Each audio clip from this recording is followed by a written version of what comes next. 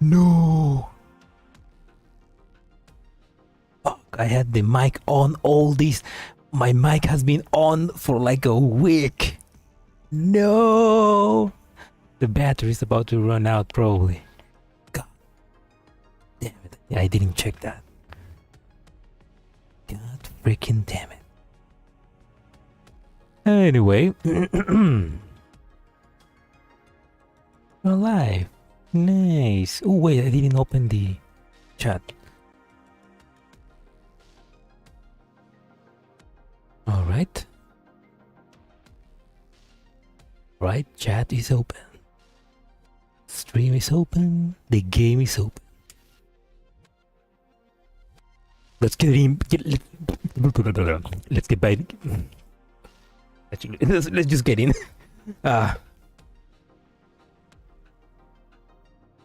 Oh hi Panzer. Welcome to the stream. Hello. YouTube actually notified me this time. Ah, thanks, you. Oh wait, I didn't change the outsource of the audio. There we go. Well, good thing YouTube actually notified you this time. It also like it's been like also notifying me late. I don't know why. YouTube just fucking it up.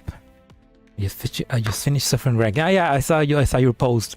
That was a pretty good score, I will say. I haven't checked the ranking tables, but that was a good score.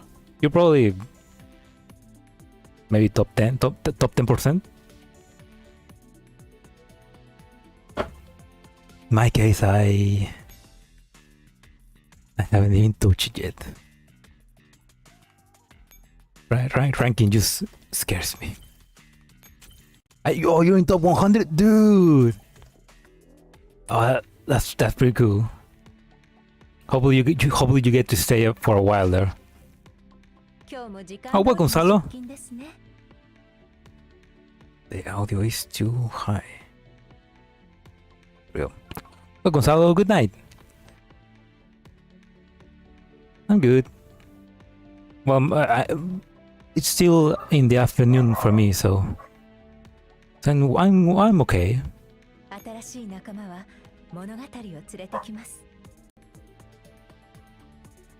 Yeah, no, I don't want to check my rank yet. Anyway, I finally have free time. The dog apparently as well, because he's begun barking.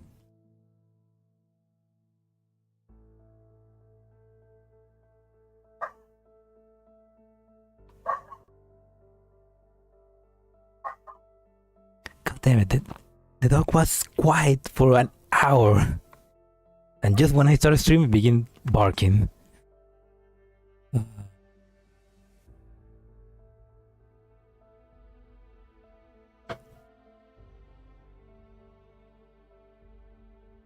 Oh no, I fucked up. No,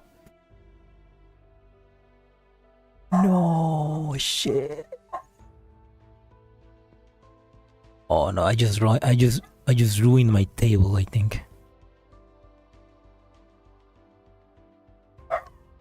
I had a I know, fuck. Shit, no, it's fucked up. I had a super glue. That glue that is really strong. I used it a couple hours ago and I forgot to close it. And it just left a huge fucking pool of super glue on my table. I'm gonna have to like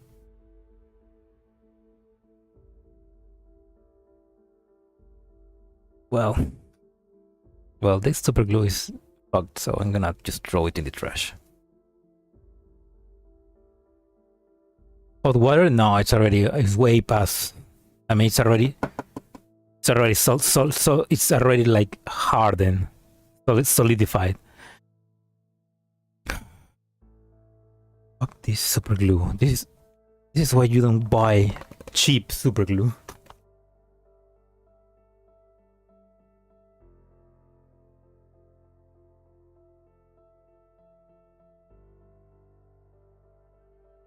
I mean, even when you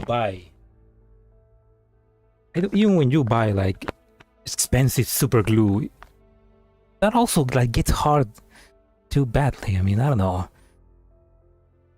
It's annoying because you can. It's like they sell it so that you can you use the whole little thing in one go instead of like being able to save it for the future. I don't know. Maybe I'm using it wrong. I'm gonna have to get a knife and try to get it out. Anyway. Diluyente, maybe acetato. Acetone, maybe I'll try acetone later.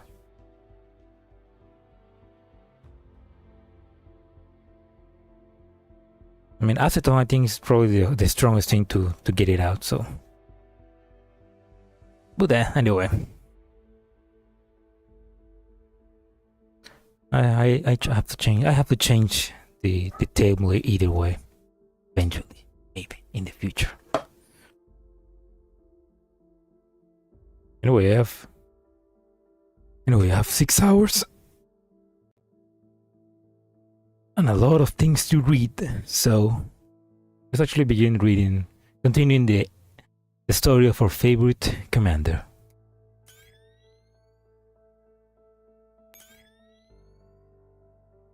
The Swan, Group 9, number 1.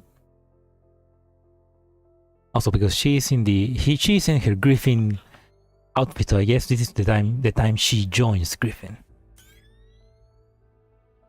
I wonder if we're gonna get to see Chapter 0 from her point of view. That'd be pretty interesting. Dear Blackwell, for the sake of the Hippocratic Oath, I'm begging you, please help me. I can't put my feelings into words, but I know what I want to do. Perhaps it is out of guilt towards Sana. Perhaps it is out of desire to take revenge from those bastards at the Relic Agency. Or perhaps truly consumed by this. When all humanity, including our sense of right and wrong, is utterly lost, what is the point in defecting our so-called?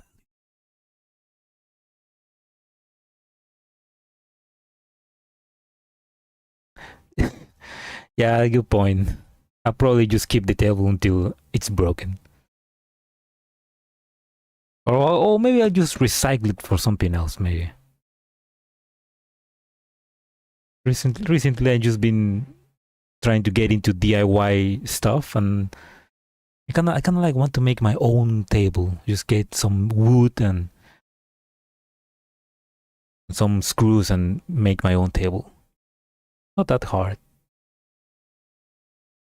And it's cheaper. Knowing how black rays now, those leather hits different. Ooh, interesting. I mean, I still think that Bloodwell is William, but maybe not. I mean, I'm second guessing. Could I mean that'd be pretty fucked up, but could Blackwell be Griffin? I don't know. Don't tell me anything, but I don't know. Or maybe somebody from the Prometheans, like those guys that are in the government of the German government. I don't know. Find out soon enough. Ooh. Humans have a long-standing tradition of slaughtering each other. It's a cardinal sin coded in our very genes. I think you're the only one in the world who can help me. Mater.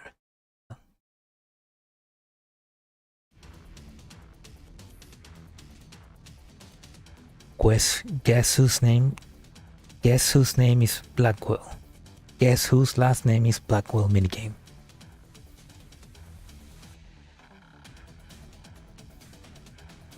Okay, so it's not Griffin then, because Griffin last name is Griffin Lyons. Right? Blackwell, have we met that guy before? Okay, now let's check. Let's continue later. Yes, okay. So it's somebody we have met before then. I have bad memory. By the summer of 2061, the war seems to have come to an end, but life has not changed for the better. Hope is like insects seeking light in the dark. They wait silently through the night, to die before daybreak. The fact that people yearn for stability is proof that the time they're living is anything but stable. Commandant Center, Griffin Base. The electric door opens and a serious-looking doll enters the command center. Hey. Miss Helium, Lam G reporting for duty.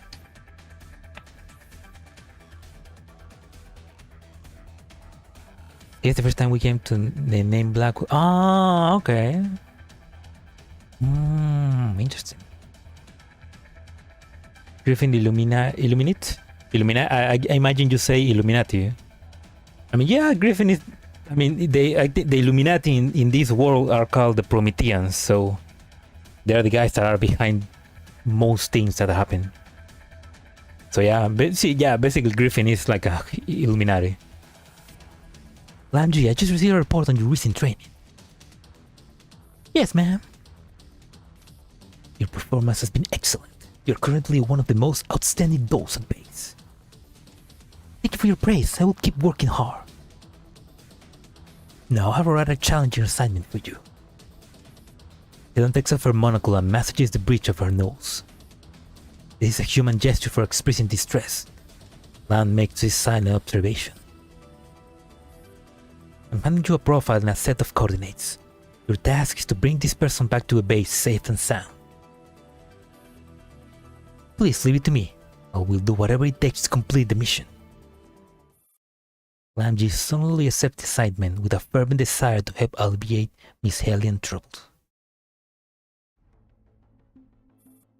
5 minutes later, Lamji is crouching around the corner in the corridor outside the target's apartment, observing it carefully. Due to the curtains blocking her view from the outside, Lamji cannot determine the situation inside. Even though the door is the only thing between her and the target, there is still no way of knowing the target's status. She has tried talking to the nearby residents, but they all ran away in fright once they realized she was asking about the occupant of this particular apartment. Celian, I have reached the assigned location. I'm currently outside the door. Situation inside the apartment cannot be determined. Please advise. Apartment or lab? No, it's just reusing. Classic reuse of backgrounds. Do it. Yes, ma'am. But should I opt for gentle measures or should I just try to be gentle first? Yes, ma'am. Lamji terminates the transmission respectfully and starts imagining how the scenario will play out in her head. Excuse me. Oh. Excuse me, is this Miss Anna Viktorovna Vtasoy? I am Lamji, an ex-employee of Griffin & Kruger PMC. I would like to extend an invitation to you to join Griffin as a commander. Man, it's that easy to... I decline. Kutowaru. The woman before her seems cold and standoffish. Considering that she is a former officer who got discharged from the military in the recent wave of disarmaments, her bitter reaction is totally understandable. Don't panic, Lamji. Just follow the script given by Miss Colina. Please hear me out before you finalize your decision. Griffin & Kruger may be a newly established company, but our employees enjoy very competitive wage and generous welfare. Our commanders have flexible working hours and are only required to fulfill a monthly quota. They are free to spend their off-duty time in our R&R facilities. Here are some photos for base. Please have a look. She's just trying to sell. She's trying to sell Griffin. Ange notices the woman widen eyes. These are reactions that express surprise and wonder. I'll think about it. Would you like to come to our base for a visit? We provide free transportation. You just have to give her one last gentle push and get her into the vehicle. No, maybe some other day. Please don't stand on ceremony. If the woman still refuses, then she'll just nab her on the spot and run for it. Once the doors are locked, the woman won't be able to get out of the vehicle. Then, they just have to reach the base, and their mission will be accomplished. Kelly do be working since a young age. He knows how to sell. The Griffin plan also includes the boys that are like, no! That's torture. And I imagine, and I guess Sangy Screwberry uses Claro.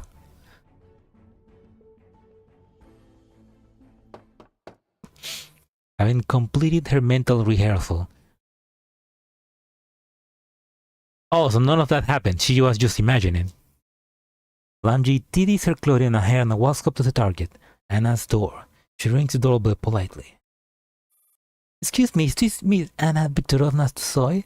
I am Lamji, an employee of Griffin. Before she can even finish introducing herself, the door comes flying off its hinges. She dodges back and barely avoids getting hit smack in the face. Oh, Mr. Soy, I believe there must be some kind of misunderstanding. Huh? The missionary is standing before her, stepping on the door that she has just demolished with a snare. Lamji can smell the pungent essence of alcohol coming from the woman. Probably vodka. Oh, she's drunk. I mean you no harm. I am simply here on behalf of Griffin and Kruger PMC to extend an invitation. Ooh, shit. And I closes in on Lamji at alarming speed and delivers 2 successive straight punches to her abdomen. Lamji's vision goes dark for a moment, and her legs wobble. I had enough of you fucking PMCs. You come and harass me every single day like flies buzzing around my head. Lamji gets knocked off her feet. She uses the momentum and rolls away, putting some distance between Anna and herself. Some skills, I'll give you that. You'll still get up after taking my punches.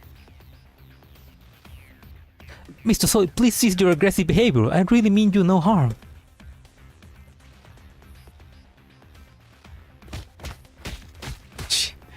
She just doesn't stop. Lamji pleas are utterly ignored. In fact, Anna's punches are thrown with even more speed and ferocity. Lam can only keep dodging in a cramped corridor while trying to proceed with her plan. Griffin and Kruger might be a newly established company, but our employees are very competitive wages and generous welfare benefits. Our commanders have flexible working hours and are only required to fulfill a monthly quota. Hey, not that she mentioned that monthly quota. That sounds like bullshit. Because, I mean, at least it feels like us, the commander, we get overworked every single moment. Ange has no chill. Chill, woman, chill. Why don't you fight back? I am a tactical doll Lamji of Griffin and Kruger PMC. I cannot attack humans without authorization. Doll. Anna peers at the door open with narrowed eyes under the faint light of the corridor. Where's your commander? Miss Hellion, Mr. Soy would like to speak to you. Lamji turns on the projection on her communicator. Hello, Mr. Soy. You're the doll's commander? Then order your doll to fight me. That is what you want, I'll oblige. Authorization granted. Confirmed. Target restriction disabled. Oh no, she's gonna... Oh, now I wonder who's gonna win. The alcoholic neighborhood went out into the street. La vieja loca del 62 está peleándose con la muñeca. We have been on overtime non-substance in singularity. Yeah. We like... I mean, only a small break in isomer. I think we have also a small break in dual randomness while we were capturing Tangif, I imagine. Before we travel to Germany, at least. Kick-ass time! After a moment of hesitation, Ange decides to put down her gun and draws her combat knife instead. When she looks up again, she notices a gleeful gleam in her target's eye. It's been too long. I don't remember when was the last time I got to fight without holding back. Command Center, Griffin Base. The door opens and Hellion turns around. Miss Hellion, I have brought Miss Tosoy to the base. I wonder if she like knocked her out or something. You got her, well done. Which VIP room had you put her in? The calabozo? She's in the infirmary. The infirmary? Didn't I tell you to bring her safe and sound? I'm sorry, Miss Hellion. It was an accident. She had me completely pinned down with that rear neck choke. I couldn't see where I was going and ended up falling out of the window with her. Oh my god! Holy shit!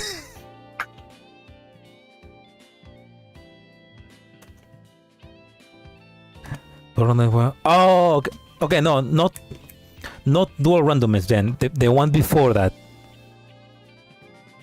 The one before dual randomness, where we were like investigating the things that Ange was telling us about.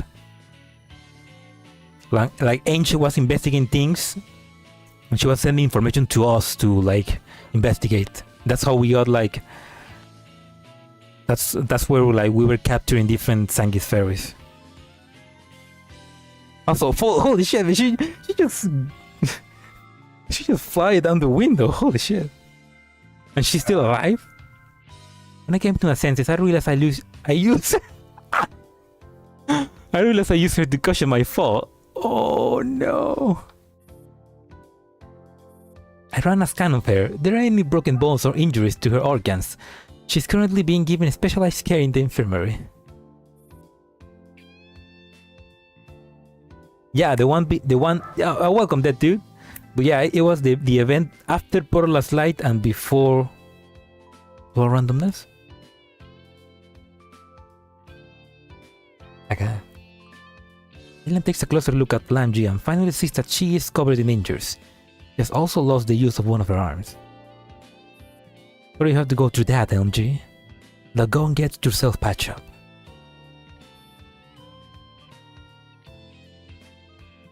Yes, ma'am. In between Portal's and yeah. Infirmary, Griffin Base. In the unfamiliar room, the air is warm and filled with the smell of disinfectant. Are you awake, Mr. Soy? Are you feeling well? Anna tries to focus on the woman's face, but her head is still in a bit woozy. Something also feels weird about her body. She lowers her head and sniffs herself. The odor of the alcohol has been replaced by the smell of a brand new uniform. Oh my god! The big boss! Hello, Anna. I am Kruger, President in command of Griffin and Kruger PMC.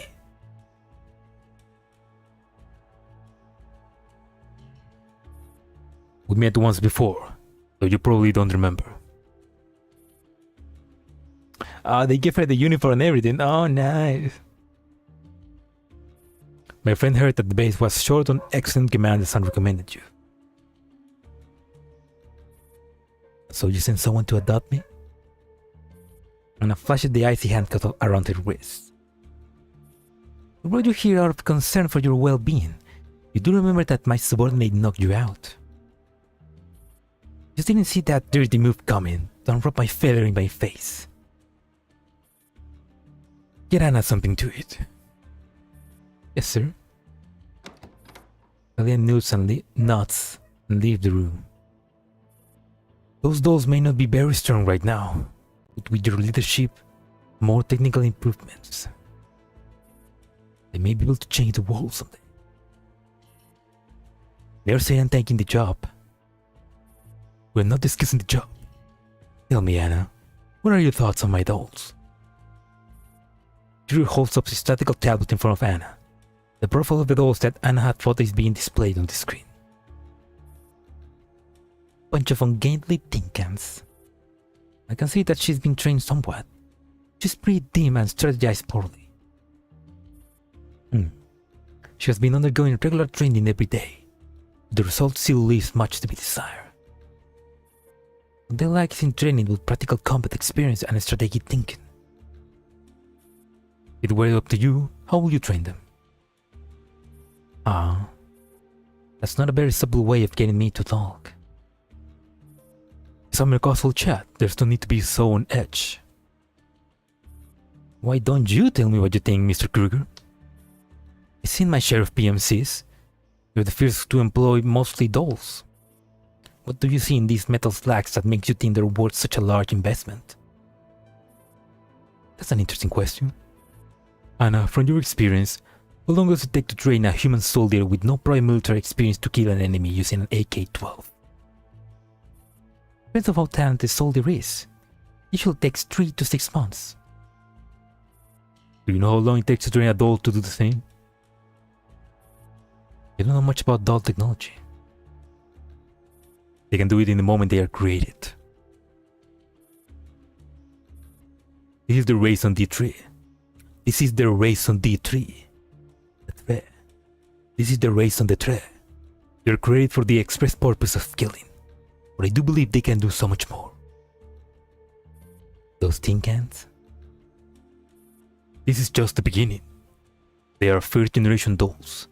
Very soon there will be second gen, third gen dolls.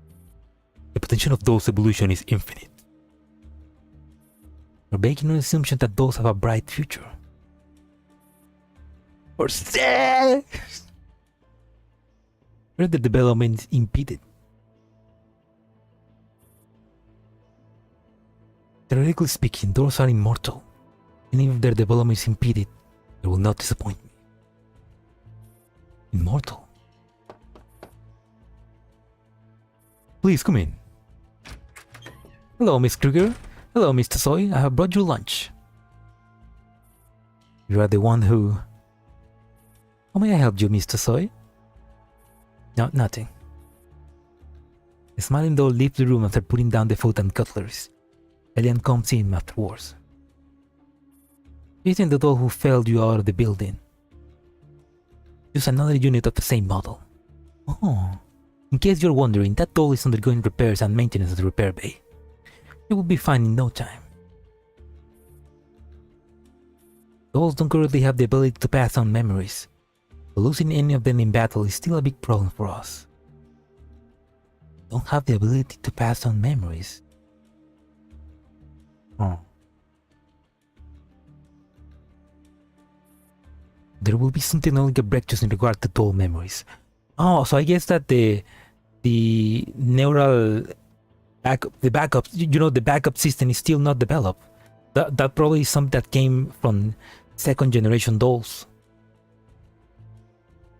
Oh yes, someone remembers to apply the dummy link in the story. Dummy links, finally! And now in continuing turbulence, we were captured. Dual randomness, we were attempting to collect SF waifus while Ange fights Germans. And the mirror stage where sad happens.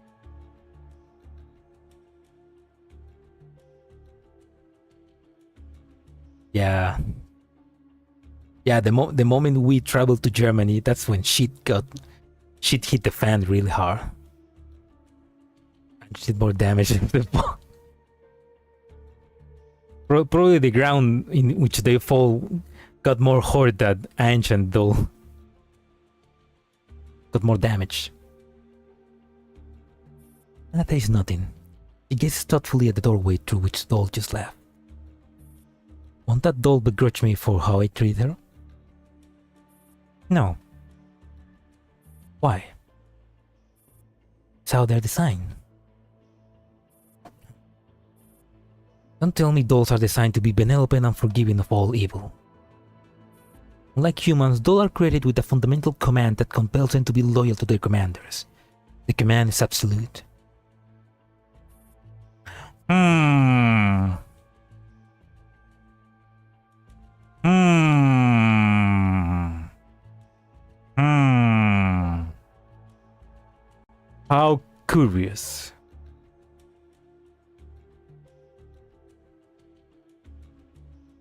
Light scene in that broke me as much as I'm 16 in Singularity. Oh man, Light. I agree with you, man. Light.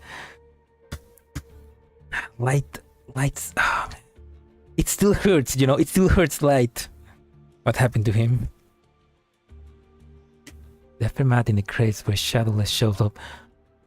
Yeah, that's all. Oh man. Oh man, that was such a. And that's even more sad. It's sad because Shadowless doesn't know what happened. Like she will never know what happened. What he did.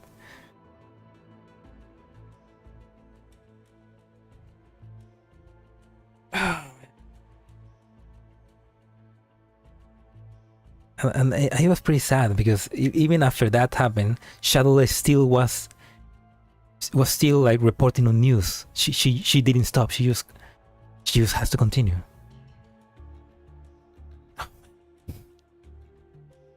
Do not believe her. Do not listen to her. You'll never have to worry about being betrayed by a doll on the battlefield, Mr. Sawyer.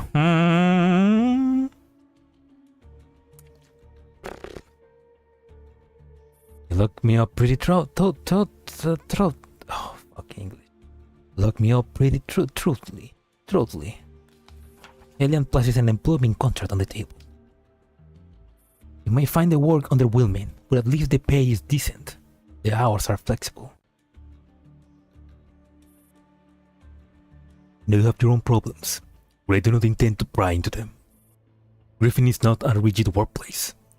All I care about you is if you can do your job well. Where you go after work is your business. Elian pushes the contract towards Anna. I hope we have communicated our sincerity sufficiently. Anna tears her eyes away from the doorway and looks down at the contract. She chuckles quietly and finally nods. Alright then. Since her arm is injured, she has to remove the cap of the offered pen with teeth.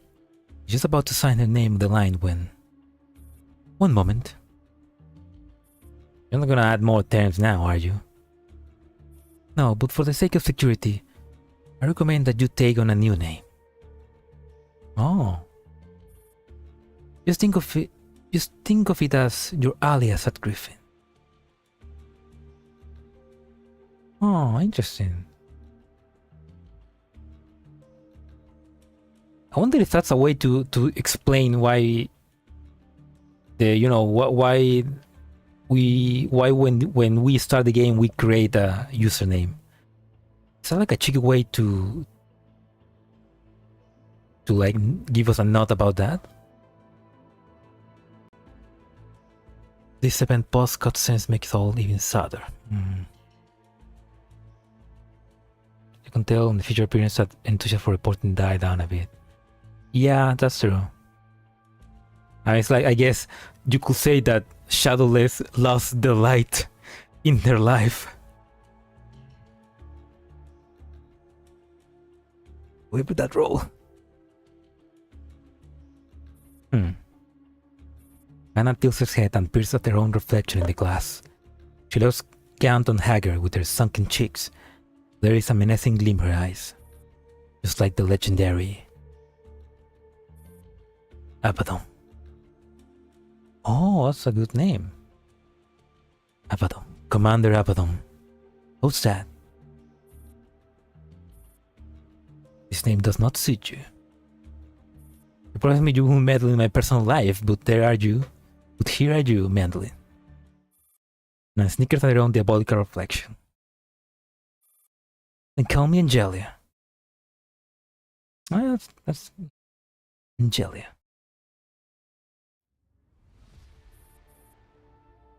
Machine operates steadily. A woman is standing next to the slumbering test subject.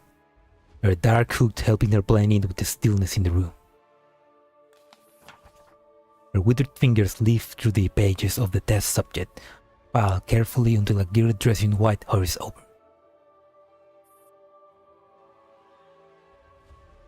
We're back in the future, I guess. The data from the subject scan has been compiled. Please take a look. Right. Who's that? She leafed through several pages offhandedly before shoving the file back into the girl's arm. Got it. Keep monitoring the test subject for any changes. Notify the others to prepare to rouse the subject. Yes, ma'am. The girl in white lowers her head and takes a few steps backwards. She stops when she reaches the door. If you have any questions, spit them out. Apologies. Back when I was working as a teacher, I had a student who was curious about everything. She would bombard me with questions whenever she had the chance. Now that I finally have some peace and quiet, I miss it. The girl in white looks up at the test subject. I would like to know what exactly it is that determines a human's identity. Is it something in the biological makeup, such as genetics or physical appearance?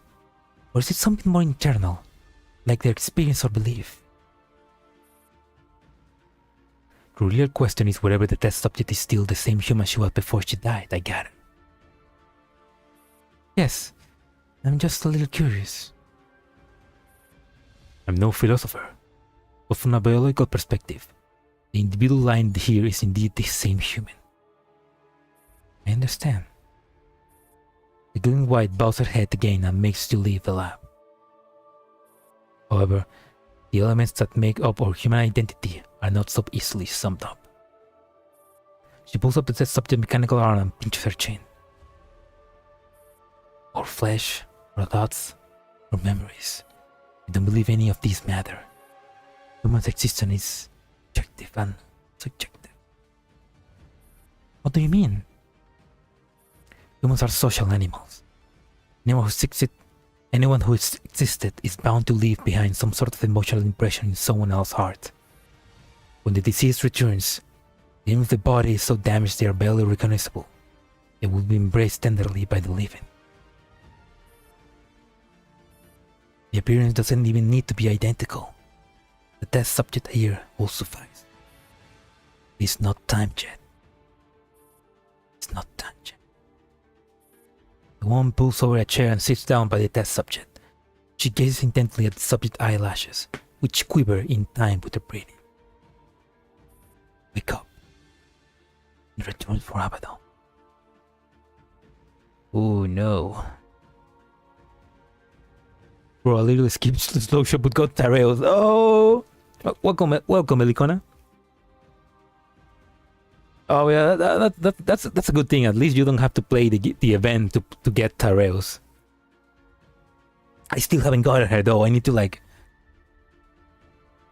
I always have bad luck with the capture. I always get them at the last fucking day. Find someone who treats Nitos kindly. Yeah, that's.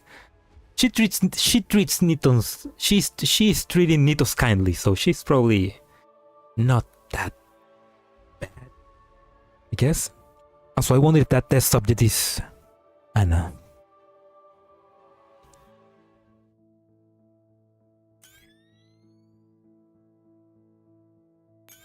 Sunlight in the blue room. I am on 14100. Here's hoping. Shit. How long has it been since she was awakened? He does not know. Perhaps it does not matter. He now has a reason to keep on living, all for the sake of. All the subjects have departed as per your order. Oh! Okay, I see this guy, but I remember this guy, but now I know who he is. My God, so a boy, Nito? What's this? Boys Frontline? Gatito, no muerdas eso. Sal de ahí.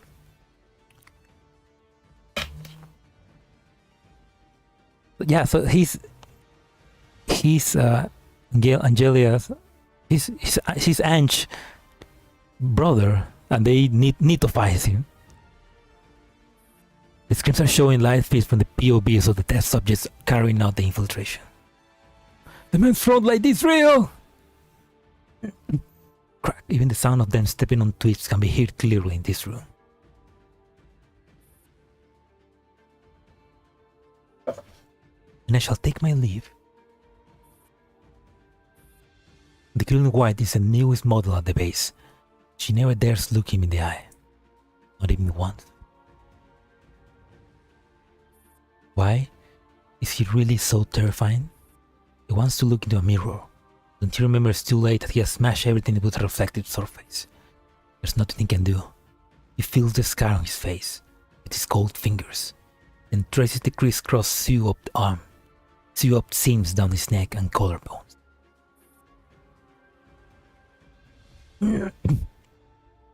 Captain Gangladi, we have reached the coordinates. Proceed with the infiltration and gather intelligence on the target. Boy Needle. A boy Needle, no, he's gonna cook us. He's gonna cook us. He swivels a chair to the right, revealing the patchwork corpse slumped on it with plush toys in its arms. Just you watch, brother. The fantastic show is about to begin. Good luck with your dailies.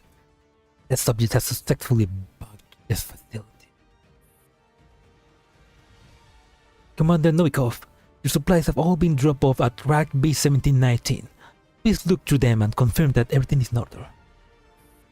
Yes, I see them. By the way, has Commander Angelia received her supplies for the month? Oh, they are infiltrating Griffin. The man who is casually straightening up the corpse shirt collar suddenly turns his head and stares sharply at the screen. Sorry, but I cannot divulge any information regarding another commander's personal matter. What a knucklehead. Now I just have to ask Commander Angelia myself. Angelia. The man grins. His flat laughter echoes through the spacious room.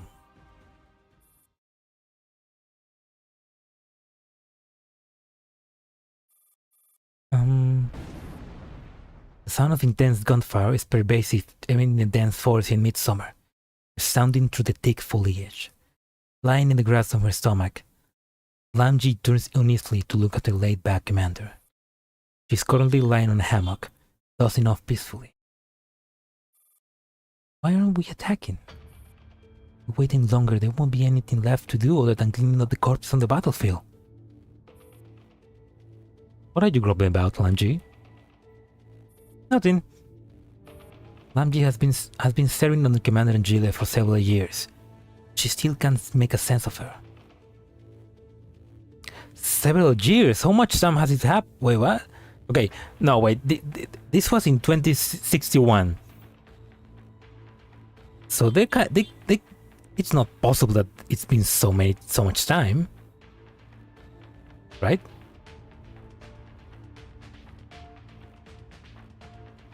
Or did I read wrong and it's not 2061, it's...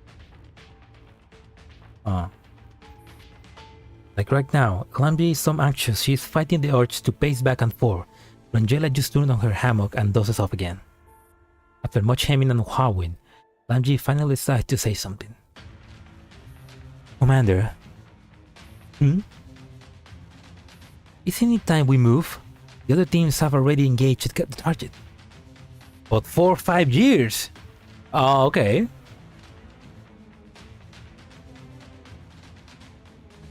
So that means that Angelia joined Griffin in 2050, 57, 56, something like that. Wait a little longer. Yes, ma'am. Lamji can only swallow her gripe and instruct the other teammates to keep waiting. Hey, have you completed the memory integration? Oh, you mean organizing neural data across units of the same model? All neural data have been integrated. some duplicate and redundant data had been deleted. And you should remember the first time we met. You mean that time when I jumped out the window and crushed you underneath me? Oh, okay. I get it. I get it. So she got. So basically, they just, I guess they upgrade her to 2nd gen maybe, and she now has the knowledge of all the other versions of her, I guess.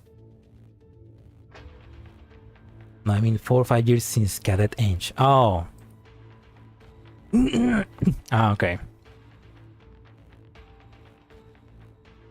I was thinking that how much time she has spent being a Griffin commander, because it sounded like it's been more than 2 years. Doesn't make sense because us, the commander, joins Griffin in 2061,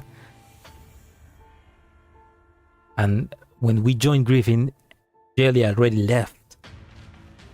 So there's no way that Angelia's been multiple years in Griffin and she joined in 2061, right?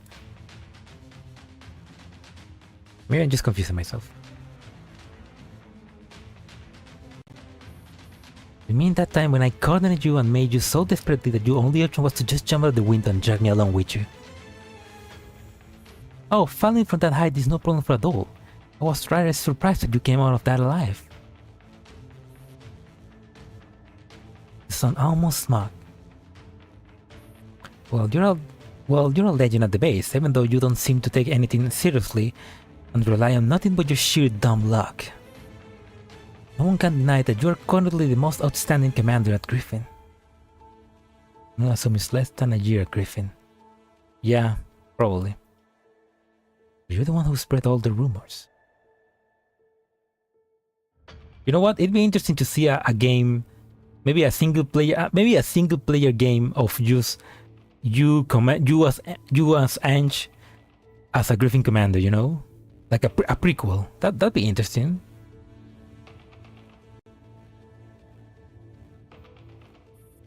Ange puts one arm under the head.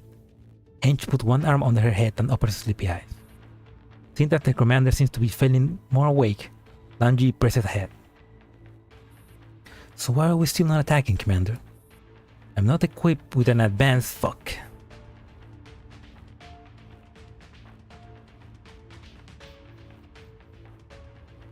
I'm not equipped with an advanced command module, but based on what you taught me, if our team has stormed the target's right flank 15 minutes ago, the mission could have been completed by now.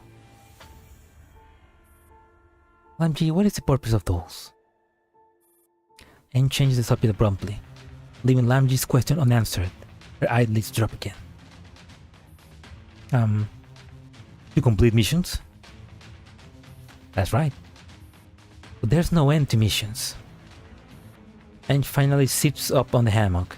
She props herself up one arm and yawns lazily. The more challenging training exercise you complete, the more you improve in your skills. It doesn't work like that with missions. Completing challenging missions will only get you more challenging missions, and in greater quantities. That makes no sense. Don't we get bigger rewards for completing more challenging missions? Promotions and pay raises? I don't care about such things. Then what is it that you want? The truth. The truth? What kind of... Lamji is keenly aware that this is a subject that Ange has never taken the initiative to bring up, and this may be an important opportunity to understand her better. She wants to ask more questions, but Ange interrupts her by raising a hand. She looks in the distance at the slowly rising smoke and finally gives the order to attack. Send them out. Coordinate with the teams fighting on the flanks and attack the target from behind. Yes, Commander! Ange jumps off the bush with excitement, and then she stops abruptly. What's the problem? Commander, can we continue the conversation when I come back? Get the hell out of my sight. Yes, ma'am. Ange and her teammates disappear into the dense woods and join in on the cacophony of gunfire in the distance. Ange rolls up the hammock and steps out of the soft foil, covered in a thick layer of fallen leaves with bare feet. After having a good stretch, she finally accepted the comms request that had been pending for a while. Report. Oh! M4! So she already has command of them. Oh. Oh man, so good to see that classic artwork of M4. Commander, as per your request, we have secured the confidential files for our Griffin squad. Good. Are you still on the radar? I believe so.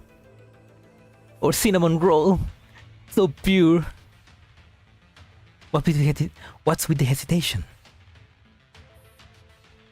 One of our escape routes is occupied by a Griffin squad. There are 5 of them, led by LMG. You have intel on them, so what are you afraid of? Go ahead and make your move before they spot you. But... PTSD cinnamon roll M4.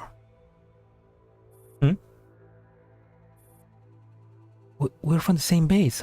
How could we attack our allies? Is that what Ange was delaying the LMG team so that M4 squad can escape? You never met. They're completely unaware of the AR team existence. This does not sit right with me. We should be protecting our allies. And if doing so will botch the mission? Ange let off aside. She can already hear the approaching footstep and gunshot on N4N. Fine, stand by in position. Roger. Ange hands up and issues LMG a new command. Abort the attack and retreat immediately. After that, she opens the training plan designed for the AR team. They're absolutely brilliant in their training simulations, but the performance in actual combat can only be described as pathetic. Okay, okay, this is a training exercise then. Have you received the combat logs? Yep, I gone through all of them. I have a question. Do you not know how to command the AR team? Are you questioning my abilities as a commander? No, not at all. The AR team is special.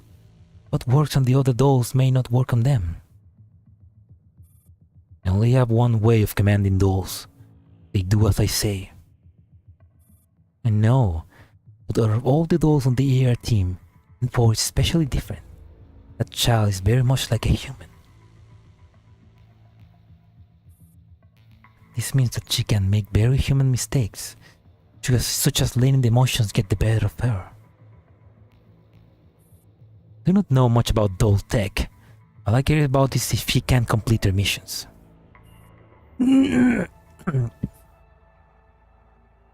Judging by her current stat, I think it's better if she stays in your lab and off the battle. Don't be so quick to judge, Commander Angelia. This is only the beginning. Suit yourself, as long as our deal still stands. But of course, that has been the agreement since day one. Take charge of the AR team, get you your monthly outings. Reminds me, it's almost time for my outing this month. How is the paperwork coming along? I'm on it. Gotta go now. Alright. Clara ends the call, but Ange is in no hurry to leave the comms channel. She struck her chin and tapped the communicator with her fingers leisurely. Oh, why hello, how does it feel? It's dropping on your computer. So that's what she offered you. Oh, okay. Sure. The one that you abandoned the wolf pack and took on the AR team. Oh, interesting. I told you, I don't care what team I command as long as they can get the job done. What I hear, the AR team isn't up to your standard. Even dolls have room to grow. Yeah, I know, Charles. I remember Shaw. I read the mod 3 stories of AK-15 and AN-94. That's interesting. So Angelia has a contract with Persicaria. Persicaria gave her something, and Ange has control of the air team so that they can train. But they are not part of Griffin. Ange is a bit to have a strong history with very human dolls, alright? Yeah. Persicaria's offer must be very tempting. What exactly do you plan on doing away from Griffin?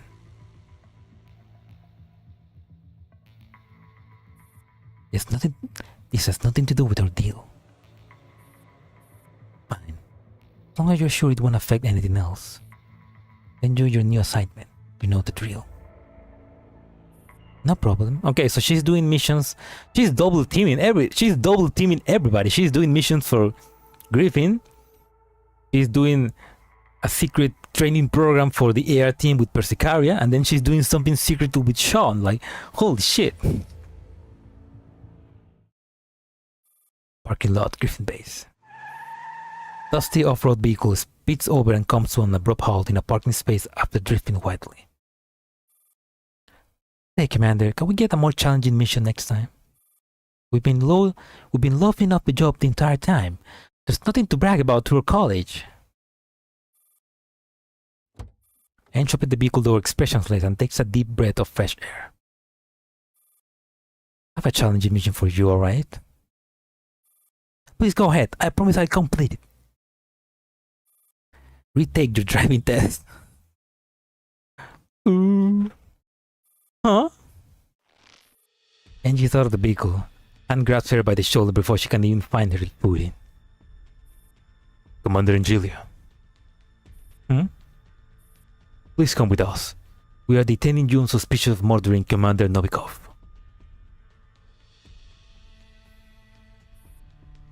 Novikov is dead? Yes. The details will be explained during the interrogation. This way, please. Let's go with the commander. Lanji exits the vehicle and throws herself in front of Ange. Lanji, return to your dorm and stand by. But I'll buy you the drink I owed you some other day. Yes, ma'am. Lanji moves out of the way reluctantly and watches Ange gets taken away. Ange moves further and further away until her figure shrinks into a small, unrecognizable black pixel in Lanji's eyes. She keeps on looking, as if praying for a miracle that will not happen. That's a great analogy because she obviously she see LNG looks like everything as a camera, like until the last black pixel. Like that's a great expression for a doll. Yeah, man, yeah. Tom DeAngelis.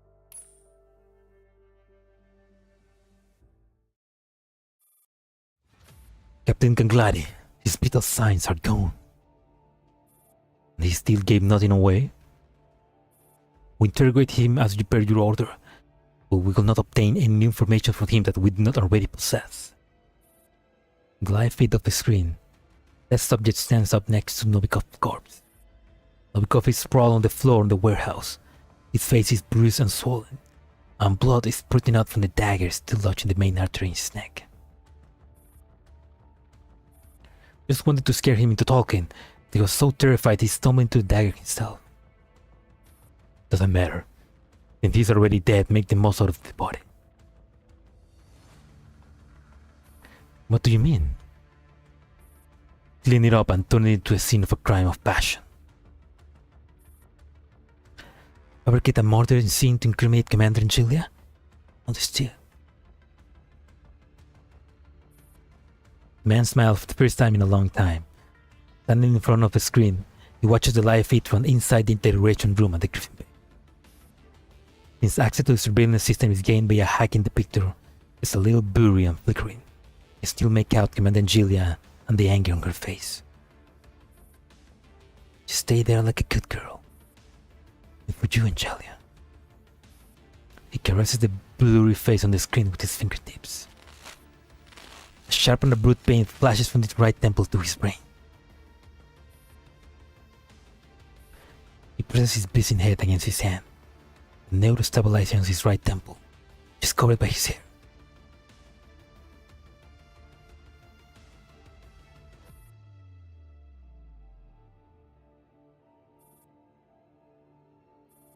Teacher, I require treatment.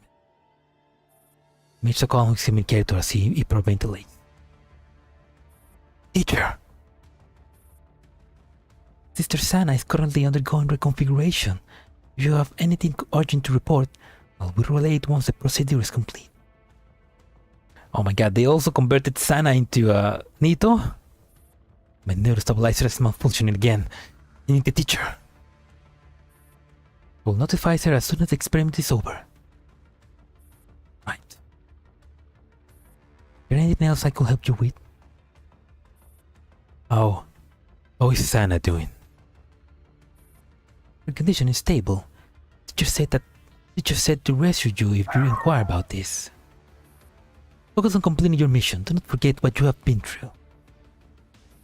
Understood. Puts down the communicator and slowly sits down on the metal chair. He no longer sees the integration room at the Griffin base. He is no longer in a heavily contained wasteland. He has returned to the birch wood line back home, and Sana is waiting for him on the tree. They agreed to go looking for birds in the woods today. Let's go, Sana. Okay. Smacks his own red and freezing cheeks and takes her hand, just wrapping a thick mitten. Together, they wade through the knee-deep snow into the distance. Sana, I will avenge you and my brother. The murderers who shot you in this land will be cut to pieces. You hear that, Commander Angelia? During the pain that is shooting through his head like an electric current, he glares vehemently at the indifferent Angelia on the screen. So he's been brainwashed to think Angelia is the one behind his brother and Sana's murder. Late at night in the interrogation room at the Griffin base, seen across the interrogator who sits at the attention of the other side of the table, Ange jaws unbashfully. Commander Angelia, please be cooperative. I told you I wasn't even at the base yesterday. Alibis need to be verified for them to be considered. Please start from the beginning and explain your itinerary yesterday. I left the base at 7 in the morning, and as per my arrangement with IOP, went to the lab over there to help test the dolls. I cannot reveal anything specific about my work due to a confidentiality agreement. It has been verified. Your statement matches the surveillance records in the Griffin base and IOSP building. Once I was done with my work, I went back to the Griffin base. That was about 10 in the evening. Go over this again. You left the Griffin base at 7 AM yesterday to run tests for IOP. And you returned to the Griffin base at around 10 PM after completing your work. Is that correct? Yes. Presumably, you already know of the time of the crime. I heard the body was found today. I heard the body was found at around 4 PM. At 4 o'clock yesterday afternoon, a Tito in the deployment of Griffin and Grove PMC commander discovered the seat commander Novikov in the logistic warehouse. That proof I didn't have the time to commit the crime, no? Actually, I have a few questions regarding your alibi. The interrogator turns his table around and shows it to Ange. It is a CCTV footage. Commander Angelia, according to your statements, from 7 AM to 10 PM yesterday, you were either commuting to and from the IOP lab or working in the lab. How do you explain this CCTV footage recorded at 2 PM yesterday? The interrogator presses the play button. In the surveillance footage, Ange leaves the IOP building through the back door and drives off on a motorcycle with no license plate. I had to attend some personal matter. Surveillance coverage was small and sparse in the area you traveled to, so we could only find intermittent footage of you. But one thing is certain. Interrogator plays the next surveillance clip. You only returned to IOP at 4:30 PM. Then you left 9 PM. This means that contrary to what you said earlier, you were not working at IOP from 2 to 4:30 PM. That said, that's my own personal matter. I have the right to protect my own privacy. According to a statement given by other commanders, you have had multiple heated arguments with Commander Novikov. Testimony shows that you have threatened to kill him before. He had bought and spied me on repeatedly in the past and shamelessly feigned innocence when I found out. I have found listening devices installed around me on at least 5 occasions. You didn't have proof that he was the one behind the box, so Griffin decided not to pass judgment on him. He always did a clean job. He was no amateur. So he was a stalker. It will seem that Commander Novikov has acknowledged that could cost him his life. Does it have anything to do with your personal matters? You already consider me the culprit, so you're trying to trick me into letting something slip. Don't be testy, Commander Angelia. I'm just making reasonable assumptions and routine inquiries. Novikov's death has nothing to do with me. It was no more than an irritating fly to me. I have more important things to do than worry about being harassed by a fly. Your personal matter seems to be quite the priority for you. Let me say this again. Ange's patience has reached its limit. My personal matter is completely irrelevant to this case. Besides, I have an alibi.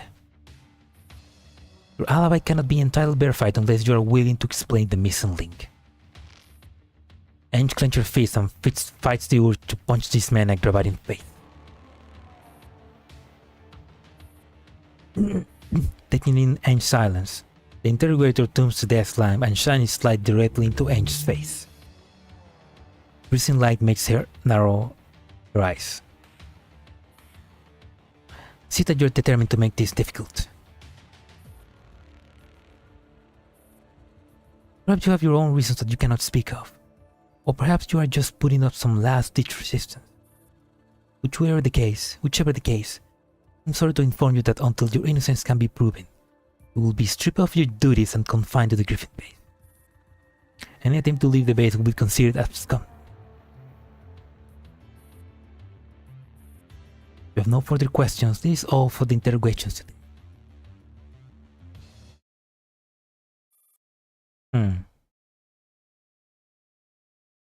That's interesting. Ange pauses uneasily along the quiet corridor. Piercing white light is shining through the window on the door of the interrogation room at the end. It has been 8 hours since Ange went inside, and it does not look like she is coming out anytime soon. The commanders only had to go through some perfunctory questioning. Why are they turning up the heat on Commander Angelia? The interrogation room doors open. Commander! Lamji, didn't I tell you to stand by at your dorm? I was worried about you. I'm fine. Ange appears nonchalant. Lamji notices her tightly clenched fists which give away her suppressed rage. Were they hard on you? No. Don't worry about it, let's go.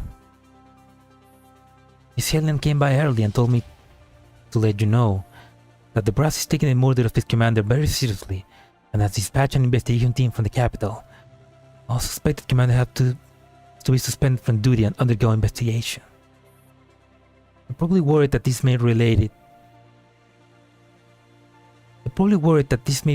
to the serial murder of Griffin employee that happened a year ago. She's telling me to bear with it? Yeah, I believe that's what she's getting at. Can you run an errand for me, LMG? I'll do whatever I can. Take this to 16 lab for me and hand it to Professor Persicaria. Commander, Namji sounds utterly defeated. I was banned from leaving the Griffin base not long after you entered the interrogation room. Me and my comms permission are restricted to only internal calls within Griffin. Even you? I see. Go get some rest for now. Commander, what is it? If you just sit tight and kill some time at Griffin base, things will just blow over. Would you consider doing that? We'll see. Ange waves at Lamji as usual and walks off. Lamji is left standing outside the door. She checks and double checks the surrounding only leaves after making absolutely sure that nothing is amiss. This is the first time she's seen Ange looking so grim. The other side of the door. Leaning against the door, Ange looks outside the window at the quiet summer night.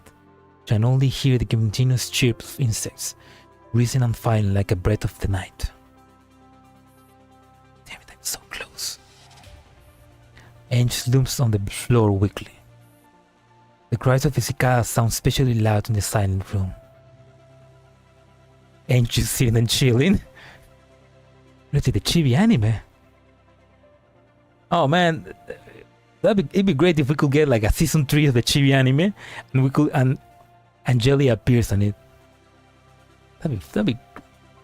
We need that, man. We need that. Ange listened to it while lying on the floor. She suddenly realized that the noise is made by cicadas, some sort of vibration. This? She gets up from the floor irritably, steps over the stain left by her cold sweat, and looks for the source of the vibration. Soon the statue of wolves by the door catches their attention. The statue was a gift from Shaw. She spots a strange gleam in the eyes of one of the wolves, so she reaches out a hand and... Ange, we met up again. When did this... Actually, it's 12 idea. Hi, Commander Angelia. Long time no see. Surprise? Oh, okay. So before she joined Griffin, she was already... Or maybe while working on Griffin, she was already talking about joining the Soviet Union Special Agency and commanding AK-12.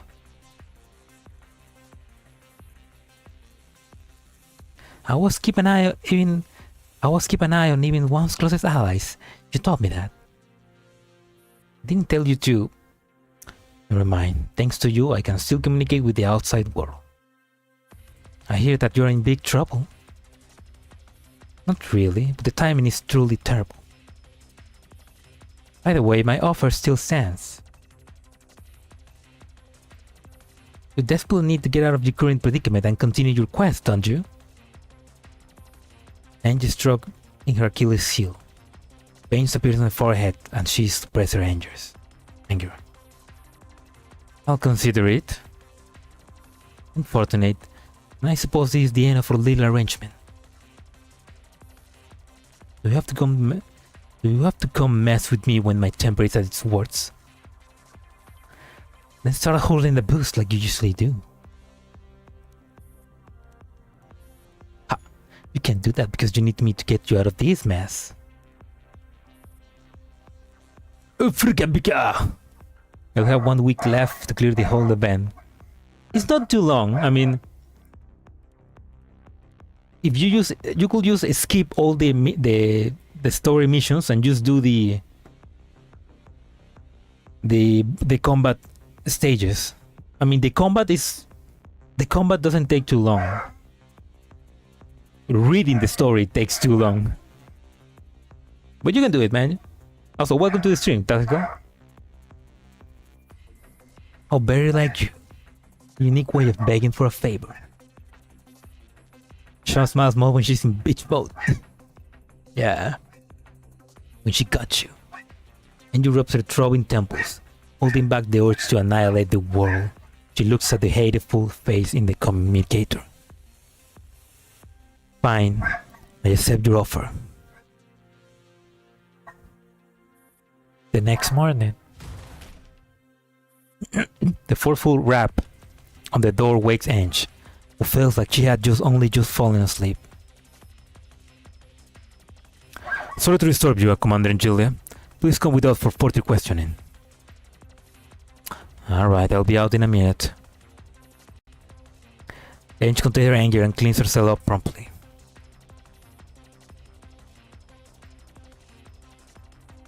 You sleep for 3 hours, 12 minutes and only had 50 minutes of REM sleep. You're suffering from severe sleep deprivation, Commander Angelia. I don't need you to tell me that.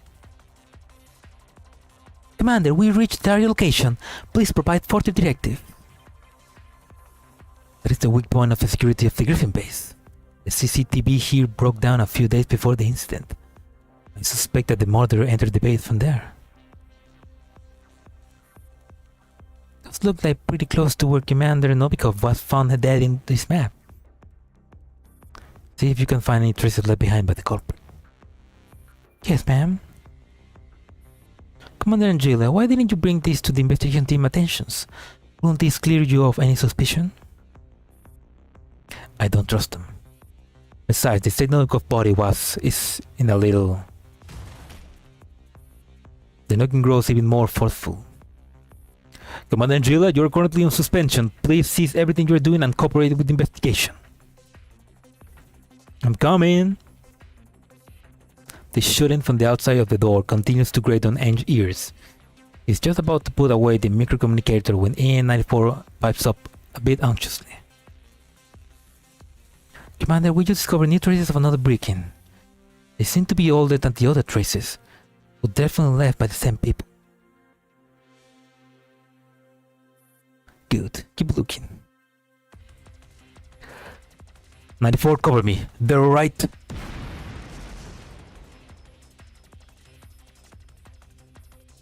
Ange does a double take at the sudden loud noise. 12? 94? There is nothing but static from the communicator. No response from the wolf pack. Just then... Hey, don't try anything funny! You're a major suspect, so don't make trouble and do as you're told. Ange stares at the microcommunicator in her hand. The furious knocking on the door transported her back to that summer day from several years ago. God, I knew this day would come. Okay, so... That was chapter 3, so it's chapter 4.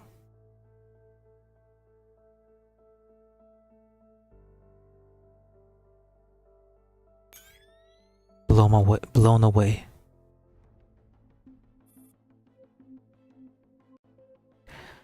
Captain Ganglari, the target has not appeared at the predicted coordinates. Our units lying in ambush wish to know how to proceed. Where did she go? Unclear. She will have returned to the interrogation room by now, but from the CCTV live footage, neither she nor the interrogator are currently in the interrogation room.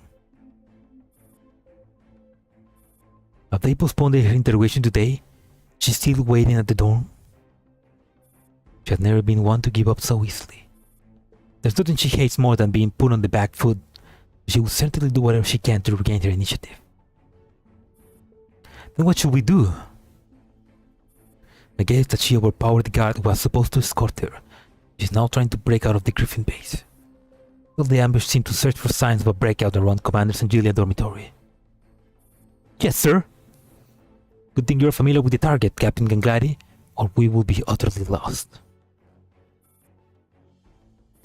The death subject exit the room. Leave him alone. True. With his task. Miller. Why? Because you've been brainwashed. In a deserted corridor at the Griffin base, Lamji who restores Ange's dormitory with a cup of coffee in hand. Why is my movement restricted to such a pain? I can't even go to the grocery store for some vodka. Good thing I managed to sort something out of the cafe here. Ange looks down at the coffee she's holding. A whiff of vodka can be detected amidst the rich aroma of the coffee. Springfield special. I hope this will make Commander feel better. Excited to drive Ange to quicken her pace. You can almost picture Ange right now. The once high and mighty Ace Griffin Commander has her rights taken away because of some strange, unfounded accusation and is now confined in a small apartment. Ange can only lament her superior's misfortune. Ange's dorm is just around the corner. Ange lengthens her stride and marches toward the familiar apartment. She gets closer. She soon realizes that the door to Ange's dorm is not shut tight, and it is completely dark inside. Commander? Her instinct is compelled to load her weapon. She then remembers she is no longer authorized to carry ammunition. She has no choice but to hold onto the coffee with one hand and her combat knife on the other. She carefully pushes the door open and enters the room. A handful of guards she saw yesterday are sprawled along the doorway, unconscious for the time being. Ange looks around the apartment in shock and finds Ange in the living room, finding one of the guards on the floor with their knee and searching him. Ange, you came! Commander, what happened here? Isn't it obvious? I knocked them all out and I'm picking up some decent weapons to stage a prison break. Come here, your turn. Ange throws away the pistol and stones baton she finds on the ward and gazes at Ange, who is still standing at the door, still dumbfounded. What do you mean it's my turn? Don't be scared, it's just for show. Otherwise, they think you helped me escape and make things really difficult for you. Oh, she cares about her. Hold on. What am I supposed to do once you're gone? New commander will come along. No, I'm staying with you. Ange walks up to Ange and glares at her balefully. Ange refuses to back down. Do you know what will happen to you if you leave the Griffin base with me? Become an outlaw who constantly wanted and pursued? I don't care. Aww. Ange observes Ange's every move carefully, ready to counter any attack Ange initiates. She has already resolved to go with Ange, and if she has to beg shamelessly. Oh, come on, Ange. She's... Oh, make her join the wolf pack. Alright then. You can come with me, but you must first disable your Gryffindor identification signal, or we'll be spotted a mile away. You actually agreed! Sure, no problem. How do I do that? Enter level 2, hurry. Okay. Ange immediately dives her subconscious and enters level 2. Then what? Access your nether cloud and turn over all authorizations to me. Done, but I'm not seeing anything about the signal. Oh no! Angelia, why are you doing this? She wants to go with you. Oh, poor Ange can't finish her sentence, and nether space starts flashing a red alert. Oh no! Activate advanced search engine and find all data related to Commander Angelia. Wait, aren't we supposed to be turning off the identification signal? Why? Ange desperately tries to terminate the operation, but Ange has already taken control of a nether cloud. She can only watch helplessly as Ange digs up all the relevant memories. Select all. Delete. No! Ange lets up a piteous scream as her memories of the past disappear rapidly, one after the other. Why, Ange? You are an exceptional and righteous Tidal who will serve a bright future. You shall not go down this dark path with me. Cancel the wipe, stop it! If you will just Sit tight and kill some time at the base. This will blow over sooner or later. Why wouldn't you do that? Everything in life is futile. What is the point in struggling? What? Lamji, I'll put you the drink I owe you in my next life.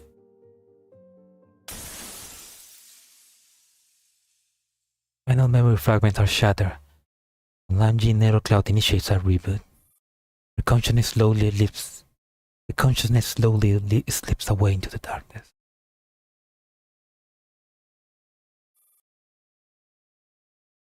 Oh, it's so sad. I mean, she might as well just kill her. I mean, memory is everything for dolls. So she's basically now a different doll now. Oh man, that is extremely sad. On the training ground near Griffin, Ange checked off her commander uniform and bolts out the window of the dormitory building. She avoids the surveillance camera and slips into the woods. If all goes according to plan, they will circle around the forest training ground and eventually make it out of the base.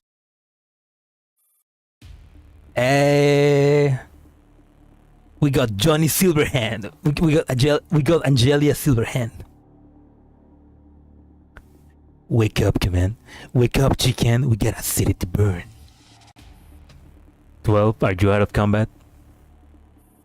They have absolutely no desire to fight us. They left something behind and left in a hurry. Give me the coordinates and wait for me. Yes, ma'am. Ange can feel the blood pumping through her veins. She breathes deeply and keeps herself from hyperventilating. She had been waiting for this for far too long.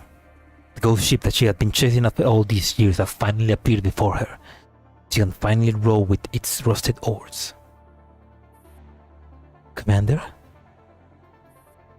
Ooh, M4. Stop! Whoa, it's really easy, Commander. I thought I wouldn't get to see you in a while. Unexpected obstacles have appeared in their way. What are you doing here? We are recreating the mission from the other day. M4 has been really down since we messed up this mission. So we decided to recreate the scenario and see if we can find another solution. Oh my M16! Oh my M16, and she doesn't have her scar.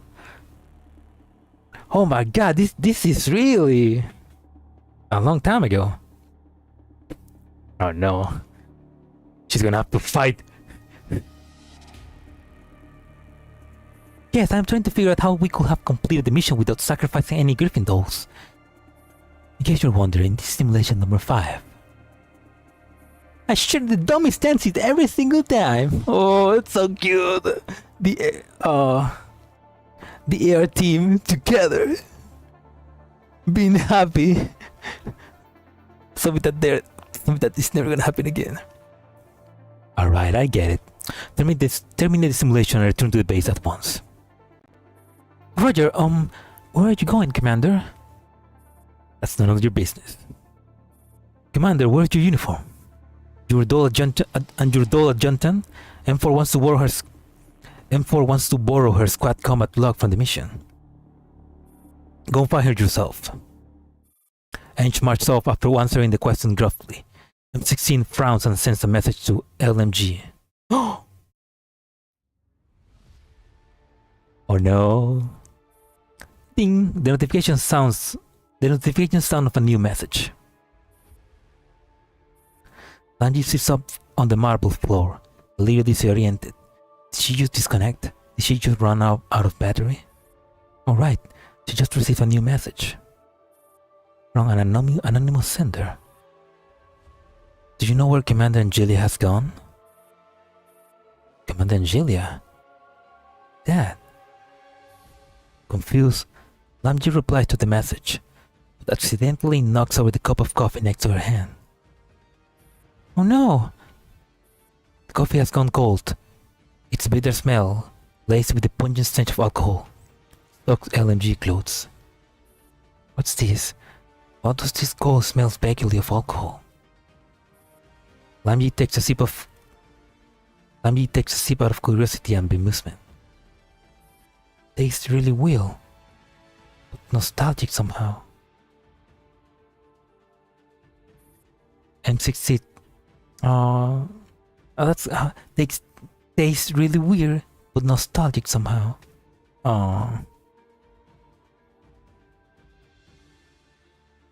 M16 puts away the communicator and whispers to M4.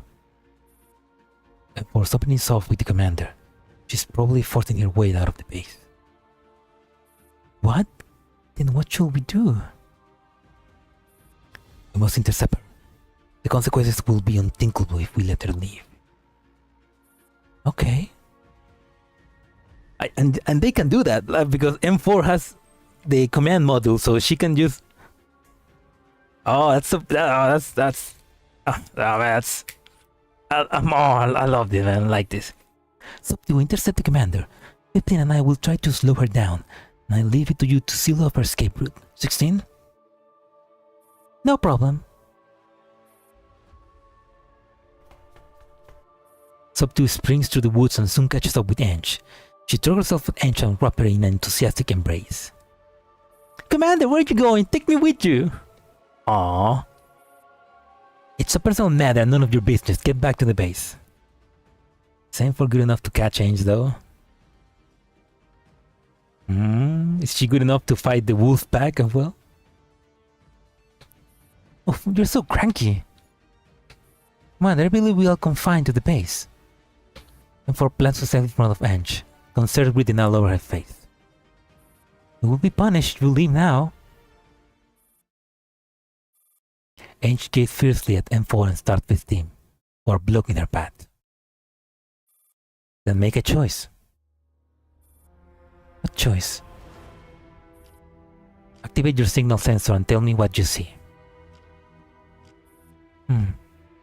There are a lot of active signals over the base. Several squads have mobilized and seem to be moving in different directions around the base. How many dolls are there on the closest squad? A 5-doll squad will reach us in 5 minutes. Very well. Target them and eliminate them on the spot. Huh? But they're just... Make your choice, M4. Follow me or defy me. Why? I don't understand. Just make your choice. Hey, M4, they're getting close. They can already hear the leaves rustling in the woods at the foot of the hill. M4? Sorry, Commander. I can't do it. Ange smiles in relief at M4's clear rejection. Well done. You stood by your choice. Commander? You don't have to call me Commander anymore. From this moment on, I'm no longer the commander of the AR team. Someday, a more suitable commander will lead you into a bright future. As for me, I have my own path to tread. She's talking about those guys. What do you mean? I don't want you to go. Commander. I still don't understand. Why? The abrupt gunshot rings out. The Griffin signals are gone. Time's up. Execute mandatory command. Oh. All members enter sleep mode.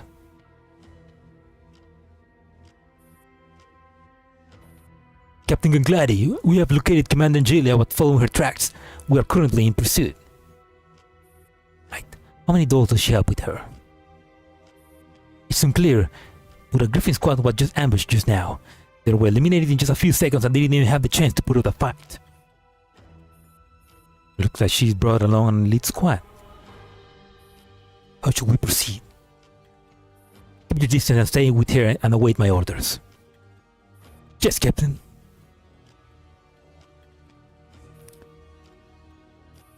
Following her command, everyone on the AR team enters sleep mode on this spot, except M16.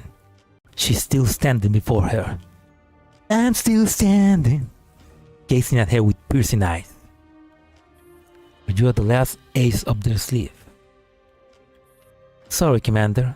Please come with me to the base. M16 turns off the safety door weapon and aims it at Ange. But then, a spray of bullet interrupts her, forcing her to take cover behind a tree. Such rapid and dramatic changes on the battlefield. 1 second, we're beating up Griffin dolls, then we're rescuing the commander the next. I don't trust Sean, I mean. Plus, Sean is working with Griffin, so... She's probably a Promethean as well. God crap. Commander, this way, I'll cover you. Seizing an opening during the crossfire, Ange links up with the wolf pack and retreats toward the edge of the woods. Capture the commander, try not to harm her. Understood. Griffin reinforcement enters the fray, their firepower increasing in strength. Under M16 leadership, the dolls start breaking through the wolfpack defenses and closes in on Ange. We can't wait the distance with Knots and the Griffin squad. We'll take a shortcut to try to shake them off, or... You two split up. Use me as bait and take them out one by one. Roger. So heartless to your former subordinates. AK-12 flippant boys fade in the distance. Ange can hear the Griffin doll screams as she runs away. Aww. But not once does she looks back. Just keep running, on and on, down this seemingly endless path. She is hardcore. A path in the forest.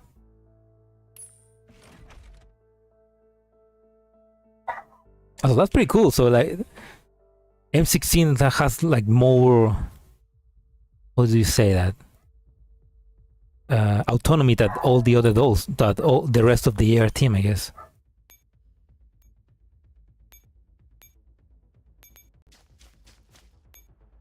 I mean, that's pretty cool. Like M16 always being the last one standing. That's why she's just that bad. Also, yeah, because M16 doesn't have the scar on her eye. This happens before the butterfly event. Interesting.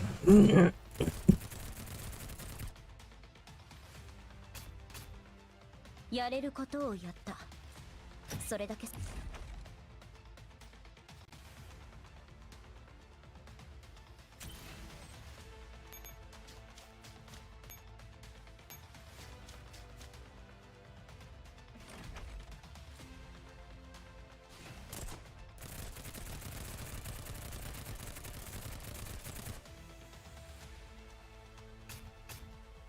任務結果保存中。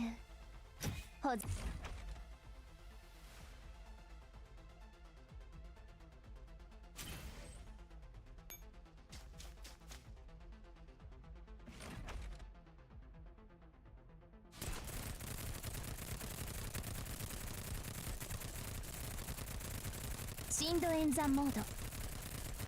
For girls, it seems like stay level of the Scar sisters and the like. Good point. And this is pre M16 joining Sanctifiers, which probably just make her even more powerful.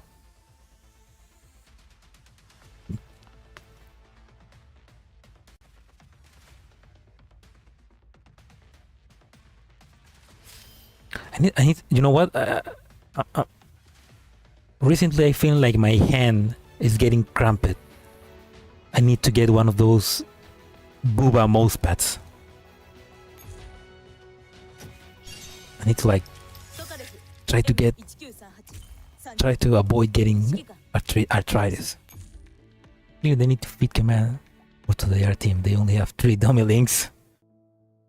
Yeah, they weak as fuck. Who will win in a fight, the AR team or the fight? This mission answered the question. I mean, but to be fair, it's the fight team being commanded by Angelia versus AR team being alone. And pre-mod 3, so it's like the real fight will be who will win, the fight commanded with Angelia with the mod 3, or the AR team commanded by the commander with mod 3. What combat reports do to a doll?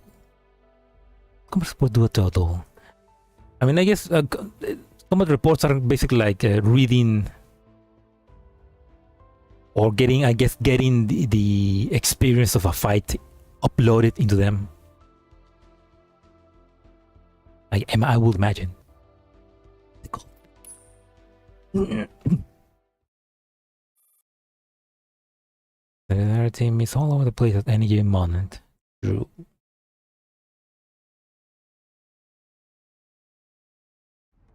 M16 lets out a hoarse chuckle, then she slowly lowers her weapon. It's surrender. Clatter. Her guns fall on the ground and she raises her arms in resignation. The Griffin squad has been wiped out, leaving M16 all alone and out of ammo. Ange, all threats eradicated. What should we do with this one? Any thoughts? I think we should disassemble her and scatter her parts far away just to be safe. She's part of the AR team. She may not survive being taken apart so separately. Just immobilize her and disable her comms module. Roger. And no fun. We forgot to account for whether or not they're outed. Okay, they're all outed. They're all outed. I'll say AK-12 and from far a lot older those than I initially thought. Yeah, I also thought they were like meow, meow, meow, meow, meow, meow, meow, meow. Ay, es por tu uña, tonto. Ya ves, por arañarte en mi silla. Knife was practically the oldest member of the little group. She's also the most innocent one.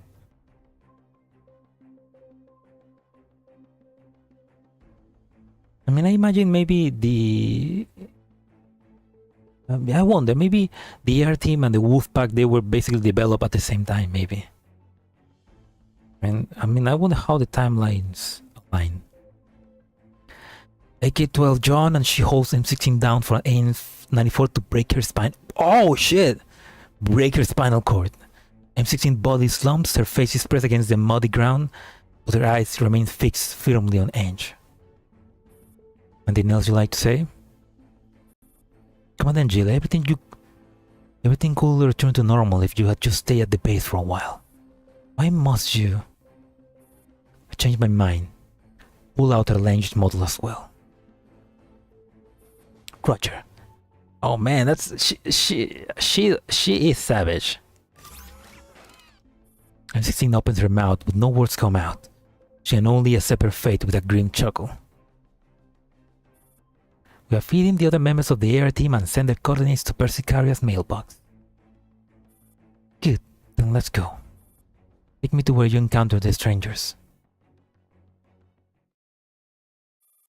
This is where we encountered the unidentified enemies.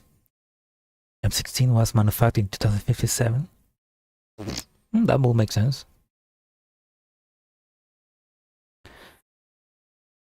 Because M16 is the oldest one of the AR team, right? Is the oldest one. After that, they came M4. After that, Sub, and after that, M4, AR-15, right? This card doesn't strike me as someone check your mail regularly. AR team is gonna be there for a few weeks.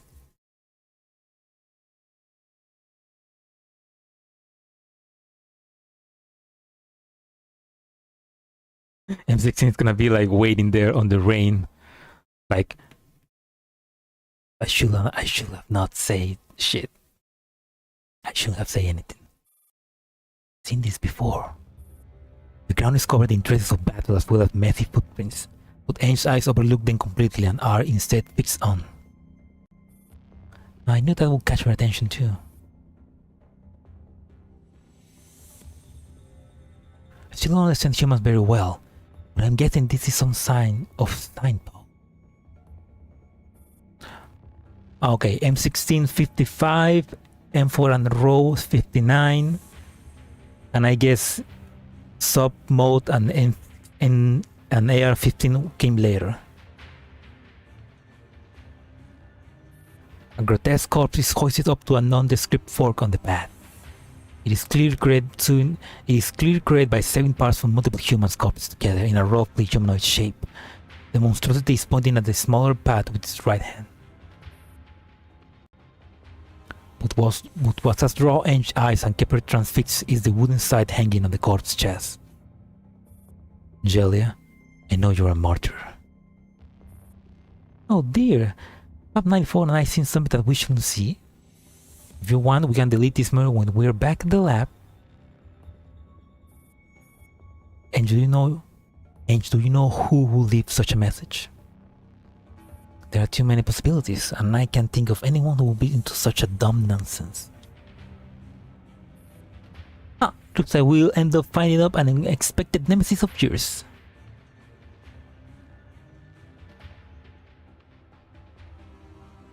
Submod and AR-15 were made between M16 and M4 row. Are you sure about that? Because I remember AR-15 was created. Because AR-15 has said that she was created and she was ordered to protect M4. Like that was like her initial command. So it's like that means that AR-15 was created after M4 was created, right? M16 was old enough to be in World War III. She's definitely a veteran. I don't care. What really bothers me though, Ange recalled the photograph of Novikov's murdered body at this crime scene that the interrogator showed her. The familiar signs of torture, the familiar dagger to the neck. Only someone who knows her extremely well could possibly know about these things. There is no such person in the world anymore. Ange? Come, let's see which step this nemesis would like to settle with me.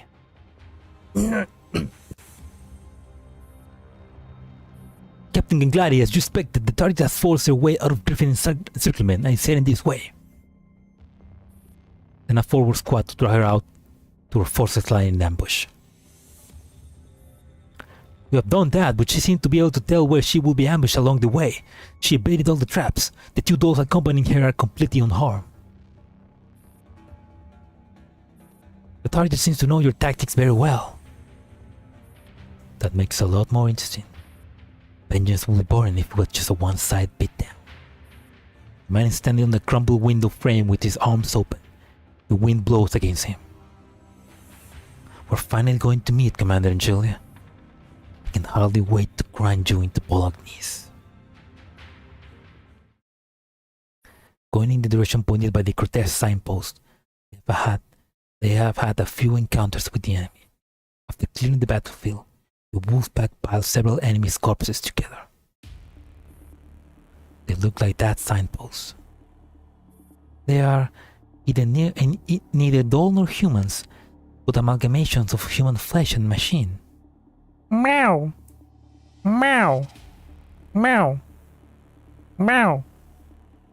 Meow! Meow! Meow! Era un ratito.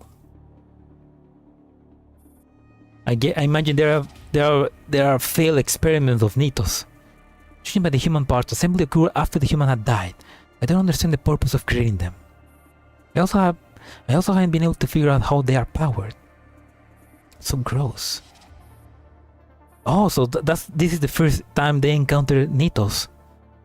But I guess they are very rough prototype of the Nitos we know. I assume M4 was there already, but not ready to be autonomous by herself. Good, true. Yeah, maybe they were. She was being created, at least still. This does beg the questions. I thought Ange was commanding the air team during the mission to safe out number 3. Is this memory here in non-canon? That gone on Mika's end, or is this before the safe house? Yeah, that's a good point.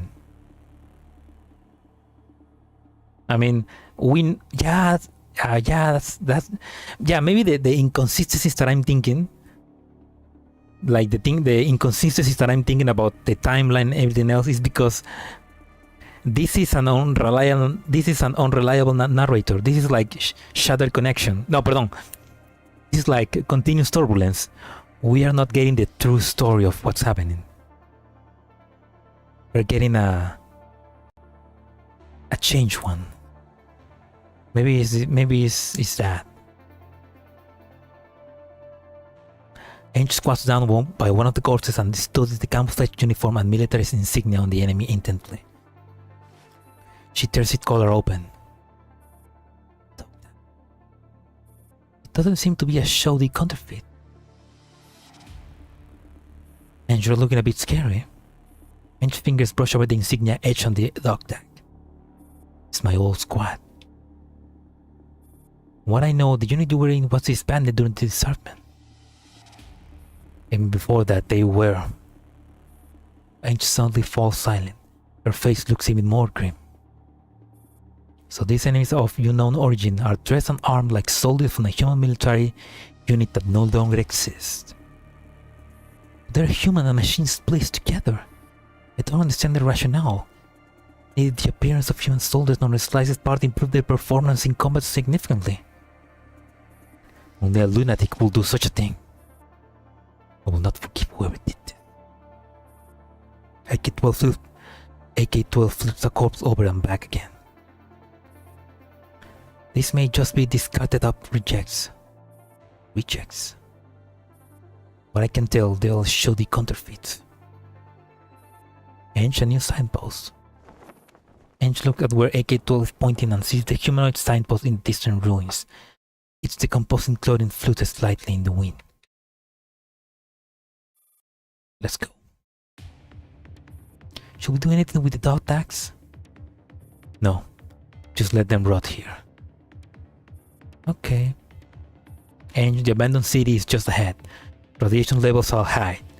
And so is the risk of an ambush. How do we proceed? And she scans the ruin coldly. Her lips slowly curled into a cruel smile. A perfect stage for vengeance, don't you think? Though who will be the one to suffer retribution is still open to question. Ange changes the lead and slides down the slope. Under the wolf-pack cover, she makes for the signpost in the ruins. Written on the wooden signal is... Angelia, you killed two.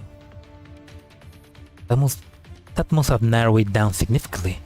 Looks like the enemy is luring us with such information. Yes, they must be getting pretty impatient. Ange looks in the direction pointed out by the necrotic signpost and finds an abandoned building tilted to one side. Oh, they desperately want us dead. Let's keep going. Ange, I cannot detect the enemy signal. We mustn't roll up the possibility of an ambush. It's a no-brainer. Prepare for battle. Roger. In the center of the empty foyer stand two corpses. Their wooden signs read, one who loved me as a brother, one who I loved as a sister. They hinting at the fact that the two deceased had familiar ties? So skulking enemies is a fairly... blah blah. So skulking enemies... So skulking nemesis is a familiar man. A corpse falls from a great height and crashes heavily on the floor. Stay alert! You'll get your answers soon enough. Roger! The Wolfpack raise their weapons in unison. Under AN-94 cover, AK-12 slowly approaches the corpse. Ange looks up at where it fell from. There is nothing but empty darkness. The words written on the wooden sign of this corpse is Sana. Looks like a name. Sana. Anna. Watch out! Anna 94 suddenly shoves Ange to the side. Another corpse falls from above. This time, Ange sees the words clearly for herself.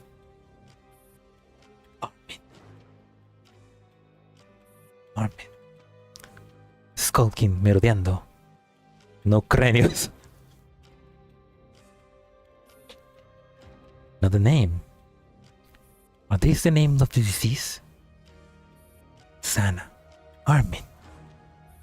Ange can clearly feel her own arms trembling as AK-12 her to the feet. What's the matter with you? It's her. It could only be her.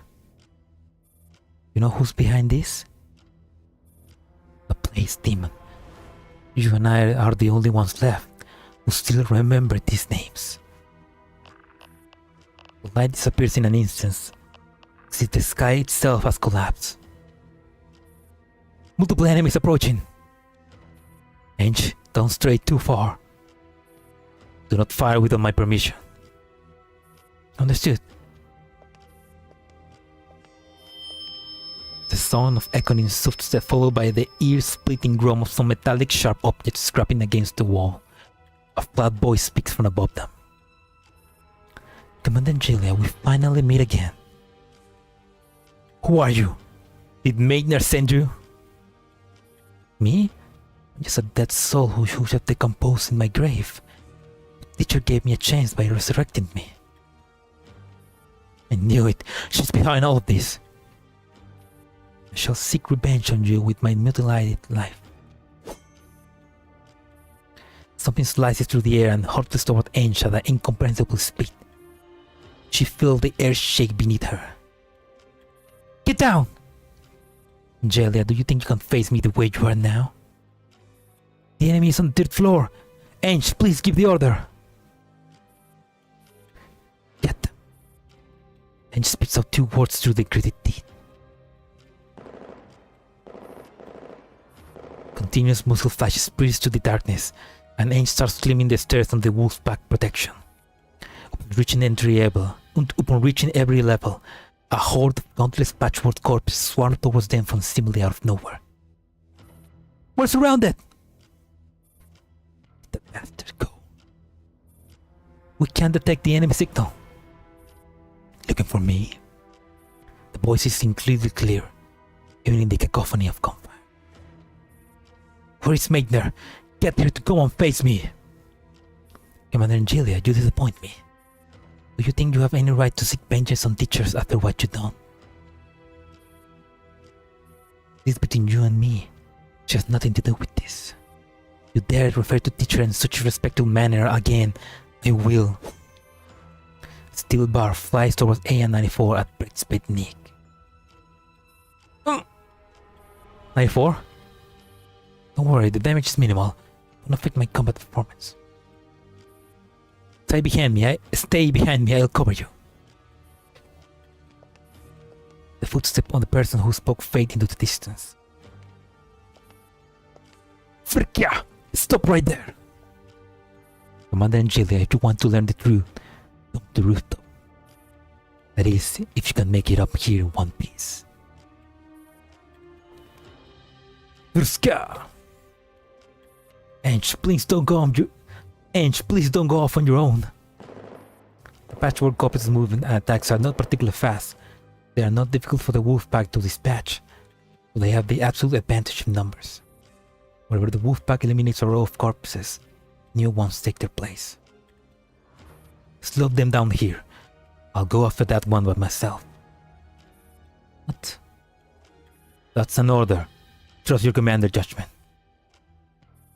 Ange, do you have firearm? You're not planning to go charging in with just a small knife, are you?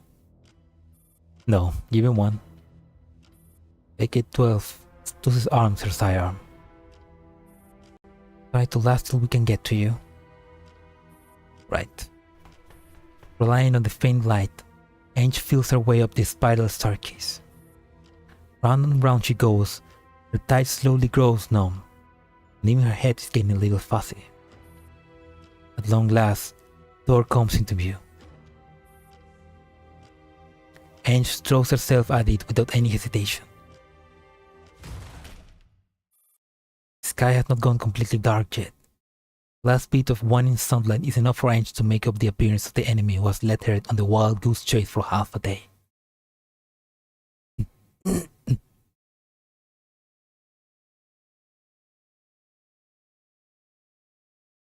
This game story seems to involve a lot of parents losing their children, playing God and siscons with PhDs and lack of morals. That's the future for you. A fucked up future of humans playing God. Children's being turned into machines. And mad scientists. Tall and slender figure. Lustreless eyes half covered by flaccid hair. It looks like a gaunt dead tree standing stubbornly before her. Only his metallic artificial limbs glisten coldly in the evening sky. The moment their eyes meet, Ange's fingers freeze on the trigger. It's you. Commandant Julia, it's a pleasure to see you again. I hope you still remember me. I am Ganglari. Ganglari? The pistol suddenly feels incredibly heavy in Ange's hand.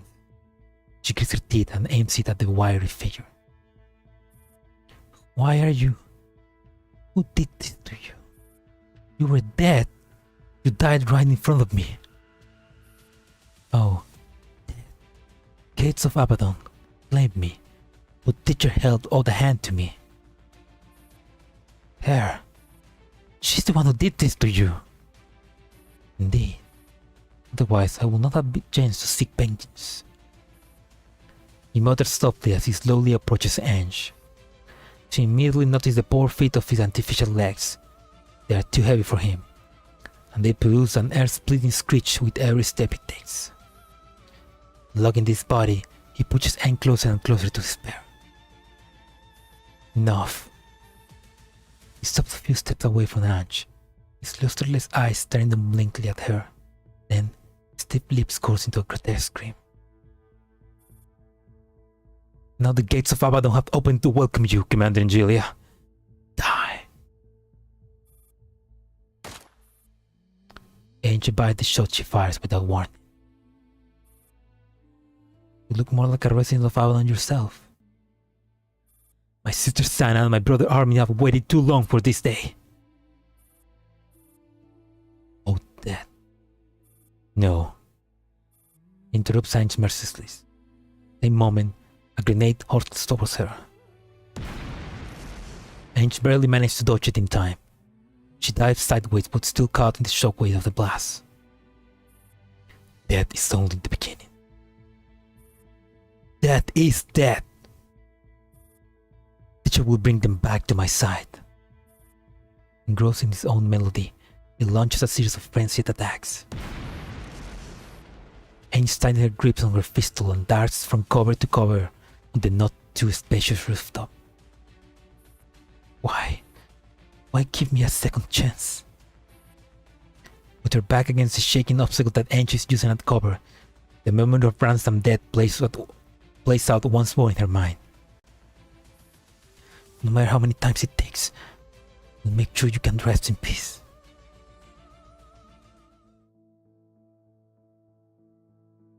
Man, that's fucked up. She has to kill her brother a second time. Life is truly a struggle. Anyway, my cat wants food, so I'll be back. Be right back. Gonna feed the cat. Be right back. Ow! Vamos. Ow! Ow! Ow!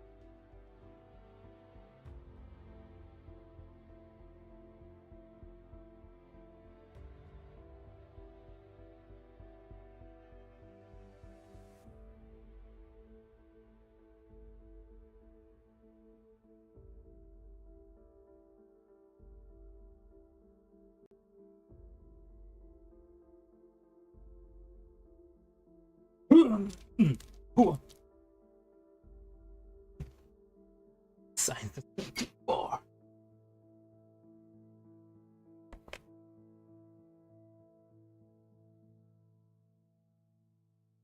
PTSD. PTSD never stops. It just keeps going. Oh, sorry if it sounds like I'm eating, because I'm eating. I'm kind of risking my life because I'm eating a piece of meat. I was in the refrigerator for like a week, so hopefully it hasn't gone bad.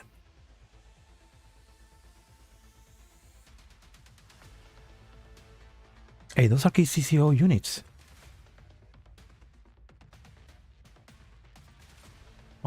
Oh, there's a guy.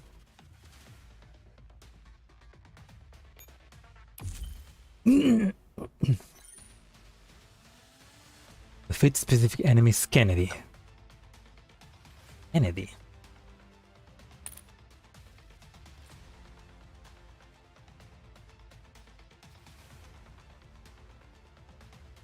Okay. I'm guessing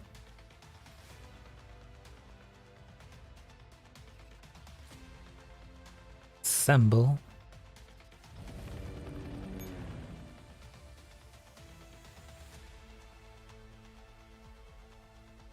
Maybe I can switch. I can assemble and detonate the abandoned building.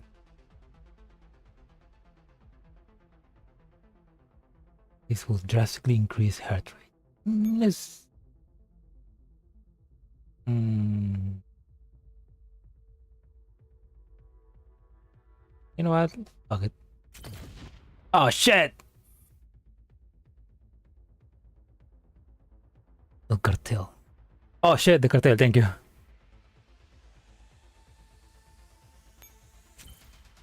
I think I'm gonna restart.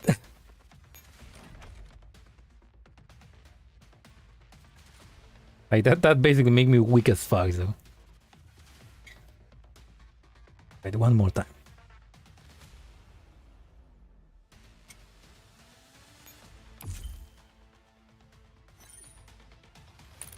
I just need to avoid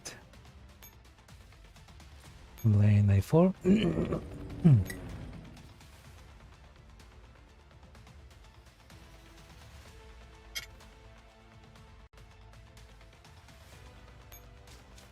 Which we assemble.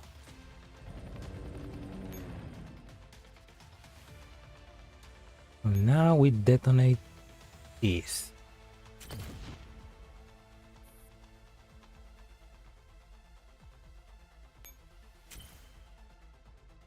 Right? I'm still in the... I could maybe increase it one more time to get...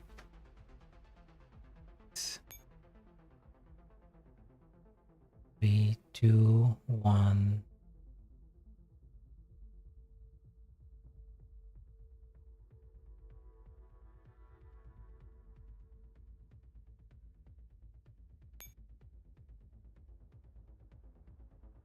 Two, 1,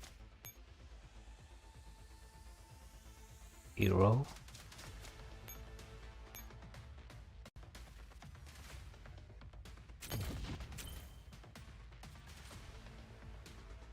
Right?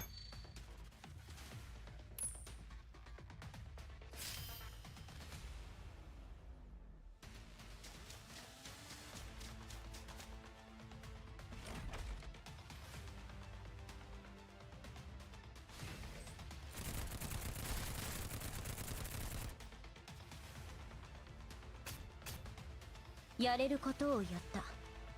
それだけさ。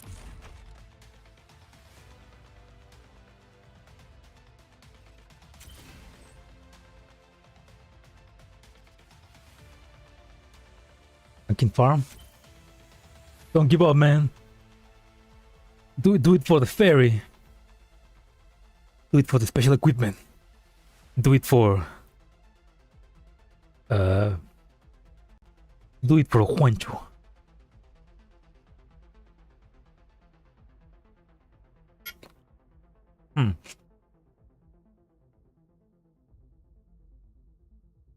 Grady prepares to close the net. Some of the enemies are moving more swiftly. Right, so I need to...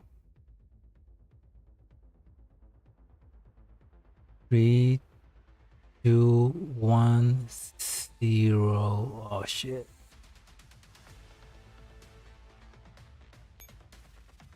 If I detonate this one, I'm gonna get trapped here. And I am actually already trapped, so...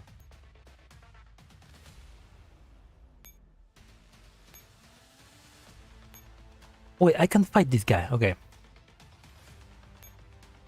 3, 2, 1, 0.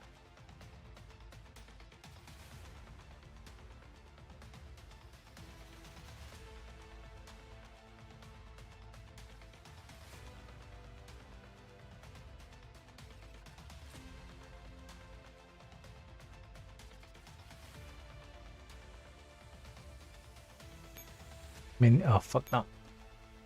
Is this guy gonna move 2 times? Because if he does that, I'm fucked. Yeah, he's gonna move 2 times, isn't it?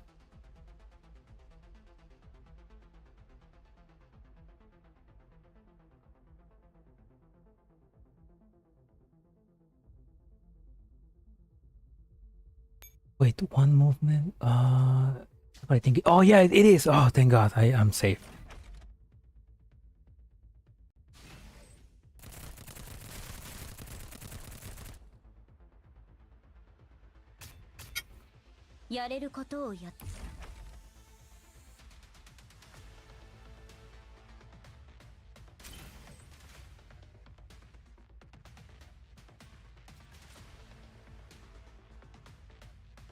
Right.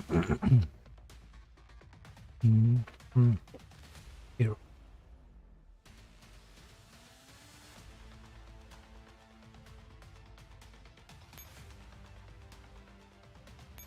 Go.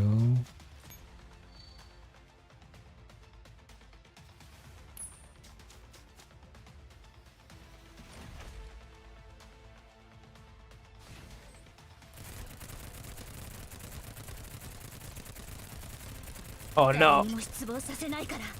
Oh no! Thank God.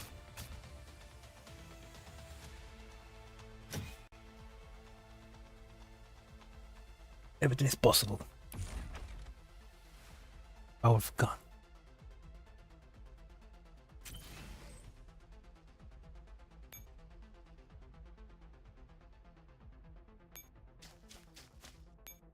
Now I can activate this. And just in case...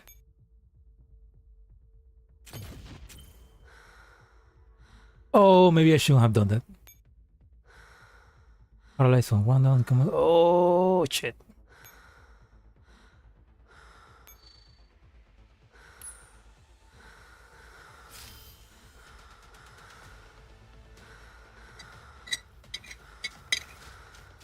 And chill.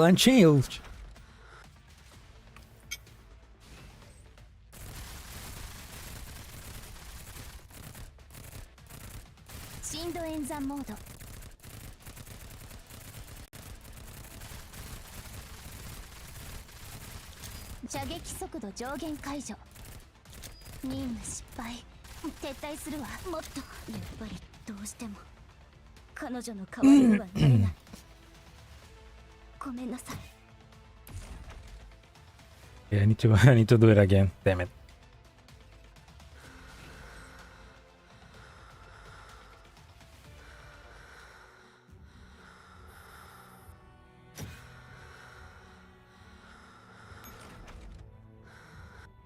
Fine, Paradox.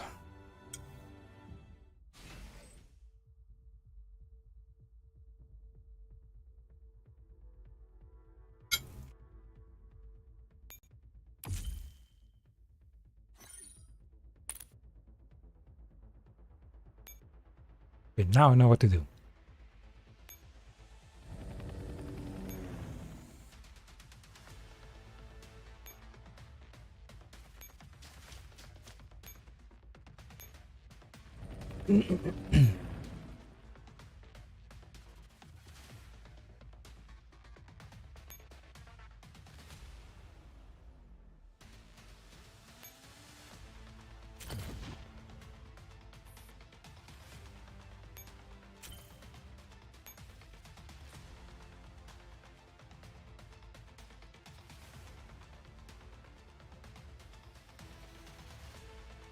Tres,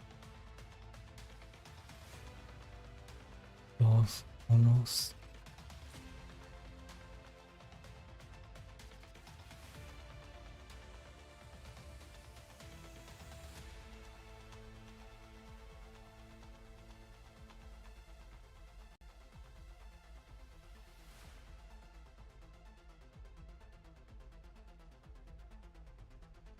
I imagine that because this guy is like in the rubble, he cannot move, right? Oh, we're about to find out, I guess. I'm about to find out.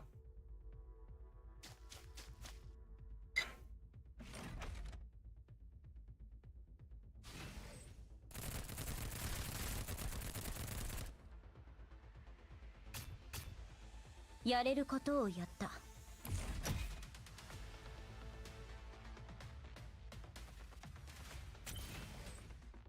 Hmm. .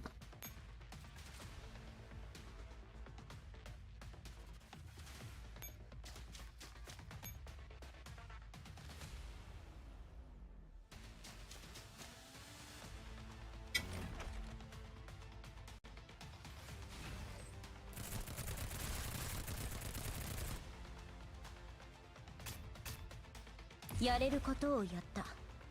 それだけさ。指揮官こそお疲れ様。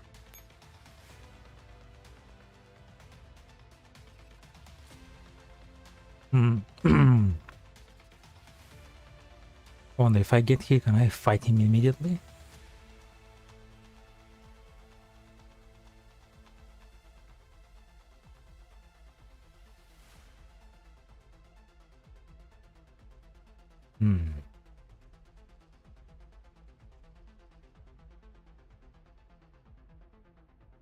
Okay, so there is no way that I can use the bombs on him because he only kites when I get here.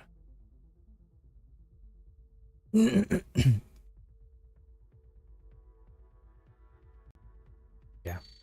Nope. Guess I'll...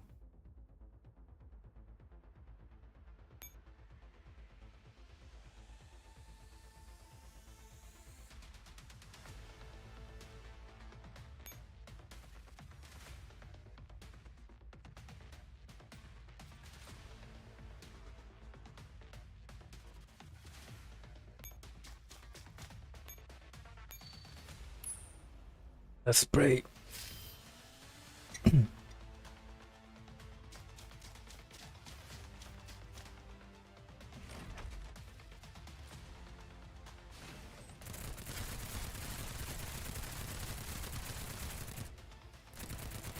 深度演算モード。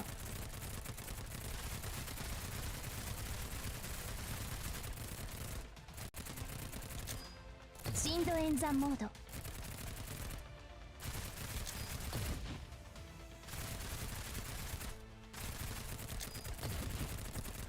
Oh my god! Look at that! Oh, he's so fast! I captured him in the moment.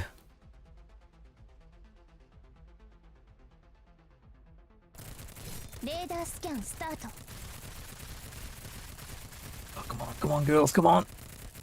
Oh, there we go. .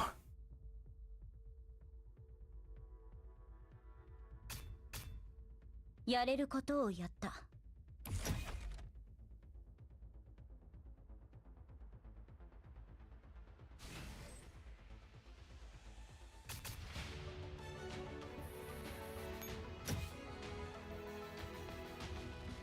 He got nothing on Ange. ルガー P08 式自動拳銃です。ふつつかものですが、よろしくお願いします。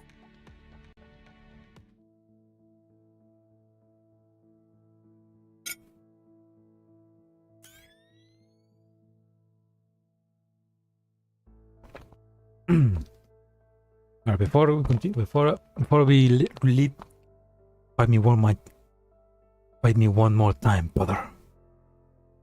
Brother. He feels kind of like Liquid from Metal Gear, you know. He's got the blonde hair. He's got the cool jacket. He's dead.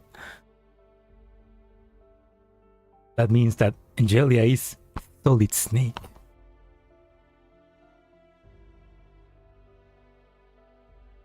Solid Ange. Commander. Trip over command.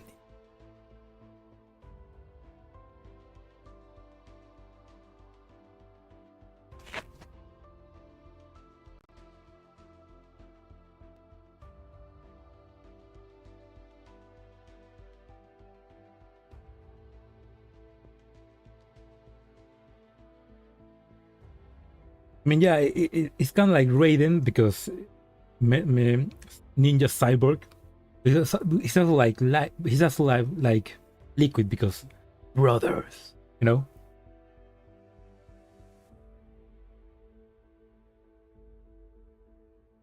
Jamming about that for you. I was your little sister. Nobody touch my little sister.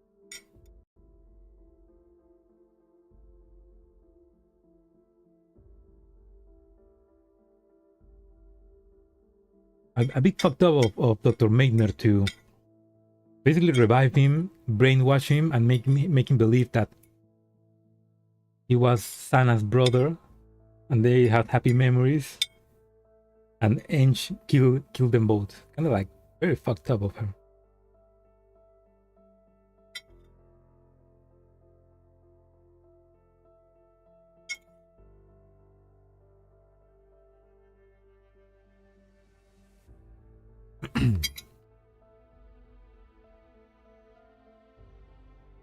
A12 sim. True. The only door capable of that is AK-50, probably.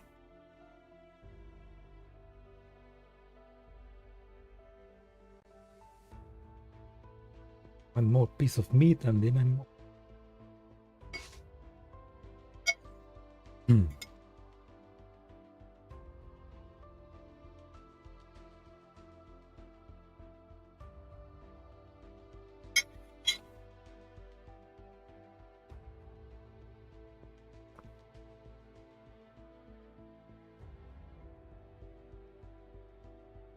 A15 is the true Ninja Cyber of the future.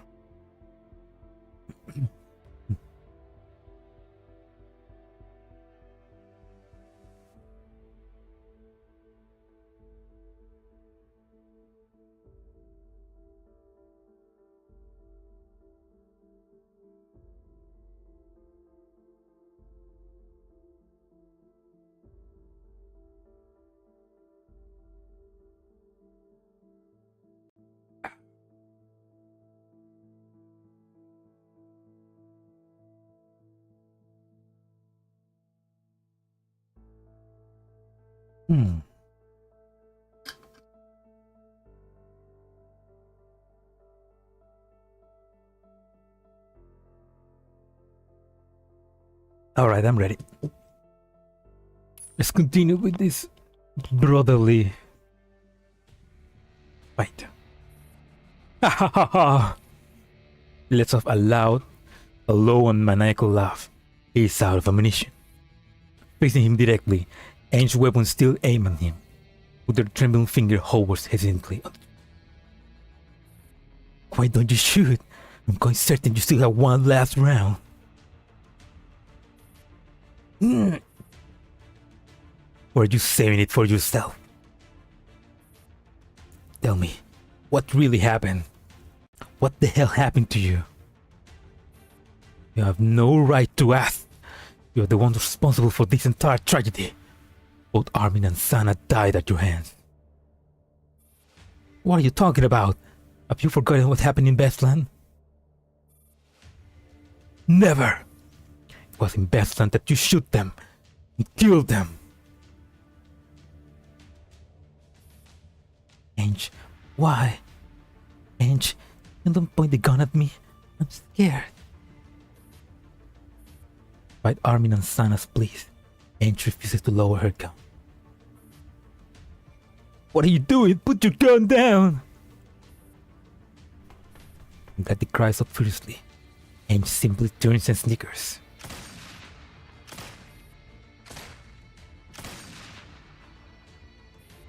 I'm gonna kill you! I'm gonna kill you this instant! Fueled by his rage, he throws away his now useless fireman and shoots at Ange. Ange immediately rolls behind a piece of obstacle. I didn't shoot them. I could never fire at them.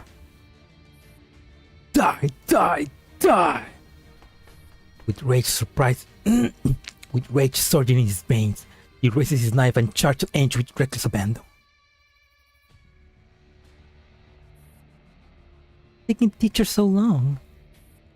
He'll be here very soon. Why don't we have some milk first? I'll get cold if you leave it. I don't like milk. You drink it for me. The warm milk is pushed up to his face. No, Sana. If she finds out you didn't drink your meal when she gets here, she won't take you to fun places. That won't do. You guys are so unhelpful. Under Armin's watchful gaze, Sana drinks up all the milk. Sounds a bit weird. Was so young. When you killed her, she was so innocent. Why did she have to die? Not you. Glady. Really your name? Try to recall your real name. His face contorts with wrath. He lets off a primal scream and throws himself at Ange behind the cover. I killed you. Here and now. He raises his knife as he laughs maniacally.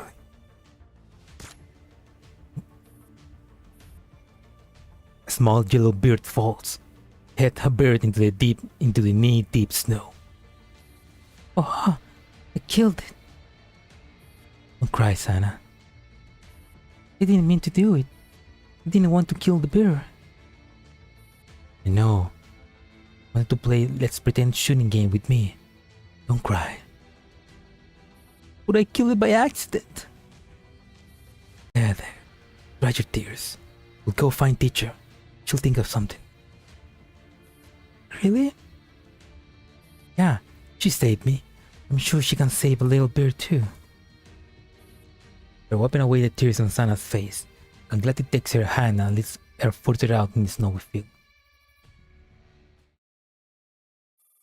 What kind of fucked up necromancer is this teacher? Sana was just a little girl who cried and cried because she killed a bear without meaning to. How could you kill such a girl? She was my only little sister. Little sister that Armin and I vowed to protect together. He grabs Ange by the throat and lifts her off the floor. Ange's face is deathly pale. Her right leg is gone from below the knee. Blood is spewing from the open wound. Didn't cry. What? When that bear fell, he didn't cry. Hey. You picked up the dead bird and lied to me. Then you shoot it deliberately. Back then I believed you. And I genuinely thought you were an absolute bastard. I hate you. Shut up! What the hell are you talking about? Ange's eyes becomes bloodshot. She reaches desperately, trying to free her windpipe from his hand and steal a breath. The struggle only makes him tighten his grip. Ramsden, go. Shut up, shut up, shut up! You are Ransom, not Glady. My name is Glady. Don't call me by that other.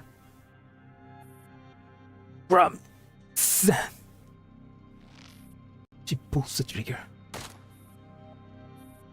Bullet grazes his temple, blowing up the device that had come loose earlier.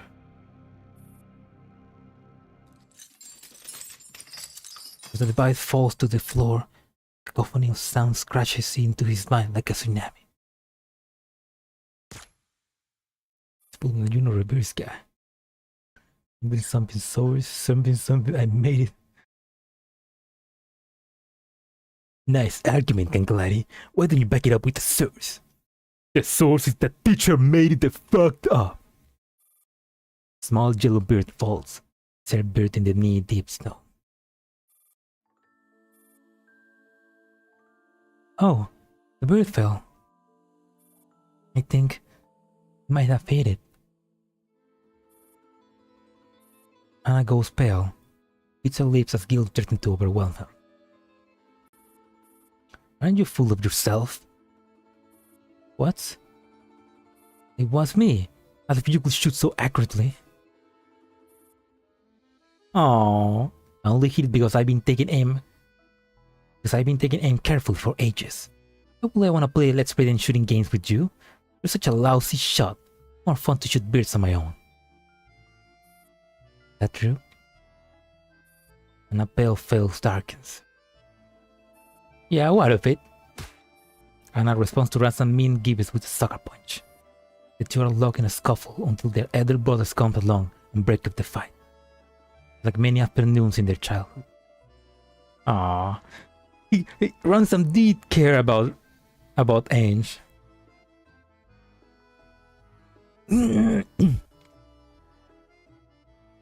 Ransom did care about her. He just was giving her tough love. Oh, that's a horrible way to find that out. Anna? Loosening up his grip in a daze, Anna falls to the floor. Can be. This is a trick. I don't believe it. Wasn't Anna. Was Anna. That time, I wanted to beat you up in our game so much. I strictly took out half the rounds in your toy gun before we headed out. By the time we reached the birch wood, we already used them all up. Ransom. You are Ransom. He struck the floor with his knife frantically. I'm not Ransom. I'm Ganglari. I've been freed from the thrall of death and returned. Did you grant me a new life? She will never deceive me. Captain Ransom, we are siblings. We fought together, by side. I watched you die.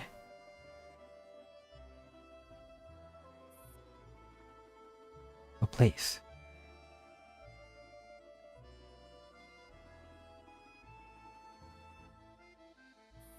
Lies! You're lying! You are already dead. You are now monster. Flings the obstacle next to Ange off the roof. Ange, now on the verge of death, lying by his feet. Monster? I will not allow. No. How could you allow yourself to live in this pitiful state? Sana. Armin. No.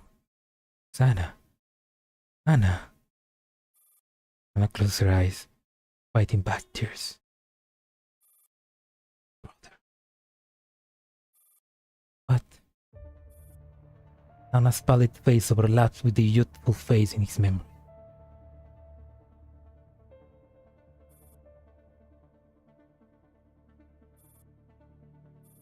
The two are standing in the snow outside the small cabin, staring at each other blankly.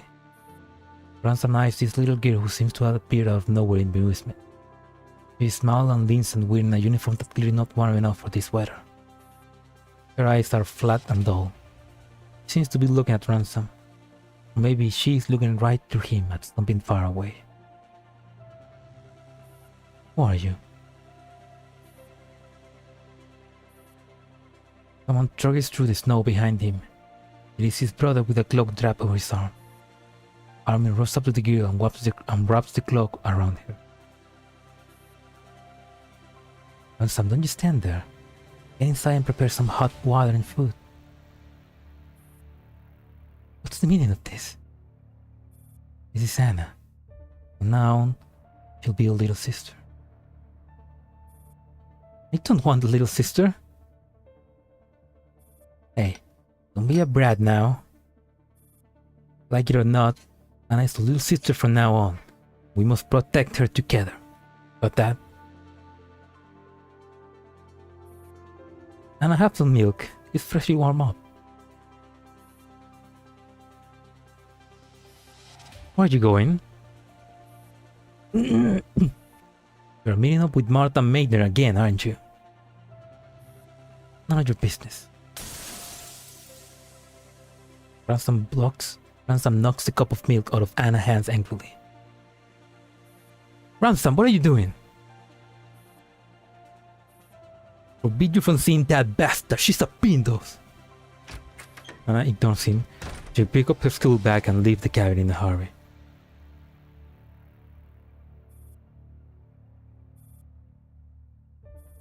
It's like when they first met.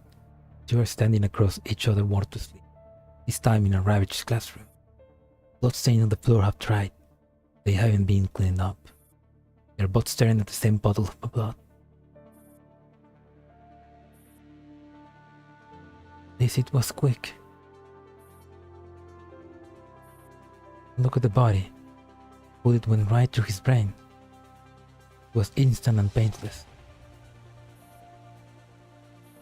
It was lucky compared to the others. You know how many others died today at Bethlehem High School? Some got shot, others got trampled. There were those who held on for a long time before finally dying in pain. Armin had it easy. Why are you crying? Ransom is doing everything he can to swallow his sobs. They still rack his body against his will. Ransom. Anna steps towards Ransom stiffly. She pulls him gently into her arms and strokes his back. This Armin will comfort us, isn't it?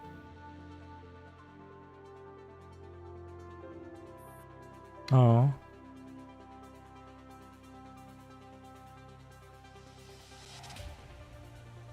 Ransom recognized her immediately, even in her uniform.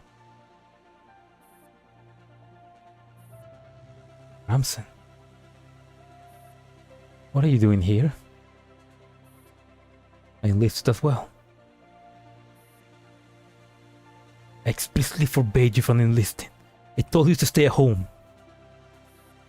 You forbade me from doing many things. Never listen to me. What's wrong with living out your days in peace back home? You have no right to interfere with my life. One turns and stalks off after giving him a cold salute. Ransom gazes at her back and is struck by how unfamiliar it looks. The little sister he is trying so desperately to protect is determined to break free from under his wing. Armin, if you were still here, what would you do? His right temple is pierced by another sharp pain. He can hear the sound of a building collapsing in his head. Anna. You're Anna. Ransom smiles wanly and looks down at his blood-soaked hands. There's no going back.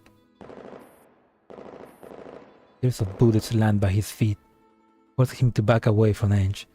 The wolf pack has made it. No, wait! Ange tries with all her might to prop herself up, but her voice is too weak for the wolf pack to hear him from where they are. Ransom suddenly bursts off laughing.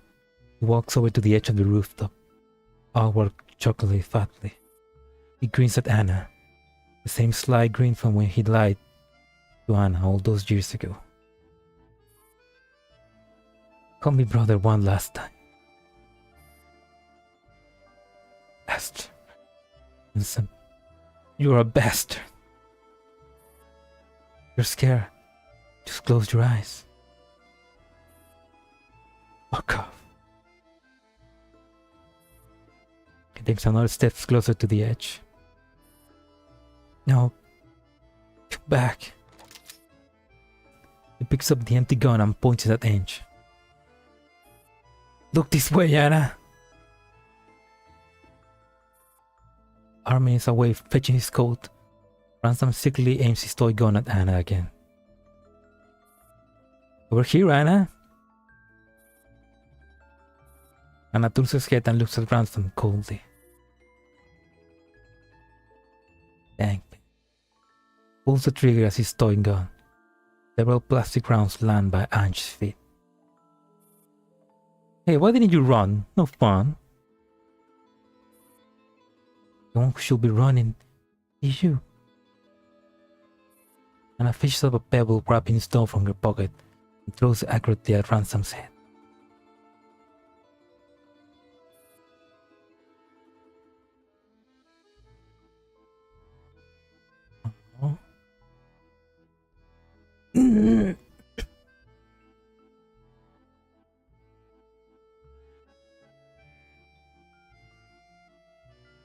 Oh man, he has no dick. Alright. Just this once, I'll do my job as an elder brother. I will avenge you. I swear. I swear I'll avenge you. And if I tell you not to, you wouldn't listen. Doesn't matter. That's just who you are. Baby sister who always a pain in the ass and who never does as I say. He's still smiling at Ange. Ramson. He remembers now. He died in that operation. Sacrificed his own life to snatch hers back from the demon of death. After all, he promised Armin he will protect their little sister. Finally remembers. Anna threw herself over him and bawled. Her warm tears fell on his face. His hands cannot recall that warmth. I only thought that I had clawed my way from Abaddon's back in the world of the living, but I never actually got out.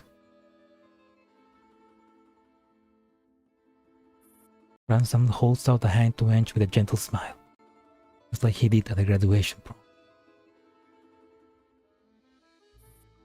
Need to go. Anna, I'll be waiting for you on the other side. You won't have to wait long.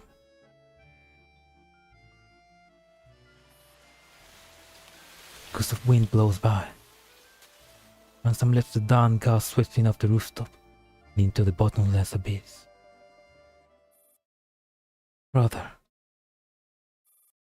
Ransom disappears from view as Ange cries out faintly. Dawn breaks on the horizon, bringing forth a surge of light. The pearly white light spreads towards the darkness, spelling it. Ange, you lost a lot of blood. You required immediate medical treatment. N94 helps Ange up apprehensively and tries to staunch the bleeding.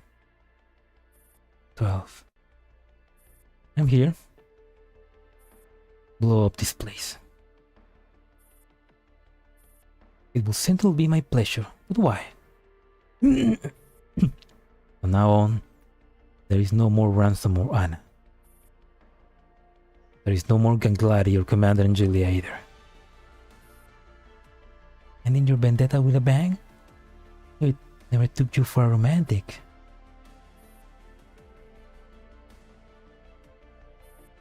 N94 hoists Ange on her back and leaves the precarious building. AK-12 promptly sets explosive and catches up with it. I'm guessing you'll want to trigger the detonation yourself. Yes, give me the detonator. All of the names you just list off, I think we should borrow one more. What? Wolfpack. Such a irksome name. And it always reminds me of some unsavory character. You mean... Well, let's go with Defy. Ange closes her eyes and slowly rests her head on AN-94's shoulder. From this day on, we will be walking down a path of darkness, leaving the light behind. We will defy the rules of dogmas of the world and do as we please. I like it. I have no objections. Ange smiles. She pushes the button of the detonator.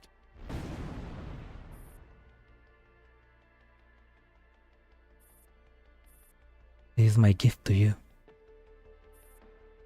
Good. Do the job and set my wrath ablaze. Abaddon, I shall await you in hell. Ablaze, demon.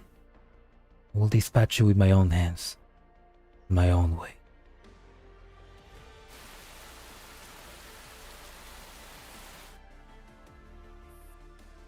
No matter how many times you lose your memory, no matter how the people around you present themselves, never change your mind. I expect nothing less from my student. Don't seem to know her well enough. It's a pity. That's how it is with humans. Think you know someone very well.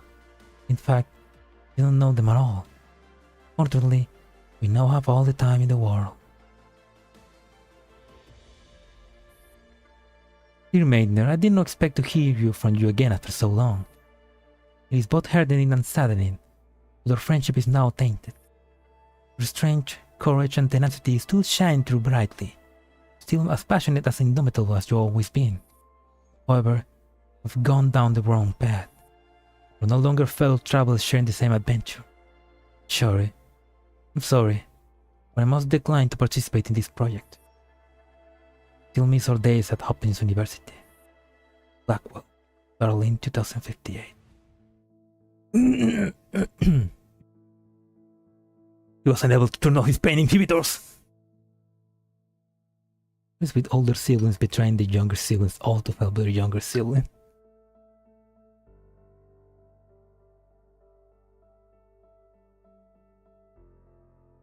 Always a familiar matter.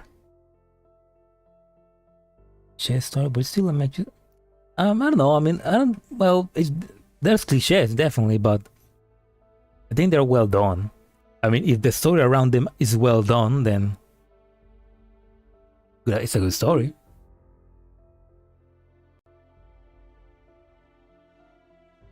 Oh, the lab level chapter 2 is unlocked. Bro! So good to see you again, but not yet. We gotta finish this first. Agent Angelina. I tried. Have you? Harmony in the blue silver. Dear Blackwell, it has been a long time since our last correspondence. For whatever reason, even this technological advanced age, I still prefer maintaining a relationship using more traditional means. The Hella project has a ridiculous high rate of failure. Even the only test subject is not much better than garbage. You probably don't want to hear any more of this, but I got to share with you how I feel right now. This time I gave up something things. Giving up does not lead to loss. On the contrary, we gain more by giving up. My latest epiphany. I'm hoping we will meet. Same old place in Bremen? In Bremen?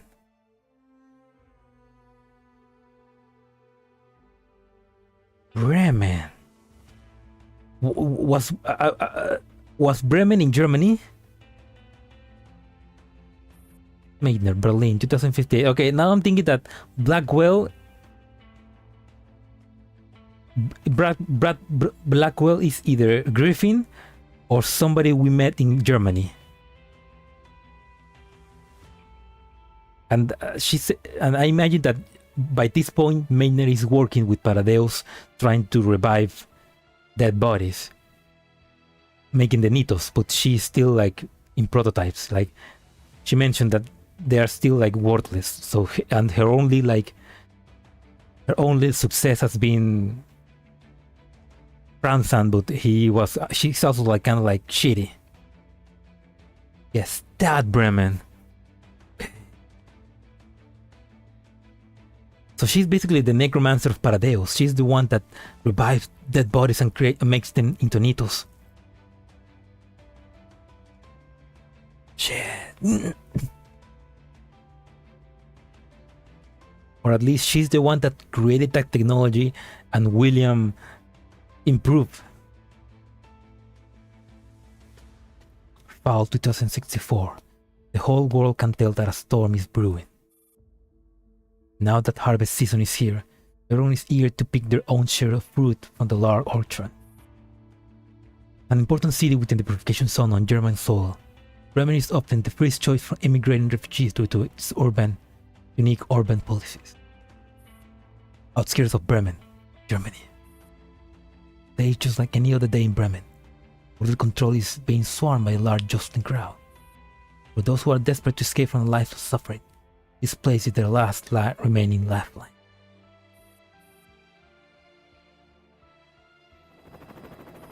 We have arrived at the designated location, 3.17 kilometers away from the Bremen quarantine wall checkpoint.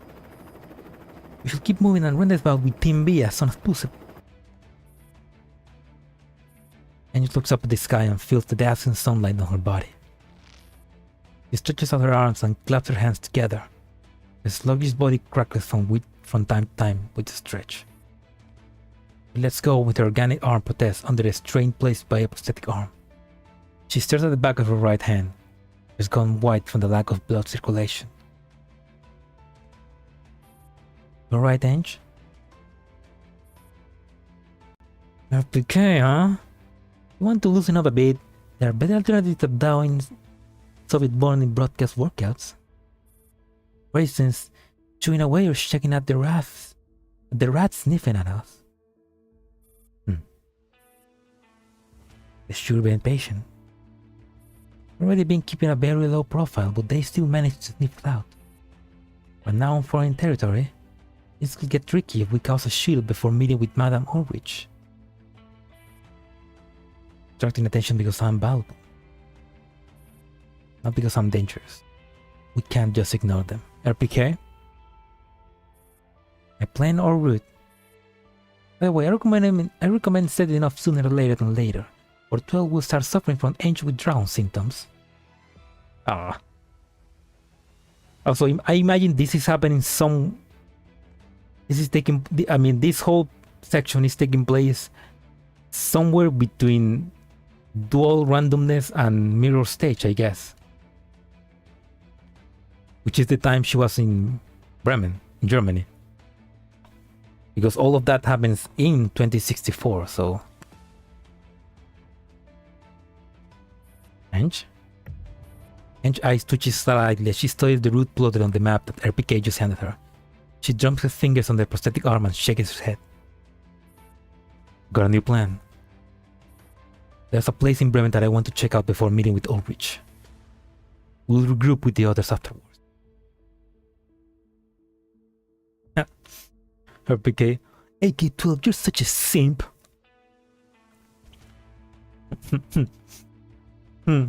That's the simp who simps for human bodies. We'll agree with the others afterwards. Oh ho ho! RPK peers at Ange thoughtfully with the narrowed eyes. I'm curious, what kind of place will pique Miss Ange's interest enough to warrant a special visit? That's not for you to worry about. Then what's the target location for your new plan? A second-hand record shop in Bremen Old Town. The name is Million Roses. No shop. Understood. N94 seems a bit confused, but she says nothing. Ange lowers her eyes and pursues the lightly dripped lips as she recalls the message from 12 hours ago. The mysterious message that had led to come to this decision and change her plans. Known message.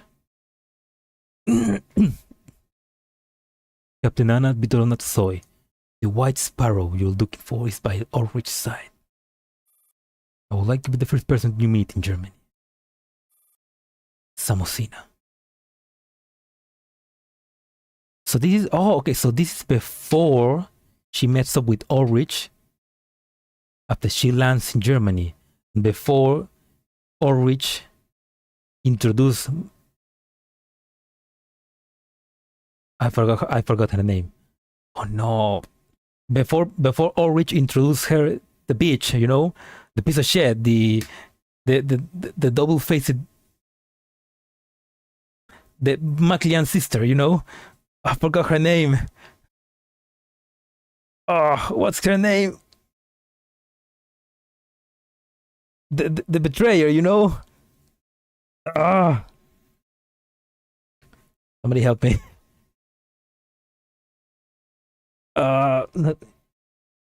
Morido, there we go. Okay, so this is because Minister Ulrich gave Morido to Ange so that she can help her while she was investigating in Germany. And this Samosina, says that the White Sparrow is by Ulrich's side. So this Samosina knows that Morido was an infiltrated in Ulrich's side. So that means Angelia knew that Morido was, or knew that somebody close to Ulrich was a traitor. Hey, now who's that? Million Roses Record Shop, Bremen. Standing outside the shop front, Ange can't help but wrinkle her nose at the faint musty smell of mold and dust coming from inside the shop. This slightly run-down record shop is located on a quiet street with very few pedestrians. It looks incredibly out of place standing at the door. I can go in my own. You two stand guard out here. Try to lie down. Don't draw too much attention. Are you really going inside alone? Don't worry. I won't snap anyone's neck. I'll be nearby. Stay in touch. After watching Ange disappear into the shop, RPK-16 blinks. Mysterious figure who even we must know about. They have their own ideas. Our job is just to obey. Huh, you're so cute, you have no business being with the rest of Oz 94.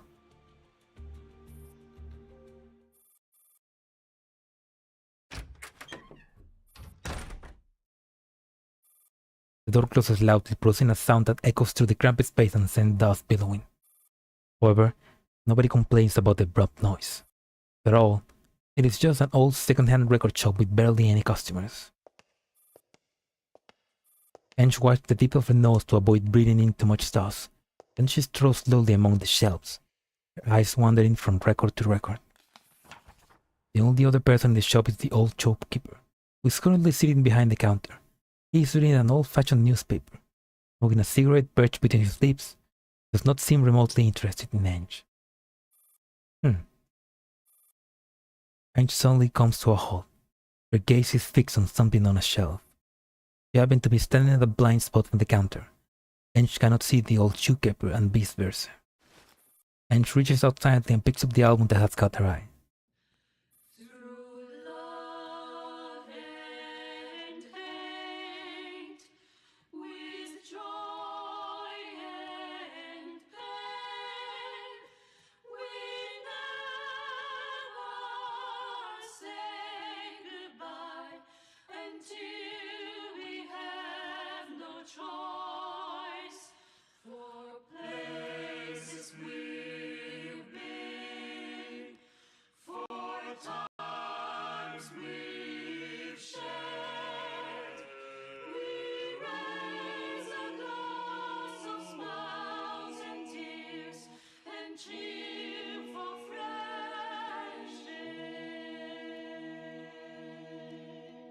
Damn, what a...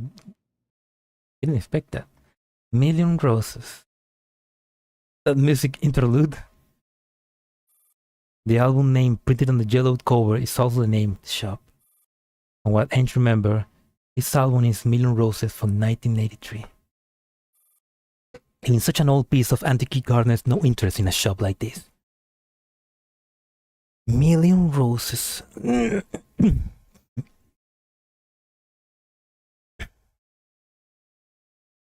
It has rich tides. I wonder if that's a real album. I wanna quickly Google that. Million Roses from 1983. Million Roses, 1983.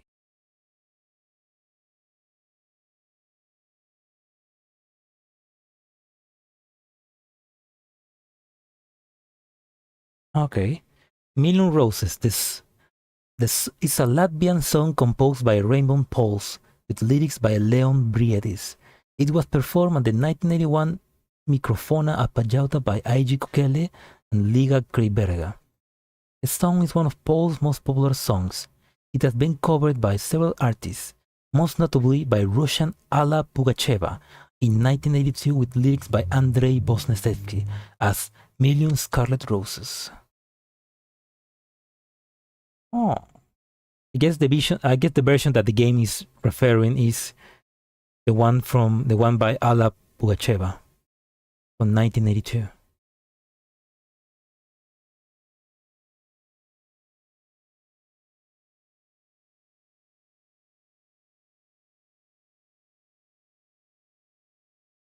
Pugacheva's cover was written by Andrei Bosnesevsky as Million Scarlet Roses, and Bosnesevsky drew inspiration for the Russian lyrics from the life of Georgian painter Niko Pirosmani, who allegedly once filled with flowers a square of an hotel where Marguerite de Sèvres, a French actress who he had affection over, was staying. The song is also the opening title track of Pugacheva's album of the same name, released in Japan in 1983. In Japan. Released in Japan in 1983. I wonder if, because that specific detail, that's how somehow the writers of the event like know about the song. Like, I mean, they're obviously from China, but I imagine that if it was released in Japan, maybe it was also released in China at the same time. I don't know. Pugacheva herself did not like the song. Even at the recording stage, she argued with Bosnesky about the lyrics of the song. She later admitted that the more she hated the song, the more popular it became. Interesting. I wanna hear the song now. It tells a very corny love story. The kind of love story that nobody appreciates or puts stocks in these days. And obviously included in the nobody. Right now, she stares at this album. She feels compelled by some inexplicable force to take a closer look. The weathered album jacket feels like it could fall at any point. Ange opened the album to reveal Cherry's record in a mint condition. Did she notice that on the internal leaf of the album packaging is some words written in slightly faded ink? The piece of paper has already deteriorated. The writer's external voice can still be gleaned for the graceful flowing strokes. Dear you, in 100 years. By the time you see this album, I will probably be long gone. The war on living is right now filled with despair. It's sad that humankind will only start working together in earnest when faced with a natural disaster. I imagine you, who are now reading this note, must be living in a better, more unified world where problems such as radiation and environment contamination have been solved. That is true, that I must say, at the bottom of my heart, how I envy you. Same. Ange's chest tightens, and the head feels heavy.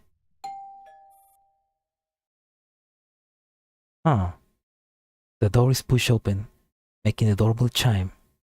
The floorboards creak as a woman with neat short hair comes into the shop. She's one of the agents that works for Stasi. For a shop that specializes in selling antique and vintage items, customers are few and far between. Sometimes it won't get even a single patron in an entire week. Right now, the shop is the busiest it's been in a long while. Hey, Miss Angelia. I hope I haven't kept you waiting for so long. Ange slowly closes the album and puts it back on the shelf. Gathering her thoughts, she turns around and looks at the short-haired woman standing in front of her. Samosina. You can call me Agent Q. The short-haired woman raises her chin and smiles at Ange. Ange takes in her appearance and attire, as well as her fingers tied typing rapidly at her communicator. Can't help but feel a bit flabbergasted. Just blandly advertising the fact that you're a double agent. Don't worry, I work both jobs meticulously. Neither of my bosses will come to any harm. I'm not here for this kind of crap. Get to the point. Suits me. Suits me just fine. I don't like beating around the bush either. I read your file in Lubyanka. You're investigating Paradeus, aren't you? We're on the same side regarding this matter. Which boss are you investigating them for? Well, both of them. Okay, so she's a double agent from, I imagine, the German side with the Stasi and the Soviet side from the Soviets, I guess. They share the same position. If you insist on being cryptic, there's no point in continuing this discussion. Of course, however, it's impossible to explain everything in just a few words. Why don't you buy me a coffee? I don't like vodka. They have coffee vodka on the menu. That's an insult to vodka. Ah. The two women put their secret conversation on hold to purchase some food and records like ordinary customers. Ange gets herself the million roses and a cup of decaf coffee. On the other hand, Q orders practically every snack and beverage available on the menu. Better finish it all. Don't worry, this will last me through the entire afternoon. Do you remember the Sunspot incident? The incident that set the Stasi intelligence work on the Neo-Soviet Union back by 20 years? Precisely. Ever since then, the Stasi reputation and status have gone down the gutter. My boss in Germany is, how do I put it, an overachieving perfectionist workaholic. Give you a rough idea, if there were a pasta making competition, she will end up making pasta so long it could go around the planet 3 times. Yeah, that's the kind of freak she is. She aspired to restore the Stasi to its former glory. An ambitious aspiration. She's talking about the leader of the Stasi, the woman that I don't remember her name, but I do remember that Agent J once cosplay as her. So she was rich tights and has an RR hair. Do you have an idea how narrow how little that narrows it down? But she actually did it. I'll let you take a peek.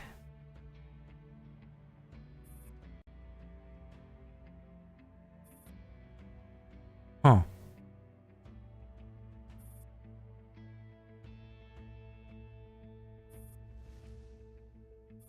Astonishing, isn't it? The sheer scale. Bianca didn't mention anything about this system. Miraculous, don't you think? Romy, there we go. Agent K platonic love. Let's meet to only one conclusion. Looks like your boss in Lubyanka is practically the Stasi's running dog at this point. Might not be the best choice of words, but that's pretty much how it is. The system named Bee Sting is essentially a real-time surveillance system. But my boss in Germany has recently discovered that there's someone else behind it. Paradeus. Indeed. Is this why you insisted on being the first to meet me in Germany? Yes, the Sparrow by Ulrich's side, long been transparent, Ange, and work together. Whole thing is so laughable I don't even know what to say. I look like a sports car. The wheels are manually pushed by 4 men hiding underneath. That's the truth with many new inventions. How do I hide from the surveillance system? You don't. It's impossible. Which is why I'm taking such a big risk meeting you in person. This information can only come straight from me to you. Anything remote, they'll see. If there are any unknown personnel around you, or if you communicate via an unencrypted channel, they'll see. Just to be clear, I have no desire to get involved in the stasis infighting. Relax, I'll handle Kay. Ah. But when we were in training, I always bet him in everything. That's why he's only good enough to work under a little ship, like the incumbent director. This is before. Of course, yeah, this is before. Of course, this is before they changed directors in the Stasi. Because K and J were working with some other director. But the moment Romy steps in, that's when things got harder for K and J. And well, not harder, but Romy actually was doing things. Yeah. Yeah, because the moment Romy steps up into control of the Stasi, that's when the Stasi actually became helpful for Ange and the commander. So Agent Q is working for Romy, and I guess the other... I guess Agent Q is a double agent for Romy and that other boss on the Stasi that is not doing a good job. Pre-dual randomness, yeah. Yeah, this is basically pre-dual randomness. What? You're sure that the boss you're betting... What? You're sure that the boss you're betting on will get ahead? Absolutely, and she was right. What is the basis of a judgment? My mission reimbursement is 3 times K. Ooh. Who is this sparrow by Aldrich's side? Secretary Morido. She's what they call Nanito. Oh, that's why she was so prepared. She knew from the beginning she was a Nito. Oh. That's why she didn't get surprised by her when they were in the airplane. That's why she was one step ahead. Oh. The pieces are falling into place. The Secretary Morido, she's what you call a Nito. After swallowing the last bite of her brownie, Q gets to her feet and picks up the most expensive record on display. Get the bill this time. Might treat next time. Q looks at the speechless Ange and smiles. Then she turns and takes a leave, disappearing silently beyond the shelves. Ange is left on her own. Shit, man, shit. Fiddler on the roof. Hey, that song. Do, do, do, do, do, do.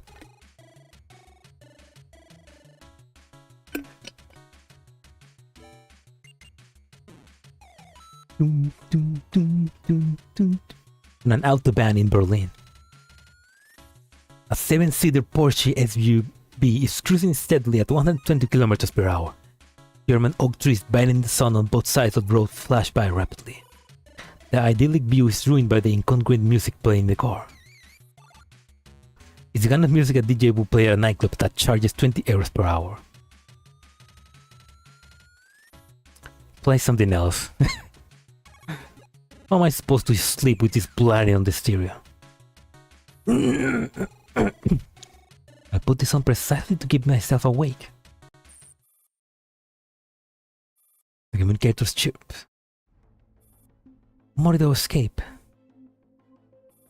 On the plane? Yep, this is after. She jumped right off from a height of about 400 feet. The Stasi had been searching the river channels in the area. Nothing. What did Kay say? This is a matter that concerns only the German government. Why is it a 7-seater though? 7 is a strange number for this. Yeah, right? It's normally 8. Like a big USB is normally like 8 seats.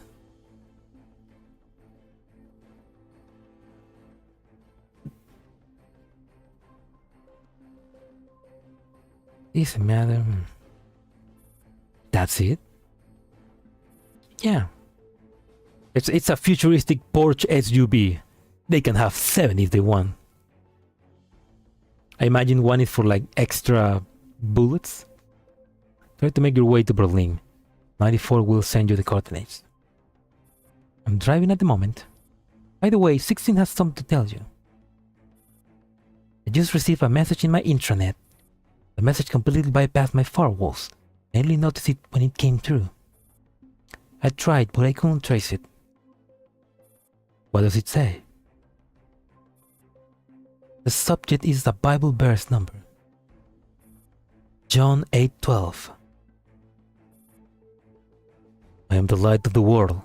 He that followeth with me shall not walk in darkness, shall have the light of fire. Getting religious here, huh? John chapter 8 verse 12. How pretentious. And revolting. It's probably a stupid question, but does this remind you of anyone in particular? Does it look like I know someone so obnoxious? The message itself read, Dear Miss Anna Viktorovna Tosoy, I hope you will forgive me for meddling, but I deeply regret what happened in Bremen and the bad decision that Stacy have made due to internal strife. There are things I wish to discuss you with concerning Paradeus. Please meet me after lunch. Then there's an address. Looks like an old bar in the old town. That's Griffin. A bar called Athena's Owl. Do you know the 3 types of people that I hate the most? People like AK-12 and people like me? People with no conviction, protection, pretensions, pricks. And what's the last type? William. Did you go to the meeting? No, I would have been interested in things were different. But now, it's too late, and I don't have time for it. Just ignore him. Let's meet at the mansion. Aren't you being a bit too impatient? Don't bother. Once Ange has made up her mind, even I can hold her back. Just do as she says. Of course. Freaking RPK. I mean, now you know RPK just fucking... She's saying that so that she can delay. Because RPK wants to delay Ange and wants to like... make sure she's still in contact with Griffin, because the moment she doesn't, she has to betray her and give her to Paradeus. Because fucking Griffin gave Ange to Paradeus. God damn. Ange hands up and appears at AK-15 and AN-94 in the back through a rear view mirror. Send them the coordinates. Done. A car honks at them from behind. Ange can't help but frown. What's his problem? Oh, we passed the speed restricted stretch. Q turns to the steering wheel and changes the rightmost lane on the motorway. Generally speaking, the advisory speed limit here is 130 kilometers, but there are stretches where that limit doesn't apply. The car behind them roars past them on the left. Disappears from view in the blink of an eye. Why should we let them pass? Hey, we're in a disguised civilian vehicle. Stop the car, let me give you a proper demonstration of how to operate in disguise. With a forward brow, Q pulls up on a shoulder. She gets out of the car and moves over to the passenger seat. For the record, this is my boss car. Anything else I need to know? Let's get out of the way. I had a very big breakfast. I don't want to throw up in the car. Before she can finish, the black Porsche roars into life and speeds down the autobahn at a speed of nearly 2,000 kilometers.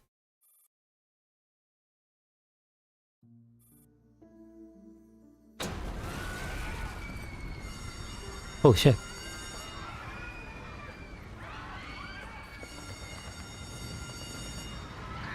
Hell does not exist. The dead return to dust, and their souls dissolve into nothingness. Life is so fragile. It takes a bullet, a fire, or a stroke of bad luck for it to be snuffed out. Don't scare me anymore.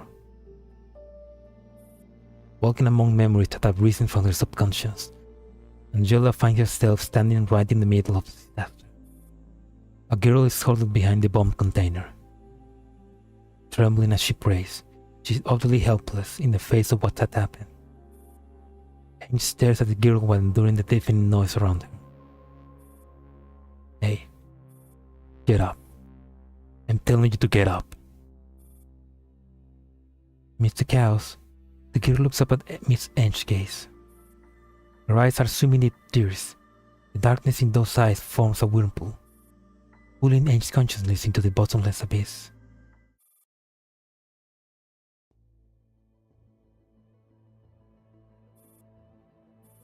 Ange sits up woozily in bed and rubs her temple to clear her head. At this point, she doesn't even bother to ask what AK-12 is doing in her room. She's gotten used to it. Pour me some tea. Are you alright? Only then does Ange notice the grim look on AK-12's face. What do you mean?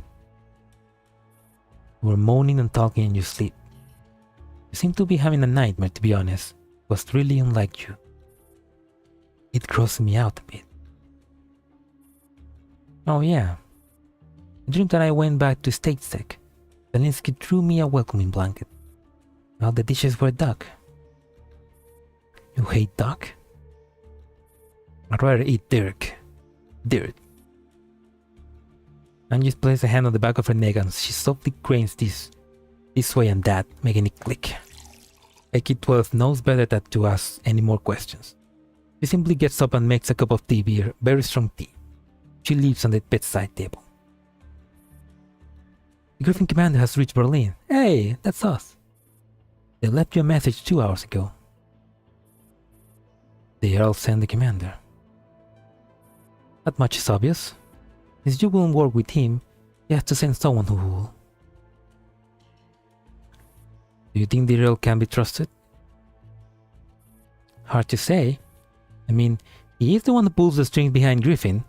However, whoever doesn't trust their boss will have to jump ship. I never liked him.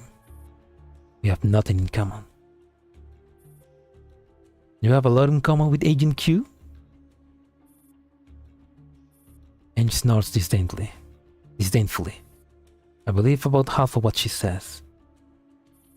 Would you meet with the commander? No. It will make their job much more difficult if they get caught between me and the Earl. But at the end of the day, Ange, we choose you. So you're just going to leave them on read? Send them the information you learned from fighting Mordor, and tell them that while I appreciate their offer to help, I must go about things on my own. Also tell them, don't trust anyone, especially the Earl. Understood. Where's Q? She's been contacting the Stacy in Berlin. Oh, by the way, we also heard from Kay. He has apparently arranged for an Agent U to take care of your needs in Berlin. So they got a new guy to watch me. I haven't responded to his message. Well, I suppose it's only a matter of time for the Stacy to track us down. If Q and U end up locking horns, whose side should we take? You have to stay ahead and let them dig it out. Whoever comes on top will catch up with us. How better like you?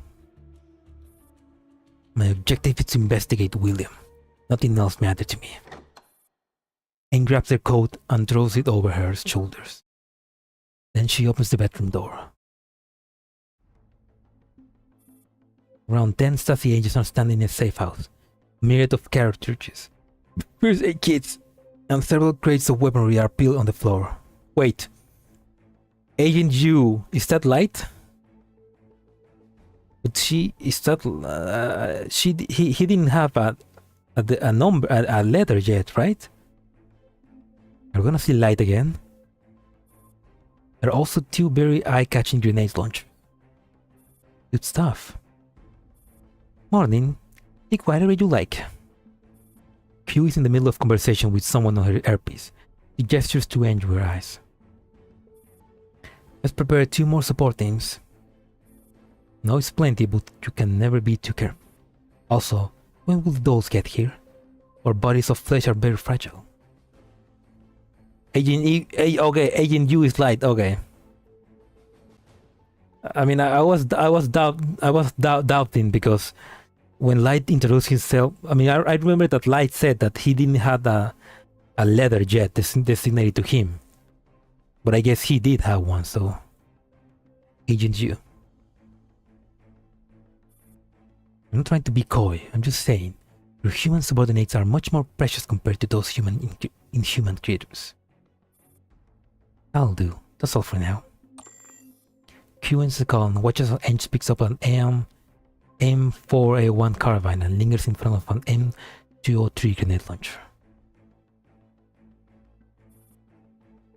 That's for backup. I recommend leaving that with me.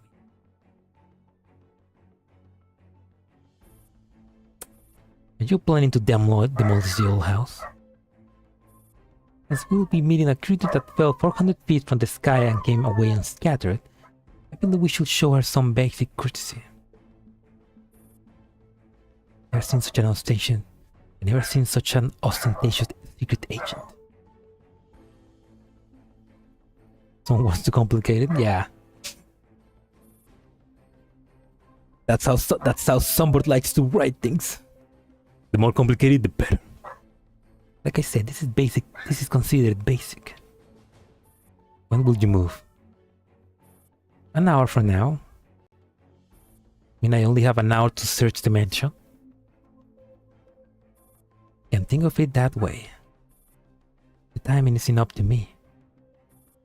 Rather, Big Fish will get there in less than an hour. Who is Big Fish? Someone in Paradeus. Gray, I guess. Then as the fish bait, I better set off. Ange puts down the carbine. The 5 dolls follow after her without having to be told. And you're gonna take some weapons. We have the best weapons you can ask for.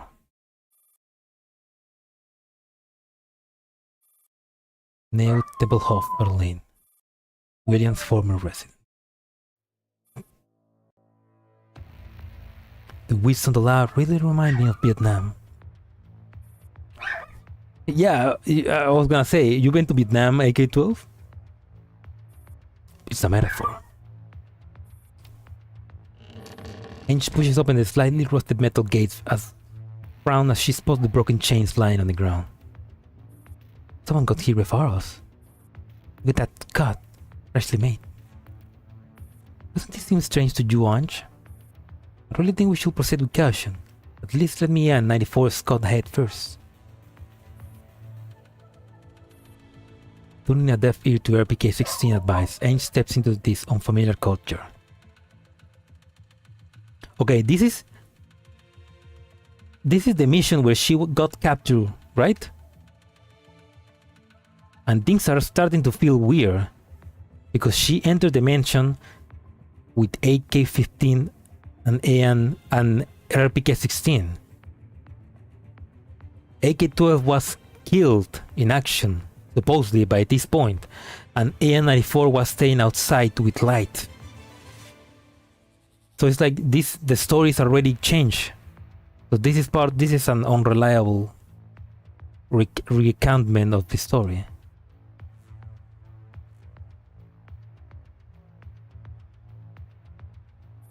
We're already here. Ange looks up and studies the mansion.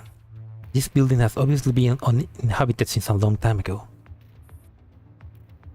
The group walks through the front yard. It must have been many years since the garden last tended up to it. Oh, welcome, Augie! Making me miss M16A1. Me too, man, me too. Man, fucking, we need fucking M16 mod 3 now. They've been teasing her up way too long, way too much. Not a high bar to clear. True.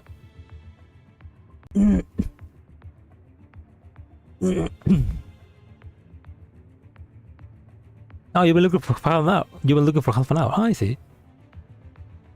Well, welcome half an hour ago. Blah, blah, blah, blah, blah, blah. The group walks through the front yard. It must have been many years since a garden last tended to it. Other than a few decent bees, there's no sign of any other living creatures. It's so quiet. No heat source detected inside the building. This eerily silence haunts Ange.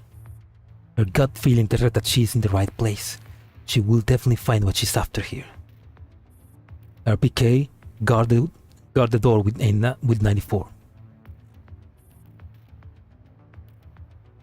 Okay.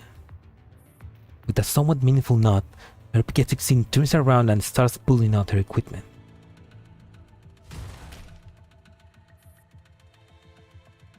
AK-15 gives a powerful shove, and the doors of the mansion swing open.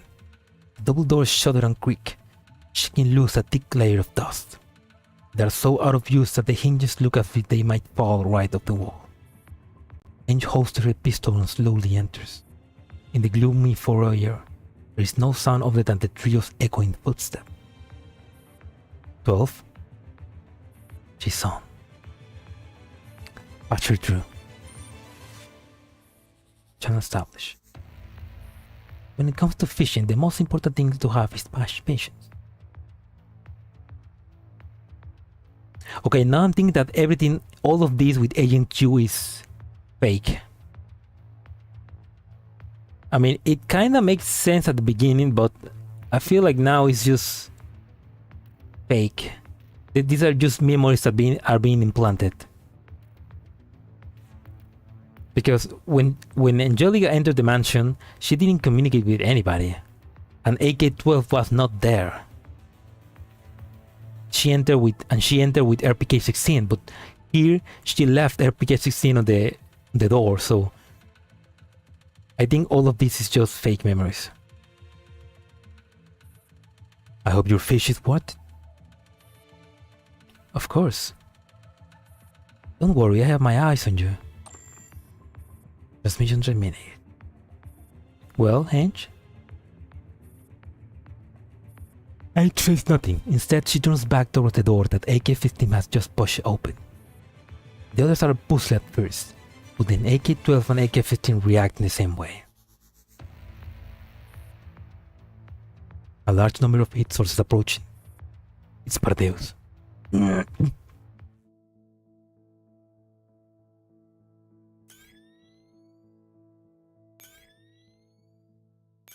This one. Eyes of the Dead. Wait, no, fuck.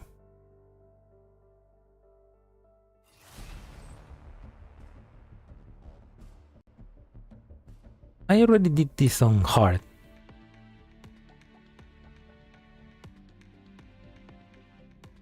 Like, I already done that mission on Nightmare, so I'm gonna just go to the hard. I'm just gonna go to normal and do that. Because I want to keep reading. Story, man, the story is just getting too hard. Yu has a very shootable face. Yeah, she's that smug bitch, motherfucker. She just had that smug motherfucker aura. Talk to the agent, okay.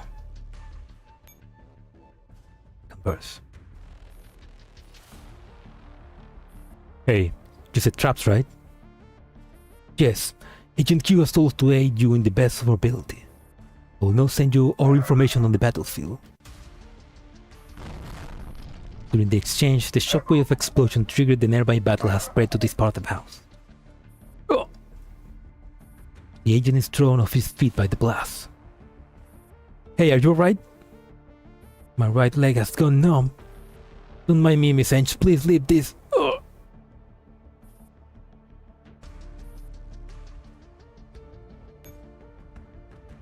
Right.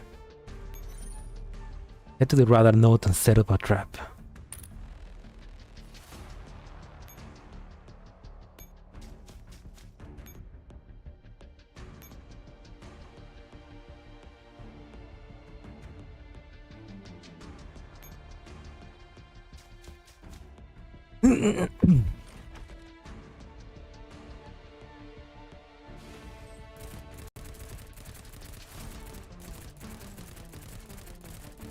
私にできるのはこれしかない。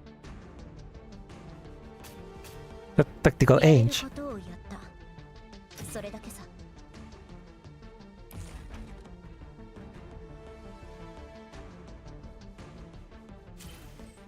Alright then, let's...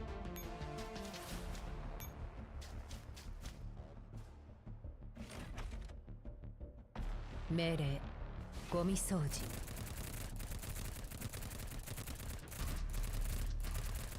深度演算モード。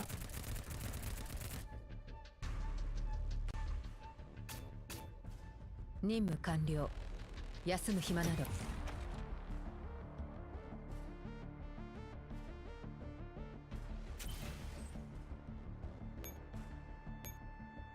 新たな任務を受け取りました。 Upgrade to the designated location. Eliminate the third party units. Great.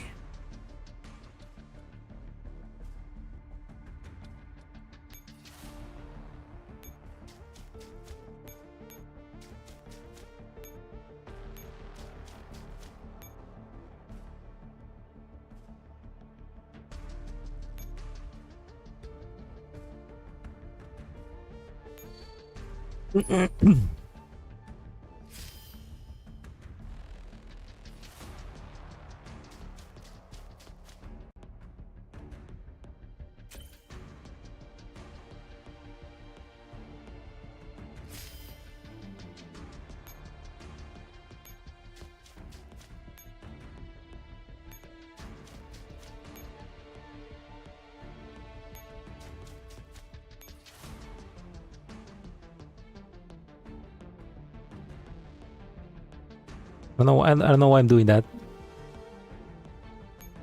Maybe for a secret achievement, maybe?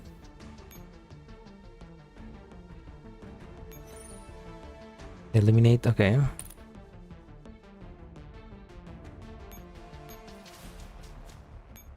Let's do one more.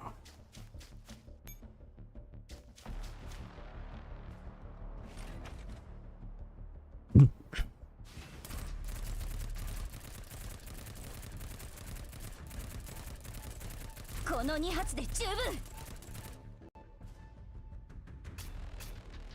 やれることをやった。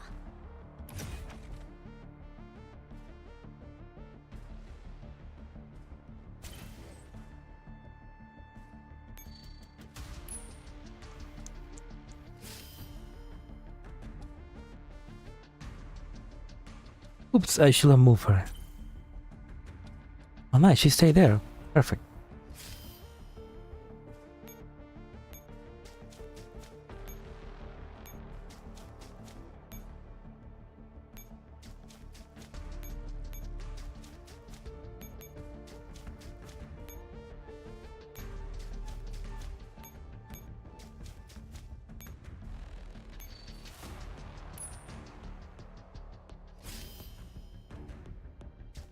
Oh, have a nice dinner, Talo.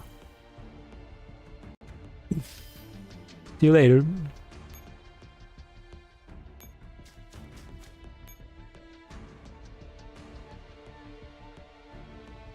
There we go. Now we fucked Gray. One day we can hope for the animation adaptation for the story that is in the first few chapters of the game. Yeah. I'm sure one day. Oh shit. Oh fuck. Shit. Okay, that's my fault. But yeah, I'm sure one day we'll get to it. Maybe. Hopefully.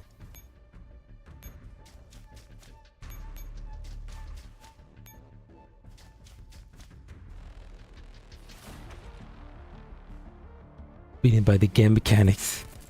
There we go.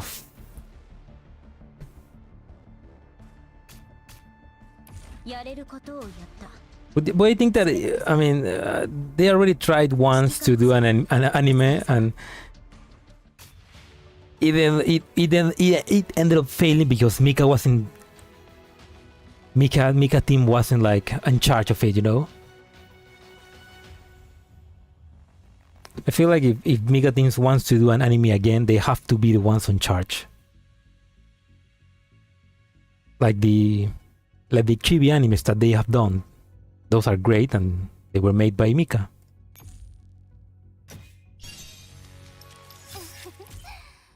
悪さ BPK よ。指揮官、お会いできて嬉しいですわ。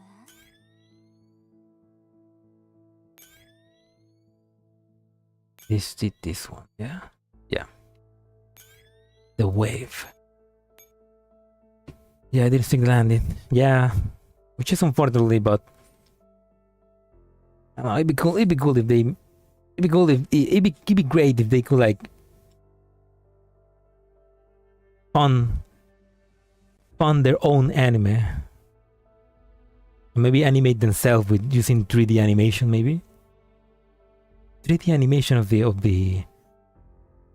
3D animation will be, I think, will be perfect. Especially if they do a 3D anime with the same quality of the animations from Girls Frontline 2, then they could have a great anime.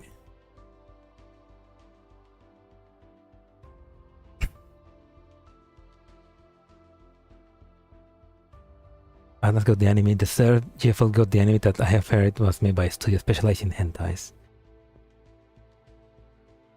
A rumor at best, but comedic one. I don't know about hentais, but I know that it's a studio that just has made mostly cheap or like more comedic animes, not like the action heavy anime that Girls Frontline deserves. Yeah, Arknights has gotten a pretty good anime. It'd be great if we could get that quality.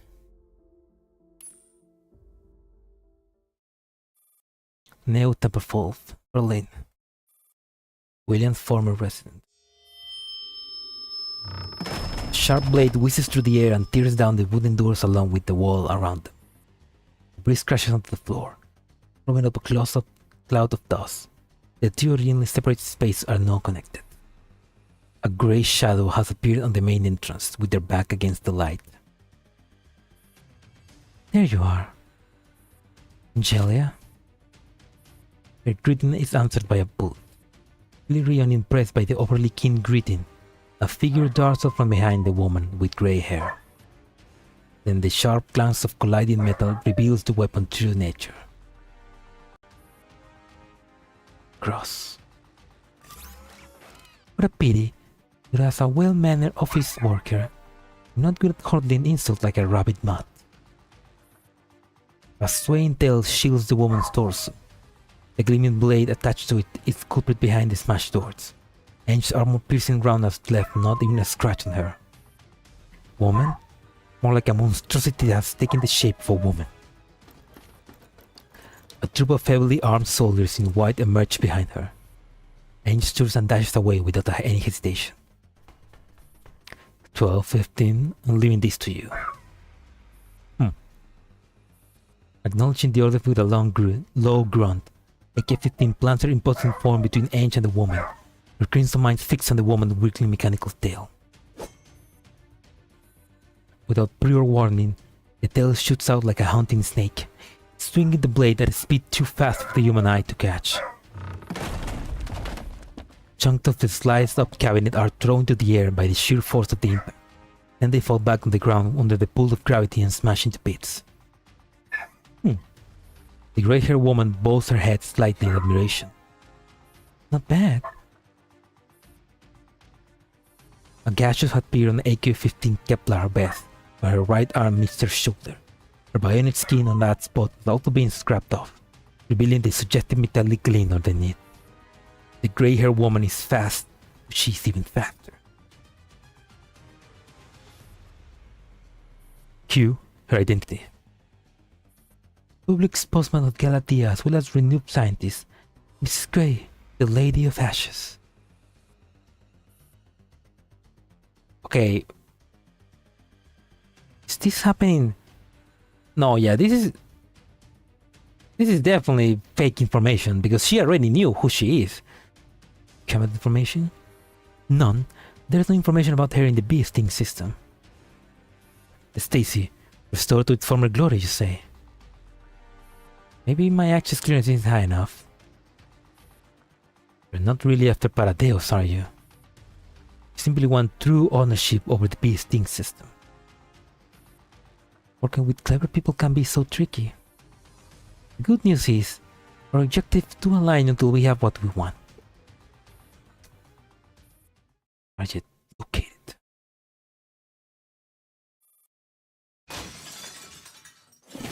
After smashing the glass with her bionic arm, Ange grabbed the disused fire axe without a thought and buried it straight into the head of an incumbent astrolite.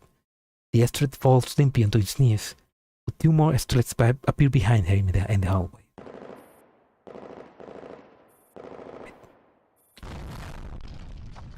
She falls back behind cover, then an explosion erupts somewhere to the west. Shaw once told her that AK-15 was invincible. She believes in Shaw. More importantly, she believes in AK-12. In that case, Ange loads a magazine into her pistol. I only have to worry about keeping myself alive.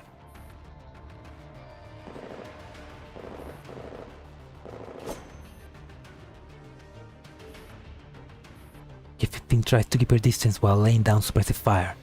All of a sudden, a cold and dangerous gleam appears right in front of her, forcing her back. Acting on pure instinct, she drops her weapons and quickly falls backward to pull away. The AK-15 assault rifle clatters to the floor, flies clean into two. The grey blurs that darted out in the peripheral vision has now been retracted. I try to understand father's obsession with Soviet technology. Unfortunately, they can only put up so much distance between us and this limited space. An impressive-looking blade protrudes from between the middle and ringed fingers on each of Grey's hands. These claws are twice as long as her head. AK-15 fires a round with her MP443 at Grey's head. The round simply bounces off the scorpion terrier. AK-15 holsters her pistols and draws her combat knives instead. Grey watches her with amusement, then she glances at the newcomer who has appeared behind her. The past the Deox is turning into a trio then. Quality of her build is on par with, if not superior to that, military unit. However, she still takes damage from bullets that follow her tail. The mechanical tail made of unknown material is incredibly tough and sharp. The same goes for the blades protruding from her hand. If we don't do something about that, we won't be able to take her out. The good news is, having observed her for a while, I found her weakness. Right. I thought you complained about me taking my sweet time. My eyes can only spot her movements, but your eyes can't spot her weakness. Have faith in my comrade. She has really changed you. One more thing. K-12 holds up her combat knife, her eyes ablaze as she zeroes in on Great. Tail can't fend off attacking coming from two separate directions at the same time.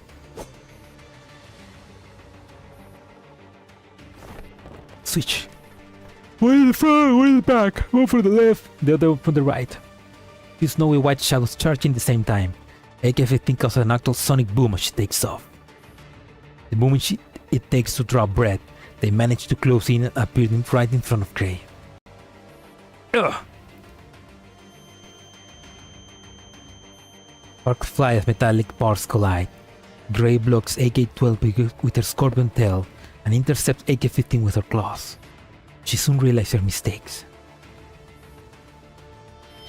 Her arms are not strong enough to counter AK-15 brute force. AK-15 grazes at Grace evenly as she continues to shove her combat knife closer and closer toward her face. You mad beast! Grey feels their anger rising. She seems to take personal offense at AK-15 outdeathed. With a flick of her enormous scorpion tail, she sends AK-12 flying. The tail then twists and makes to impale AK-15. Then, feeling a sudden weight on her tail, Grey looks back and only then she sees that AK-12, who she thought he had dispatched, is hanging onto her tail with her ankles crossed over each other. Meanwhile, I was right. The blade isn't fully integrated with the rest of the tail. The connecting section is slightly less robust. AK-12 grabs hold of the stinger of the grey tail and pulls the pin of the grenade that she has hooked onto the joint where the blade is connecting to the tail. Then she lets go and swings herself off the tail, landing safely on the floor. You petty. Grey's scorpion tail explodes with a deafening boom. Stay with her hands. AK-15 Combat 9 and Grey's claw are locked in a stalemate. But then AK-15 let go of her knife and instead grabbed the booty of the claw extending out of Grey arms with her bare hands. Ooh. AK-15 arms emits a mechanical groan. The wooden floorboards beneath her feet splinter under immense pressure. Grey comes to a horrific realization. This toll intense too. Arrgh. Damn. Blue sparks erupt, leaving black charred marks on AK-15 flace. She has ripped the blade off clean of Grey's arms. Catch! Okay. AK-15 does not pause and tosses it directly over to AK-12, who is positioned behind Grey. AK-12 catches it neatly, then with a backhand strike. The sharp blade pierces the spot where the grenade has just gone off. The stinger withers in the air before clattering to the floor. The damaged scorpion tail strikes AK-12 again, but without the stinger, the attack no longer packs much of a punch. AK-15 sees the bottom distance between herself and the enraged Grey. Ow, I'm dying to take a closer look at your construction. You gross stitch up freak. You dolls reuse the strategy of attacking from two directions. AK-12 looks smugly at Grey, was being to brief a claw on her stinger, and picks up her gun from the floor. I'll distract the tail. Fire on her from the mid-range. Don't worry, I have 10 magazines waiting to be empty. They reveal the plan without bothering to speak through a private comms channel.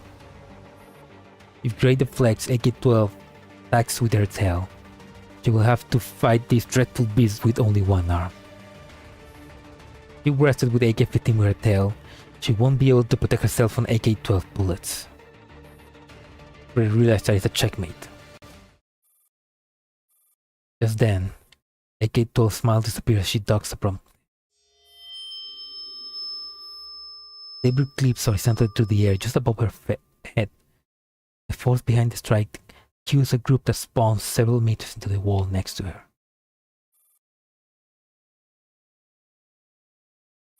Having barely avoided being cut in two at the waist for the second time, AK-12 cannot even catch a glimpse of her sideline until the figure suddenly appears next to Grey. Oh, the Grey's simp. I forgot her name. There we go. Her eyes light up with rage as she takes in Grey's disheveled appearance. She keeps her emotions under control. Sister Moridor succeeded. Great, let's go, Greek. Greek glares that you defy those warily while keeping Grey shielded behind her. She cuts right through the wall with her stable, creating an escape pad. Wait, don't go after them. AK-12 stopped AK-15, who is trying to pursue the enemies. Then with her communicator, she contacts Ange, who has been hiding behind cover. The plan went smoothly. Good. Now we have to wait. We wait for this lost rabbit to scurry back to its den in panic. With all the unwelcome guests gone, Ange can finally study this mansion in greater detail.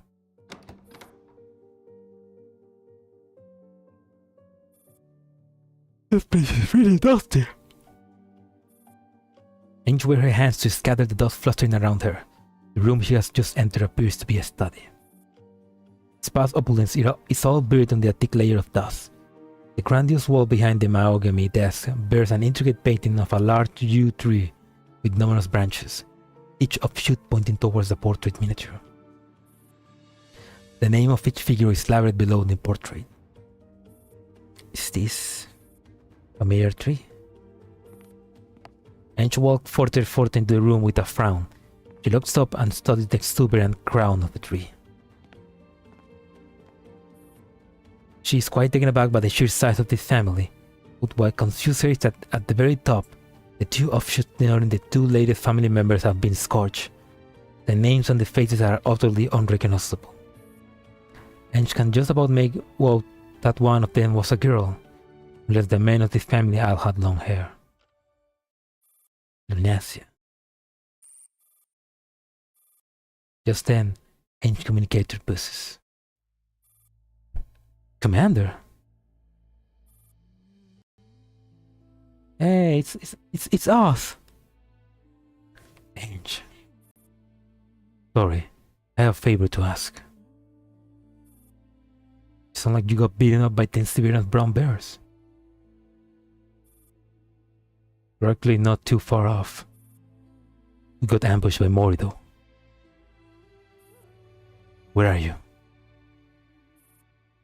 She took Dandelion. Wait, that never happened. Hey, this is the story being changed. She took Dandelion. We absolutely cannot let her fall into Paradeus' hand. Please. Where are you? Hang in there, don't give up. I'm coming to help. If you can spare time, check on Calvin for me. Not time to discuss your epitaph yet. Commander, I have always believed we really are allies. We never said that.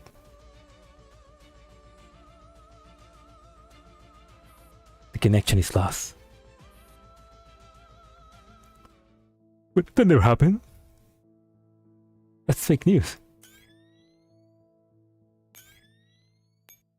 Clock with the blue wing. Neo Temple of Berlin.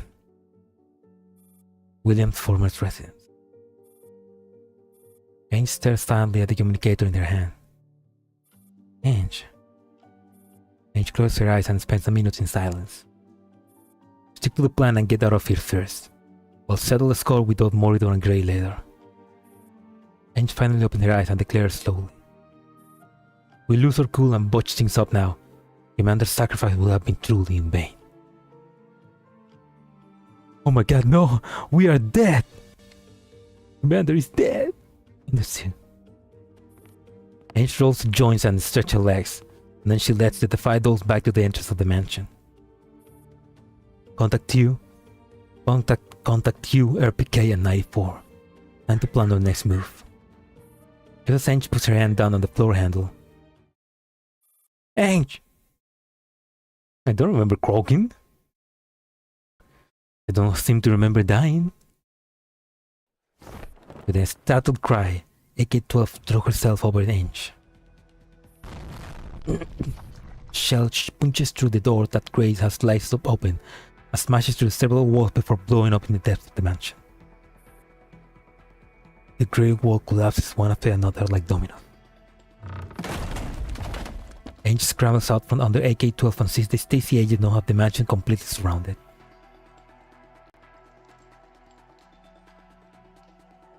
She's getting payback for all the time she died in continued turbulence. Sorry, Ange. Yeah, we make her die a lot of times. The young man in the lead is holding Q's M203 grenade launcher, so he must be the culprit of the scene of devastation. Grenade launcher. Q, you better have an explanation for this. Can't reach her. And get me K. Asking what the hell is going on. The young man standing in the front of the yard lowers the grenade launcher. Then after a moment of deliberation, he raises his hand to gesture to his man. They signal the Stasi agents around him all raise their weapons and start firing indiscriminately at the mansion. He keeps his hands up for well over 20 seconds and only closes his fists after his subordinates have each emptied 4 magazines, and the mansion is in complete shambles. Clear! Target not found in the hole. Light, no. How could you, Light? How could you?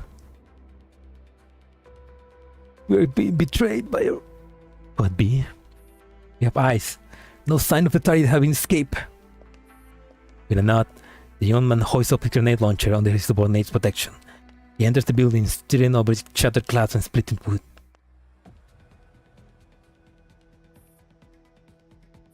Almost all obstacles have been smashed.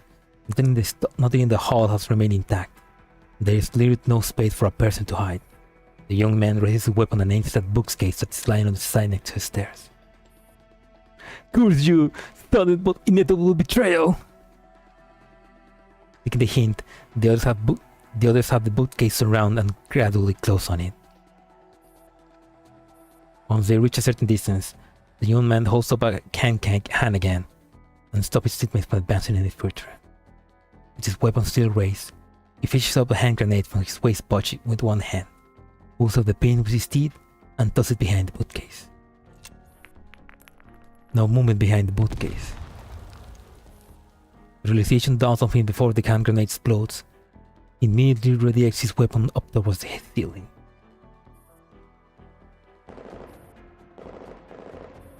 The explosion of the hand grenade. The explosion of the hand grenade heralded the start of this skirmish. At that moment, the young man pulls the trigger and fires the shell at AK-12, which is hanging on the chandelier. The shell sends the chandelier, along with the white-haired doll, crashing to the floor. The other agents probably spread out to avoid getting hit by the fallen debris. Meanwhile, Ange suddenly emerged from under a pile of rubble and dust off fire continuously at the agent. Don't panic. The young man barks out a command and briskly pulls back from the AK-12. Ange's bullets have managed to penetrate the agent's neck, shatter another's goggles, and break a third agent's ribs through a bulletproof vest. Then, all the well-trained agents take aim at AK-12 and pull the trigger in unison. An AK-12 cannot withstand direct fire from so many weapons at the same time. 12! The situation is obviously beyond Ange's expectations. She quickly decides on a course of actions. The young man is surprised to see that Ange has opted against helping his subordinates and is charging straight towards him instead. Keep firing and don't give her a chance to drag back! Ange alloy prosthetic delivers a mighty kick and sending the weapon flying out of his grip. The young man draws his combat knife and manages to line a cut on Ange's abdomen. A trickle of blood oozes from the wound. Ange is not deterred. Wary of the strength of her prosthetics, the young man falls back rapidly. Ange! AK-12, still on the focused fire some distance away, realizes that Ange is in danger. With gritted teeth, he thrusts her hand through the floor, tears out a piece of floorboard, and hurls it at one of the agents. This barbaric way of fighting really reminds me of someone. 15, you're up!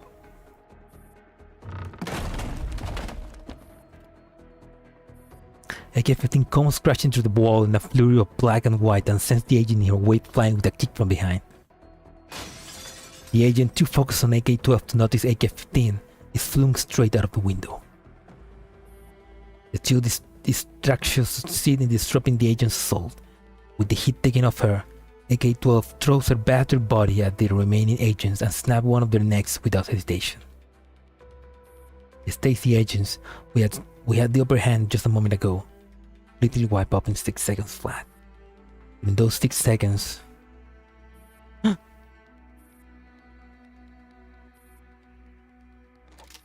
the wounded Ange is slumping on the floor while the young man was bested head towards her, pointing a pistol at her head. Is this how you take care of my needs in Berlin on behalf of K? Agent Yu? Apologies, introductions are in order. As you can see, I'm a Stasi agent. Yeah, you might as well introduce yourself after I die. Got K on the comms. Crossed the line. When I've been working with one of your fellow agents. Ange, you picked the wrong side. Q and whoever behind her are collaborators of the White Faction. She is also involved in arms trafficking. I have no time for your infighting. We have orders from above to erase any information about Q.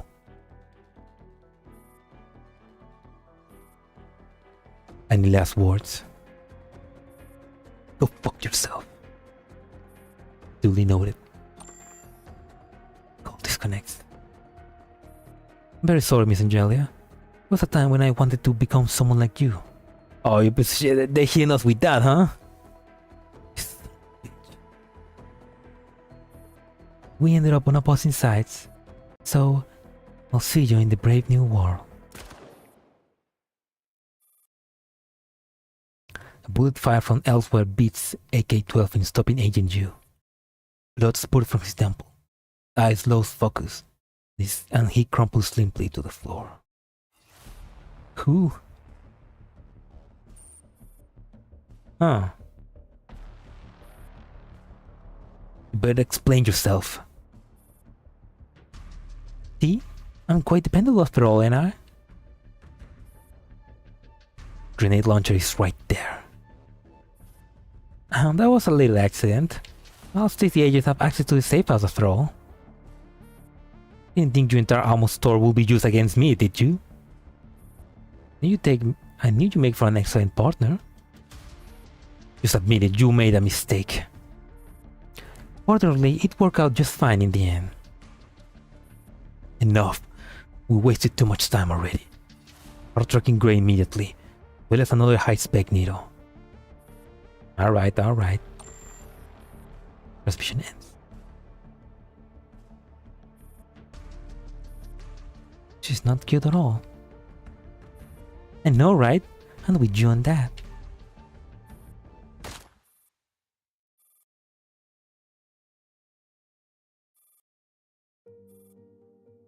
Wait, what happened? How many betrayals are happening at the same time? Dealing with the rest of the Stacy agents, Ange suddenly realized the problem that she's been overlooking for a while. Where are RPK and AN-94? We haven't heard a peep from them the whole time. Then something isn't right. AK-12 dashes out of the door. For a beat, Ange hears a furious cry. 94! Following the boys, she hurries after AK-12 and finds her, as well as AN-94, who has crashed on the spot. AK-12 nails down and takes off the connection cable from AN-94 pouch, plugs one end into her port and the other in AN-94. AK-12 face is bleak, while Ange looked bewildered. How could anyone cause N4 to crash out of the blue? Where's RPK? There's no sign of her. Paralyzed AN-94 suddenly spams and another cloud reboots after a forced shutdown. RPK! It was RPK! She... AN-94 also has a look of utter disbelief on her face. RPK attacked me.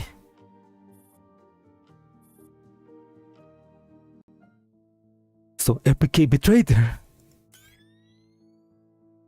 Even in a fake memory, RPK still is a traitor. Okay, let's do this on normal.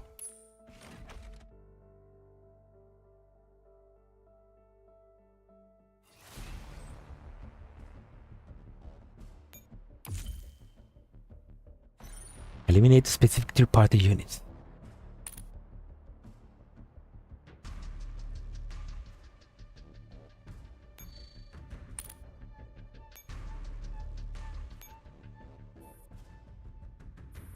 I'm sorry, Ange. I got careless. It's not your fault. No one could see this coming. Not even me. I will make up for my blunder. Don't worry. We won't let her get away. The explosive we're rigging there are ready for use at any time. We will keep you up to date if necessary. I will give the order. We must stop her at all costs.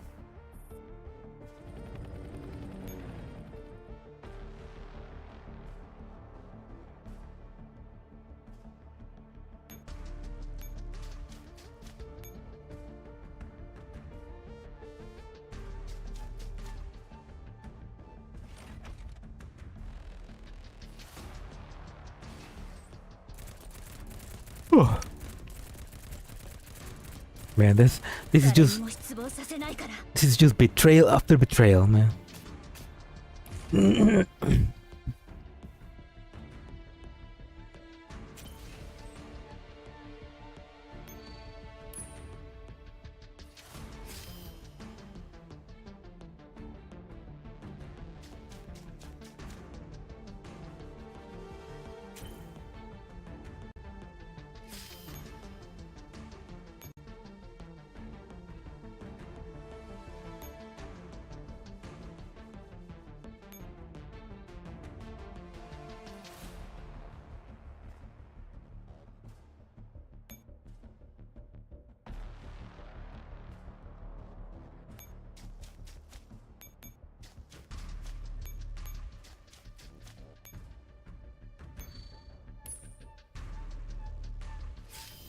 I think I'm gonna have to restart.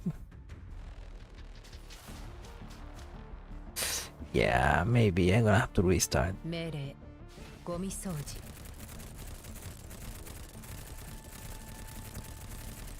レーダースキャンスタート。ダメージが規定値を超えます。任務失敗。撤退するわ。 Come on, AK-15, you can't kill her. I know. I trust you. 死ねチームの足を引っ張り申し訳ありませんでした任務失敗全員 AK-12, no, not again.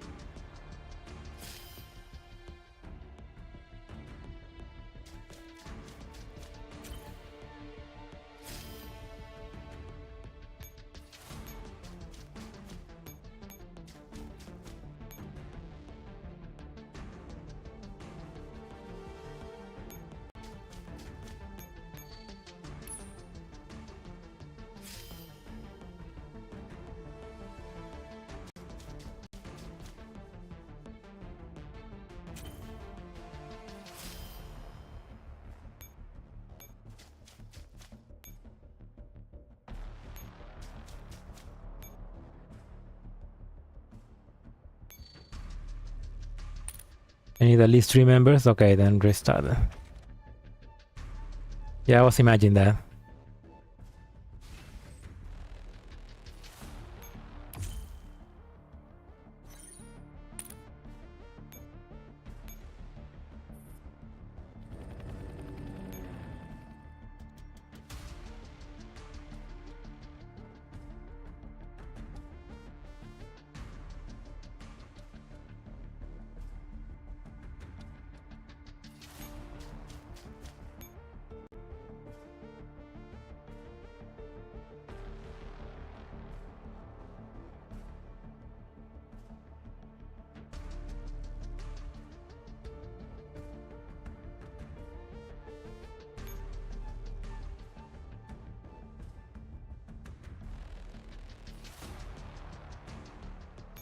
Let's start again.「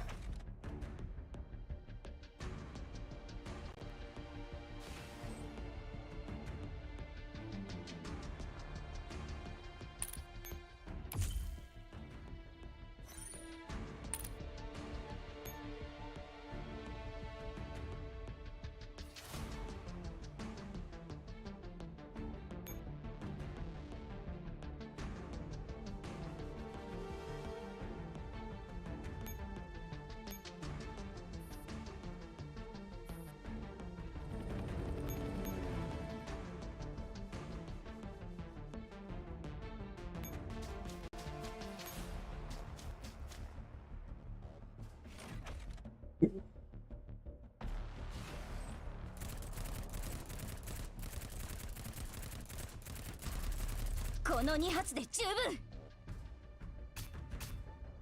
やれることを。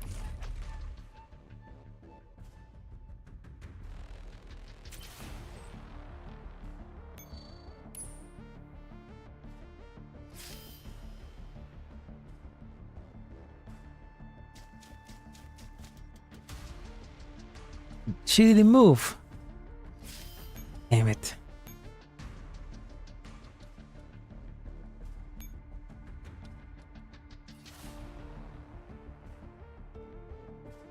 Ah, okay.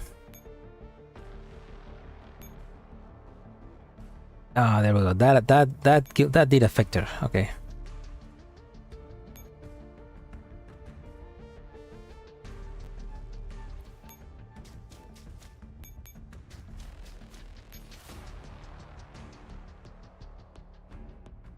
Okay, she's impeded for one turn.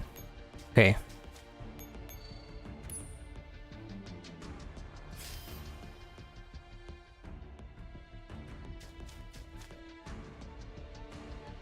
Ah, there we go.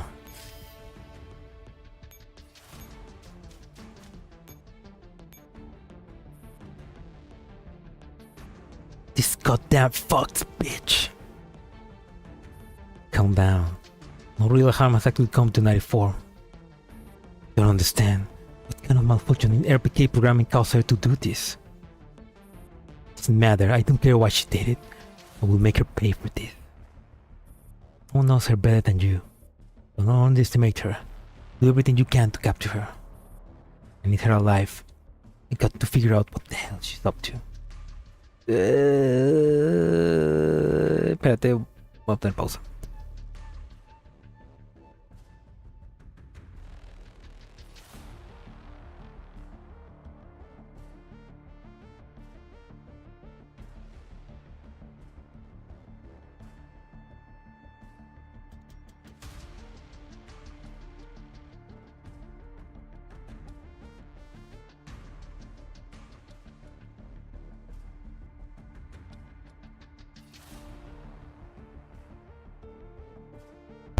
Alright. Sorry. My sister came to show me a dumb meme. Understood.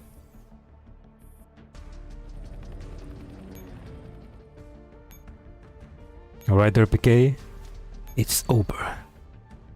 RPK is quite formidable. Please ensure that all the 5 members are in the Exiled before engaging in battle.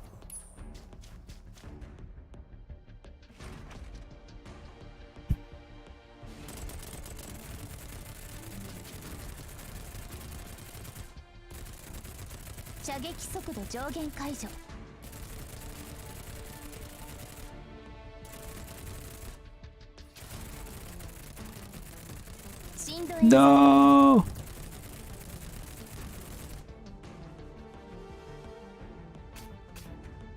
Nim完了。休む暇などありません。次の命令をください。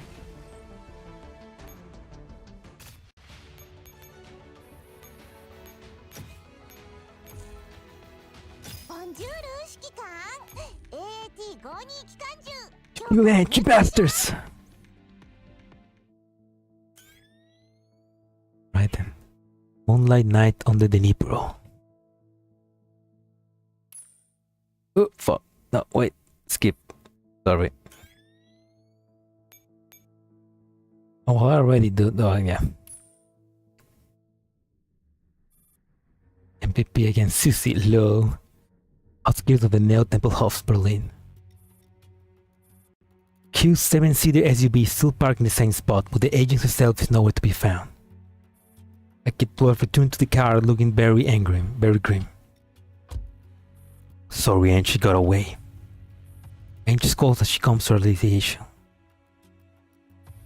She's been leading us in circles and wasting our time deliberately. Get about here. Since we can't get in touch with you either, we're on our own. I have good news and bad.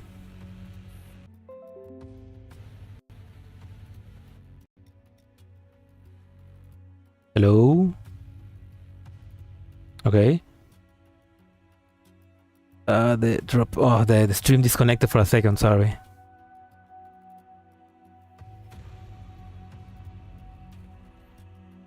I'm gonna read a little back before. The good news is that the little electrification which the commander sent us happens to be in the same direction. Their destination is pretty obvious. Where is it? Problems was more. No, it was my problem. That's only my OBS disconnected from the internet for a second. Probably because my family, probably because all my family just got home. All of them connecting to the internet just made it go down. I imagine.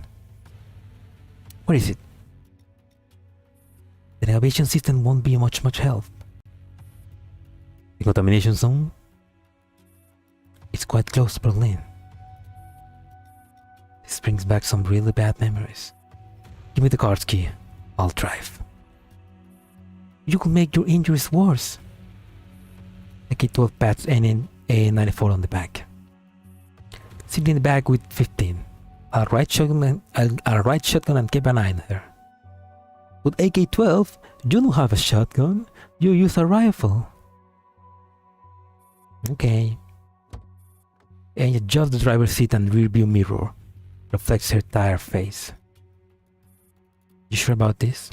Shouldn't we at least what? And it looks like AK-12. Know what you're thinking. No support is coming. Sir PK-16 is so intent on stopping me from getting there. It's exactly what I'm going to do.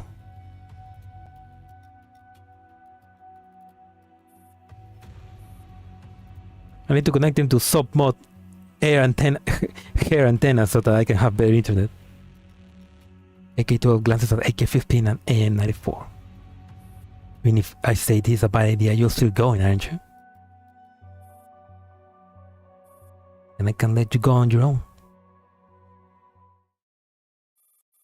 Outskirts of Berlin. Not just you then. Oh, yeah, no, I disconnected, so I guess everybody watching just saw the bad connection. Yeah, it's probably the internet at this hour just going bad. Ange's grip the steering wheel silently, her impatient apparent in the rearview mirror. The scenery outside the car window is dull and monotonous, while the atmosphere within the vehicle is somber. Everything seems preoccupied with their own thoughts. Yeah, welcome back. Look at us, a proper suicide squad. Our leader is covered in injuries and running headfirst into the contamination zone to fight the boss, with no backup and a stolen car. I know what I'm doing. Of course you do. I'm sure you also know there's only so much we can do in this sorry state, yeah? And sniffed. She's too busy fighting their exhaustion to respond to AK-12's quip. Hold on, stop the car. We're on the autobahn. There isn't a single car in sight. Not to mention we committed so many crimes, breaking one more traffic rule isn't going to kill us. Same can be said if you keep driving. Your eyelids are dropping. Ange slams on the brakes wordlessly. That's better. It's preserving my strength for what comes next. Ange opens the door and gets out of the vehicle. She switches seats with AK-15 in the back. I was offering to drive, but this works too. Satisfied that the engine has started, Ange leans back and slowly closes her eyes. AK-15 looks in the rearview mirror and turns on the radio.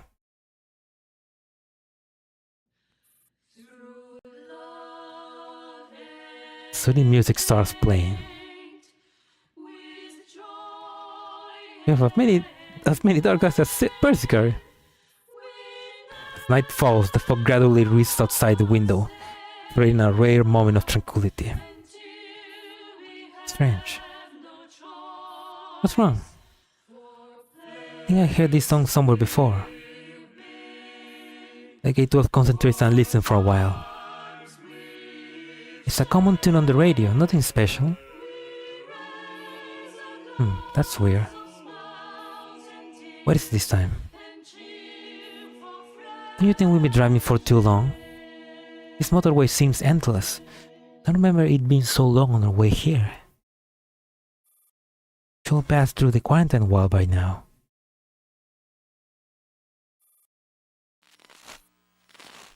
Just then, the radio suddenly crackles ominously. Always so stubborn, Ange. Commander was only dispatched to Berlin because of your rash decision. So many have paid a heavy price for what you've done. Wouldn't you at least reflect on your actions a little?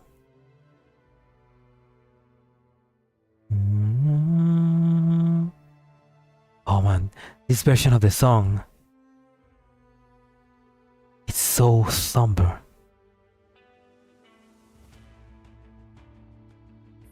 Applique! You just never listen, Ange. You knew this would be a path of no return, yet you carried on regardless. Simulation collapsing. Looks to be. You forced me to prove my ally, my true master. You're true. The vehicle's out of control. 94, keep Ange safe. The wheels pivot sharply, causing the vehicle to overturn without warning. It's momentum to propel it straight off the road. Ange feels herself free falling in an endless moment of weightlessness.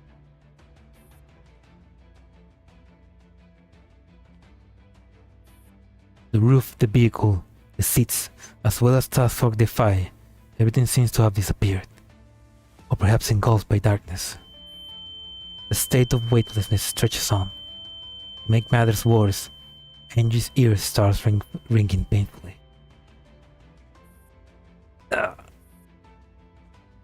Wear your seatbelts, kids. Better battlefield to give your life on, Ange. You mustn't fall here. 12. Ange, wake up. I'm awake. Where am I? Sorry, Ange. We failed. Everything in life is futile. What is the point in struggling?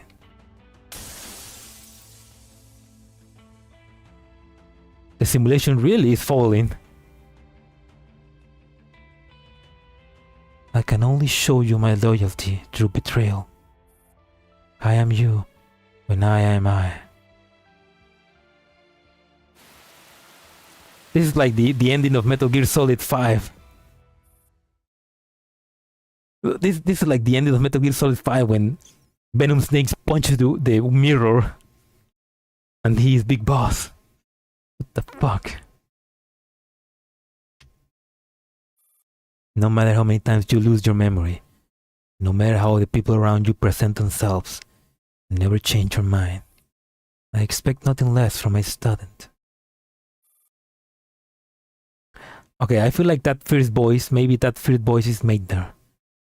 And this second voice is RPK16. You don't seem to know her well enough.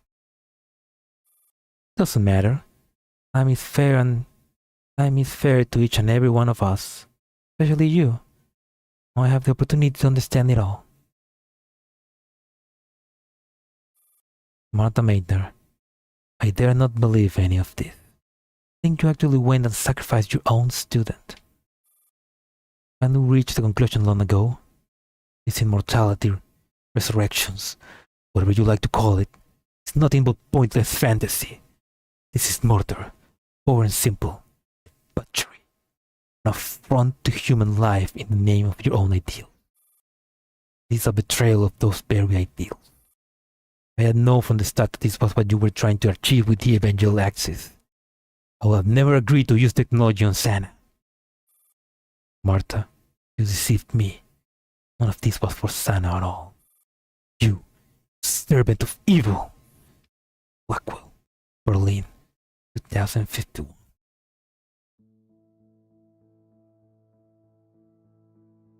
What the fuck is happening? What the fuck is happening? Who the fuck is Blackwell? Oh man. ¿Qué está pasando, gatito? ¿Qué está pasando? Sal de ahí.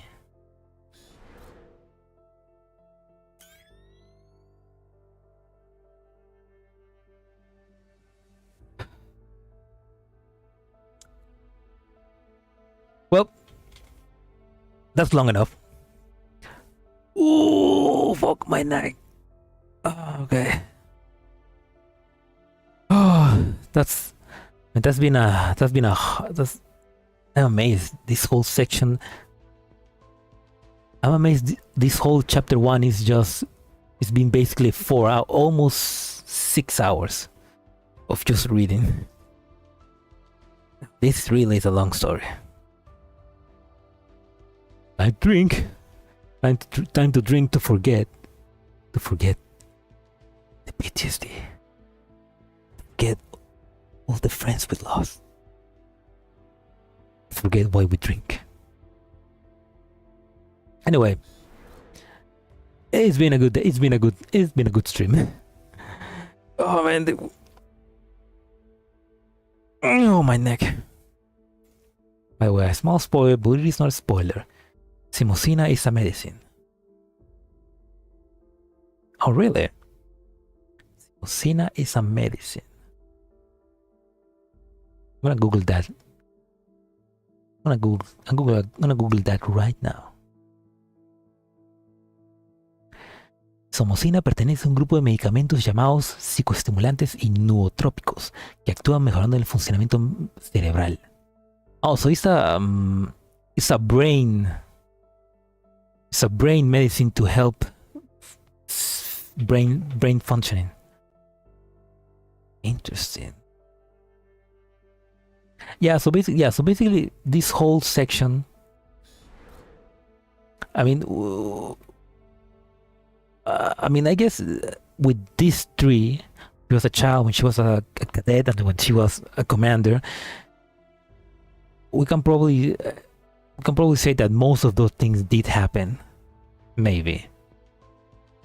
But I will say everything that happens here is just fake, absolute fake memories to do whatever they're doing to Ange. But yeah.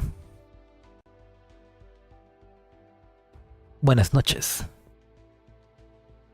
Yeah, buenas noches. Yeah, I'm gonna end stream right now. So yeah. It's a good moment to end the stream. Anyway, thanks for watching the stream. I hope you enjoyed, and if you're watching the VOD, I hope you enjoyed as well.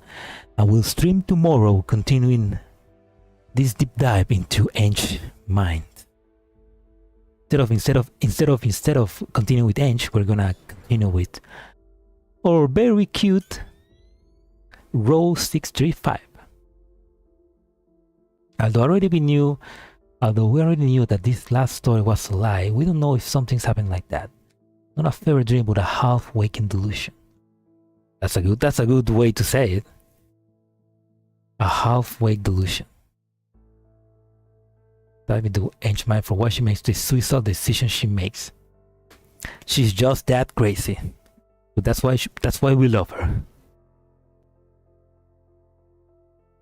We'll cry more tomorrow. Yeah. Thank you for watching the stream. I'll continue tomorrow. Anyway, bye. Goodbye. Good night and goodbye. Not like a classic GFL time. Nothing like some good trauma to end the night.